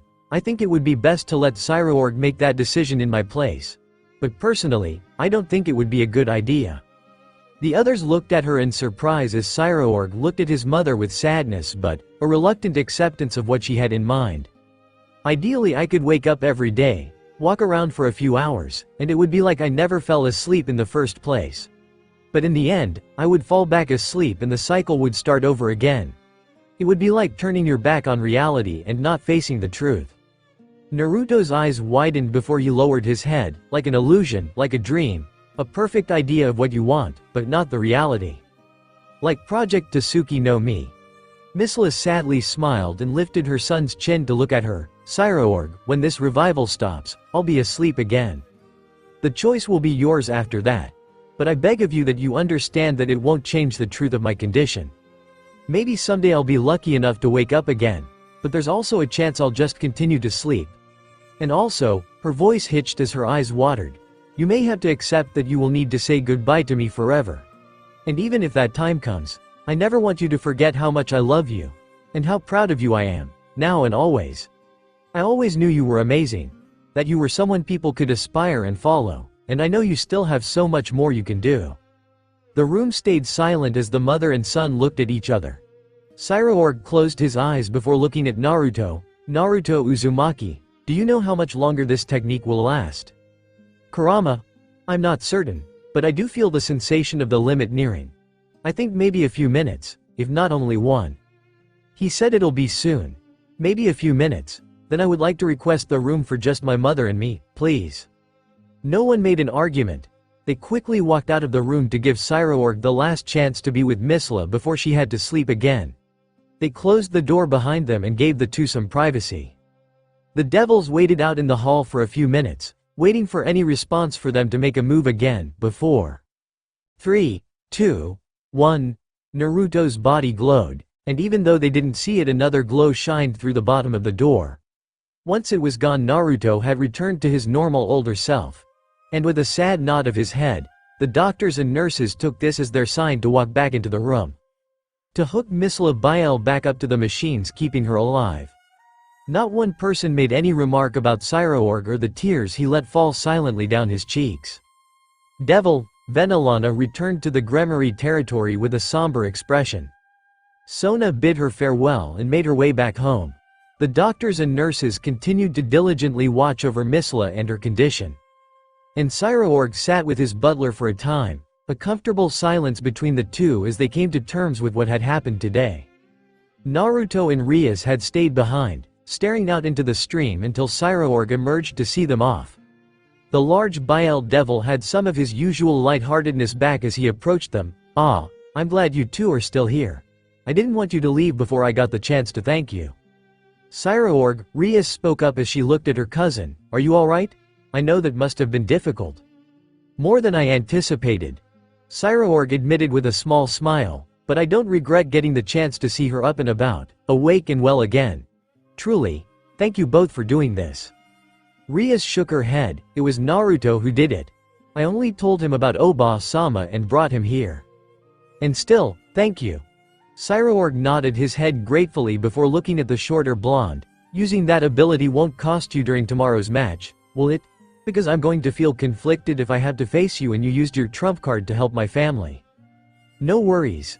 Naruto flexed his arm. "A good night's sleep and some time and I'll be recharged for tomorrow."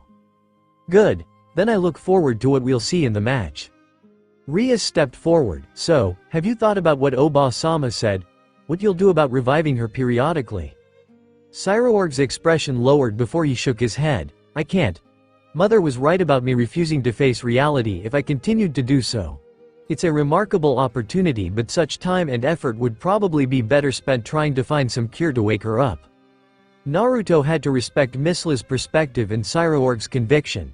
In trying to help ease their unearned suffering, Naruto had almost given them an answer that would never really fix the problem. He hadn't meant to do it, but the answer Remote Looper's balance breaker would have offered would have been just like the illusionary dream Madara and Obito tried to sell. Just something to make people feel good and ignore the reality around them. The road to hell is paved with good intentions. Loses some of its meaning when we're walking on roads paved in hell, but the point gets across. Even trying to help with the best intentions can lead to problems along the way. Although, if I may be honest, Cyroorg looked up wistfully as he crossed his arms. Even with my mother's words and warnings, I can't help but feel tempted to do it anyway. Despite the pit of danger, such complacency may put me in. To see my mother about and healthy once more, Cyroorg opened his eyes and stared at the sky. I'm ashamed that I would think that. That's not the shame of weakness or character or anything. That's the desire of a child wanting to see their parent. Cyroorg looked back down at Naruto as the blonde looked up at him. He placed a hand over his stomach as he reminisced, when I was younger, I had the opportunity to use Kurama's full power without any control. He and I were at odds with each other, and using it like that would have brought a lot of risks. Even so, I was prepared to do so, and when I did, my parents showed up to stop and help me. Rias and Cyroorg looked at him thoughtfully as he continued. The first time I tried taking Kurama's power without a thought to the consequence, my father showed. He stopped me, helped me get my mind in order, and talked with me for a bit. He told me about why he put Kurama in my body, who our energy truly was, and before he sent me off he told me how I could handle everything he never could. Because I was his son, and he believed in me. And then when the day came when I tried to control Kurama's power, I was nearly overwhelmed by the hatred and darkness in his heart. I was almost consumed by it until a voice reached out and I suddenly felt warm. He smiled. It was my mother. I had no idea who she was, and at first, I thought she was Kurama trying to trick me until she knocked me upside the head. But in an instant, and when I heard her talk with such ferocity, I knew it was her. Naruto turned to look out over the stream and the light peeking through the trees on the horizon. We talked for a bit. She helped me gain control over Kurama's power. Told me about the day I was born and how they died saving my village and me. And then before she left she told me how happy she was being my mother, if only for a short time. He turned back to Rias and Cyroorg, seeing them both look at him with focused gazes even as his girlfriend's eyes watered hearing his story. I got to meet my father one last time before I ended up here, but we were fighting off a terrible enemy so I couldn't talk with him. I got time with them both and understood just how much I meant to them. But still, he looked up at Cyroorg, I'd like to have more time with them.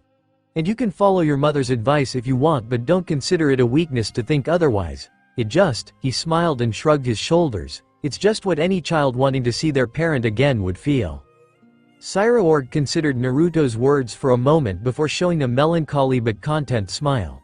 He stepped forward and patted the blonde pawn on the shoulder. Thank you for your words of wisdom, and for everything you did today. They shared a friendly nod before Cyroorg turned to Rias and opened his arms.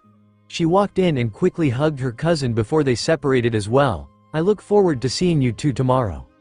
Bring everything you can and I promise I'll do the same.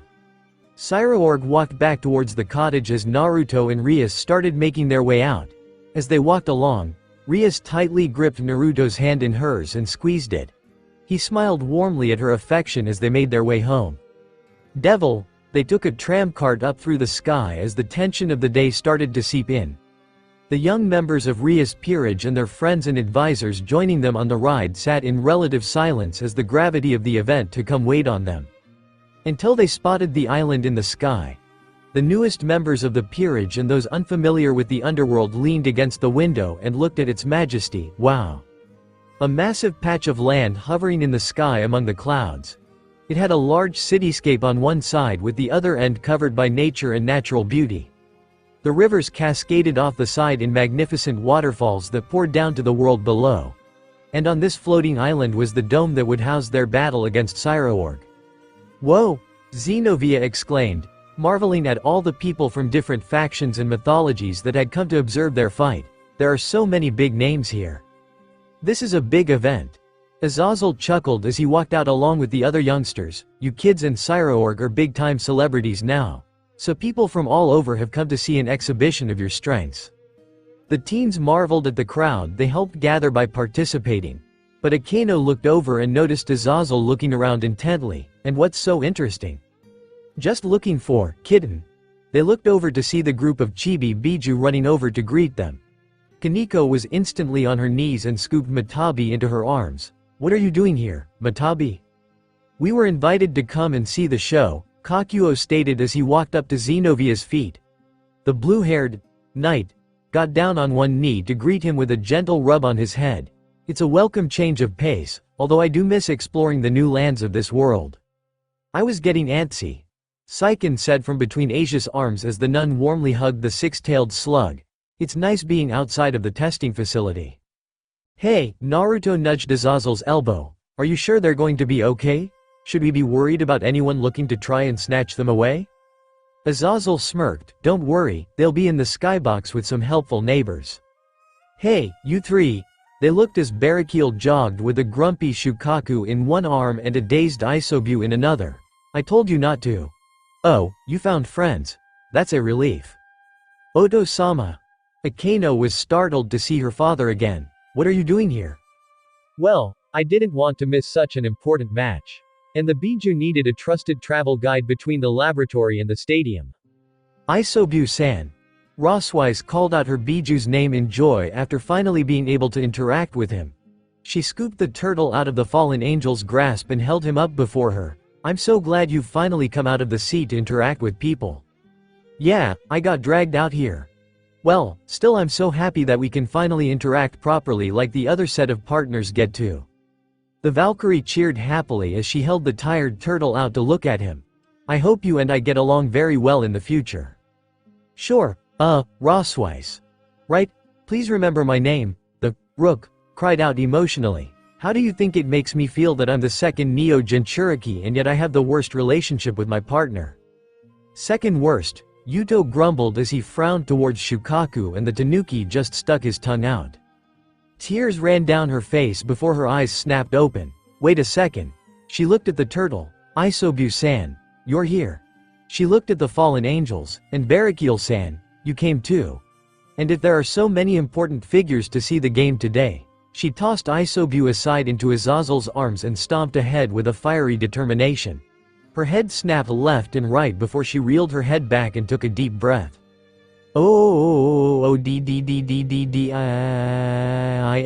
Sama. Her deafening roar echoed down the halls and nearly across the whole stadium as everyone in the hall froze in surprise. They all stopped and looked in her direction. The faint sound of a foot sliding on the ground was barely audible. Her ear twitched and Rosswise spun around. There you are. Oh fucking shit. Odin-sama. Rosswise sprinted down the hall and chased after the North God as he ran away. Why did you leave me behind? Answer me. Azazel rubbed his neck. Usually I'd say they should be left to work it out, but does she know where your break room is? He landed Isobu back to Barakiel. I'll be right back. Devil, Issei. Tannen-o-san. Issei happily greeted the miniature Dragon King as he floated over. I didn't think you would come. Are you kidding? I wouldn't miss this, the old dragon said to his one-time pupil before turning in the air. Speaking of which, I got to meet a few of your friends. Everyone, Kuno-chan. The orc happily greeted the smiling little Kyubi as she came running over with Yasaka following behind at a more reserved pace. The young yokai smiled brightly. Azazel Dono and Lucifer Sama sent us tickets to come and see your match. I couldn't wait to watch you all fight and win. We appreciate your kindness, Kuno. Ria said to the little fox before turning to the leader of the West Yokai faction and bowing her head. And it is a pleasure to be in your presence again today, Yasaka-sama. The pleasure is all mine, Grammary-sama. Yasaka returned the gesture with a bow of her own. After your peerage came to Kyoto and saved all of us. It feels only right that we come during your hour of triumph and cheer you on. She gave a big smile to Issei. Securite-san. I hope to see just what you have to offer in battle today as well. Totally, Issei replied in excitement as his eagerness bled through into his voice. If I know you're watching, then I promise I'll give you a show to remember. Oh ho, Yasaka giggled. Now that's promising. Issei started getting jittery with glee as Asia, Irina, and Ravel looked at him with annoyed pouts. Yasaka then stepped forward and looked up at Naruto with a mischievous grin. And what about you? Can we expect a good match from you too? Why yeah. He looked aside meekly. I mean, of course I was going to. Ah. She cooed and pinched his cheek. Look at you getting all embarrassed. You don't have to act that way. Why Yasaka-san? Call me Anya. I insist. This time it was Rias, Kaneko, and Xenovia who felt challenged by the yokai. The intent and affection between what she said to Issei and Naruto were vastly different, however, they still felt intimidated by the Kyuubi woman. Mostly because. Gee goodness. Ravel muttered in disbelief as she looked down at the vast, bouncing orbs. Those can't be real. Don't stare directly into them. Kaneko warned her, not exactly friend, before it was too late. They suck you in and won't let you go. Mother, don't tease them. They need to stay focused. Kuno reprimanded her mother before looking back to the group. Irina, you aren't fighting in the match, right? Do you want to join us watching the match in the skybox? Can I really? Thank you, Kuno-chan. Ravel nervously raised her hand. I am also not participating in the game today.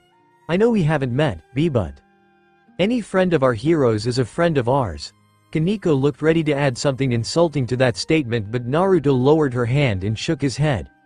Kuno turned and ran down the hall and corner. Come on, we should go get our seats and, Kuno. Yasaka called out to her daughter and chased after her as the ORC immediately followed after. They turned the corner and found the little fox cowering on the floor. And then the cold sensation of death rushed over them. They all stopped and nearly froze in place before looking up. The giant figure towering over them was dressed in regal, ornamental white and gold robes with a long staff in hand. He was flanked on both sides by figures covered in heavy black cloaks. And the most striking figure was that he was a skeleton, yet his presence was so intense it was choking them. Tannen narrowed his eyes. Hades, god of the dead, Rias whispered under her breath for the benefit of her peerage. They all looked up at the skeletal figure as he looked over them. Oh, look at that. Fakes and bats and beasts alike. What a funny little menagerie I find ending up in front of me. The voice came through the skull's mouth, but it was so deep and unnatural that it sent shivers through some of their backs. Yasaka recovered her composure and bowed her head. Hades-sama, it is an honor to meet you. I am the leader of the West Yokai. Yes, I'm certain you're very important to many people in some areas of the world and you're here to build relations. Throw a bloody stone in any direction and I'd hit a dozen more of you doing the same thing. Hades rudely interrupted as he looked over the younger crowd. More importantly, I sense many among you fakes whose souls have brushed with death before being so abruptly snatched away to the land of the living again. You damn bats and doves try to show your respect and then you walk around like I'm not supposed to take it as a spit to the face. Hades-sama, Rias stepped forward, hiding her nervousness in face of the elderly god standing over her. We mean no disrespect. But this was the method we determined to bolster our populations and save those we believe. Don't sell me your pitch, girl. I've already heard it time and time again from your betters and it's still condescending nonsense. Hades snidely remarked before his attention turned aside. He looked at Naruto and gave a deep, unsettling hum. You taste different from the rest of the world. One of his cloaked guards stepped forward and whispered something in a hush of wind. Ah, the foreigner. I'm sure your world's death won't appreciate me snatching you away, but I'll enjoy it nonetheless. Naruto felt a bead of sweat run down his temple as he nodded. Right, well excuse me if I don't plan on letting that happen anytime soon. Oh, I've heard that excuse many times before. But it always happens. I feed on the dying breaths of every little soul that comes flying out, and every single one of you meets your end one way or another. I have the time. They felt unnerved by God's words before he pointed at Naruto's chest, and I'm interested in what that thing inside you will look like when it dies too. Good luck. I don't die, freak. Even if I did, I'd come back after a little bit of time. This is one existence you won't get to feast on. Ha ha ha ha. A disturbing laugh echoed out of the skull before Hades sighed. So you're immortal? Oh, I've heard the claims of many a creature that say they are undying and immortal. But do you know what my experience with them has been like? A faint light glowed from within the skull's eye socket. If you truly believe you cannot be killed, then you simply haven't died the right way yet. And with those last words, Hades turned around and walked away with his grim reapers flanking his sides, and the group was left unsettled by their sudden and undesired meeting with the god of death. Devil, that was weird. I've never felt like that before, and I remember when I died. It was unsettling being in his presence. I don't ever want to do that again. After Hades left, the Gremory peerage bid farewell to Yasaka, Kuno, Tannen, Irina, and Ravel before heading towards their designated location. I know that wasn't a particularly enjoyable meeting, but you had to focus up.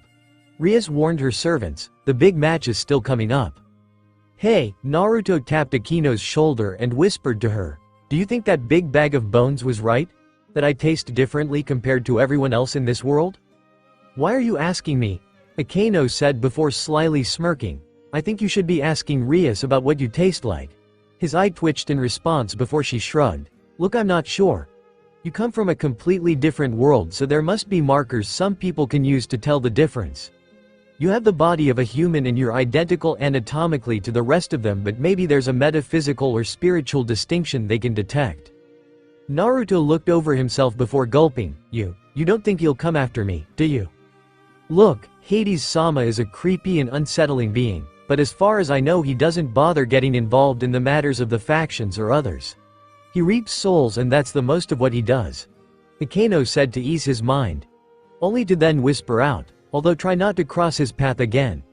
I say that, but I have no idea how he'll choose to act around you. Well, thanks for nothing. I didn't like the way he got excited about killing me. Akino nodded. Well, don't get snarky with the god of death. That seems like common sense. But he was being such a dick. Naruto sighed and scratched his neck as he moved along. There, in the corner of his eye, passing through the crowd, Naruto came to a sudden stop and turned in that direction. Akino stopped with him. What is it? Naruto, what's wrong? He didn't even answer as he immediately sprinted down the hall. Hey, Naruto. He heard Akino call out to him and the others realized he was gone as he rushed through the crowd. He slipped through the horde of people and rushed straight ahead with his eyes surveying everything that passed along the way. It could have just been his eyes playing tricks. Or he could have seen someone at a certain angle to get a familiar look. A million possible reasons were running through his head as he turned a corner and rushed forward, only to skid to a stop before he could slam into a large man in a tropical shirt. Naruto quickly realized the path was blocked and desperately looked around the big man to peer further down the hall. But as he saw there was only space with a door at the end, his suspicions started to wane. Hey, can I help you? The large man in the aloha shirt turned to face him. He was also sporting a pair of sunglasses over his eyes and, oddly enough, a black crow on his shoulder. Hey, did you see a guy go past here? Naruto said of the larger man. I think he might have walked past you and into that room. I'm the only one that's gone down this hallway. The man answered and pointed behind him. And that's my skybox, so I don't think anyone else would be in there. But he swore he felt the familiar feeling come this way. Are you sure? Pretty sure. Sorry, buddy. The tall man apologized to the disappointed devil. He lifted his sunglasses and gave the whiskered boy a once-over before letting them fall back into place. Hey, don't look so down. Aren't you fighting? Naruto snapped out of his funk and exclaimed as the crow started flapping by his face and trying to peck out his eyes. What the fuck? Sorry. The larger man snatched the bird out of the air and held it between his hands as it continued to struggle and squawk. He gets irritated very easily and takes it out on others. Naruto, Rias called out as she and the peerage finally caught up with him. What are you? Oh. She quickly ran up to his side and lowered her head respectfully. Hello, Indra-sama. I apologize for anything my servant may have done. Oh, he didn't do anything. The man now identified as Indra waved off her concern as the crow flew back up to his shoulder. This young man just came asking a question and I didn't have the answer for him. Well, thank you for assisting him. Rias looked back to her followers. Everyone, this is Indra-sama, king of the gods of the Hindu mythology and emperor of heaven. Wait, I thought Mish? Different heaven. Nice to meet you all. The chief god greeted the youngsters with a laugh and vibrant smile. I might be as old as the rest of those grumps you've met, but I swear I'm not as much of a killjoy. Indra gave them a big thumbs up. I'm looking forward to your match. Ka. Ah Sanuva bitch. Naruto yelled as the crow started pecking again. This rat with wings is pissing me off. Indra sighed and snatched him out of the air again. This guy is ruining my introduction. Indra-sama. He looked down at the little Dampier. What's up, little guy? Why do you have a crow with you? Oh, he's something of a spiritual guide, I guess you could say. Kaneko tilted her head. Doesn't match your image. It doesn't. Why? Would an owl be more appropriate for wisdom and stuff? I mean, you're dressed like you're vacationing on the beach. Something more tropical would do. More tropical? He released the crow and it started pecking at Naruto again as Indra rubbed his chin. Like what? A fish? A whale? Maybe a seagull for the beach? Get this fucking thing off me. What about a crab? Oh, a crab. That sounds good. Indra nodded enthusiastically at the ORC's suggestion before snapping his fingers. The crow burst like a balloon filled with blood, viscera, and sinew. The devils all looked on in horror as the meat and bits of the crow then swirled together around a glowing core and created a crab instead. It fell into Indra's hands. It snapped at the air as he held it up. Tada. More appropriate for my image now, right? You're stunned silent. That's a good sign. Guys. There you are. Azazel called out as he and Rosswise ran over. Finally found you. I pried Rosswise off of Odin-sama just in time to, oh, Sakura-sama, nice to see you again. Hey, Azazel. The Hindu god pleasantly greeted the fallen angel while holding the shipping crab by its claw. Just having a nice conversation with the kids. Oh, excellent. Kids, did you like meeting Sakura-sama? Eiichi made the birdie pop like a balloon. Fantastic. We're pushing the clock. He pulled on the traumatized Gasper and Asia's collars to pull them back. We've got to go. Bye, Sakura-sama. Good luck in your match. As the devils made their way back, Akano roughly pushed Naruto and snarled. What the hell is wrong with you? I was in the middle of talking with you and then you just ducked out. What was that? He looked back in confusion before shaking his head. I thought I saw someone. Who? Well, doesn't matter. They weren't there. Devil. Indra closed the door to his skybox and let out a sigh of relief. He looked at the crab hanging from its claw before he looked over. I thought being sneaky was your specialty. His companion remained silent and stood by the window looking out to the dome as profiles of the participants flashed on the screen. Indra rolled his eyes before tossing the crab. Catch. The other man caught it without even looking before staring down at it in confusion. Why is he a crab? Goes better with my image. Plus he was making a scene. Indra said as he pulled a complimentary drink out of the fridge. He kept trying to poke this blonde boy's eyes out. That makes sense.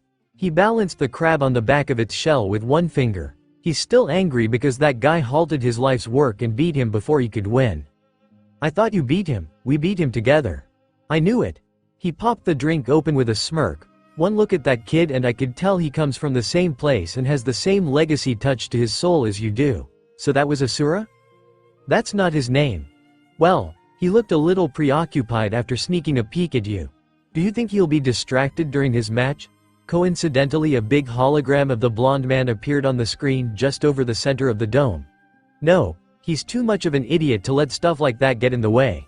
Devil.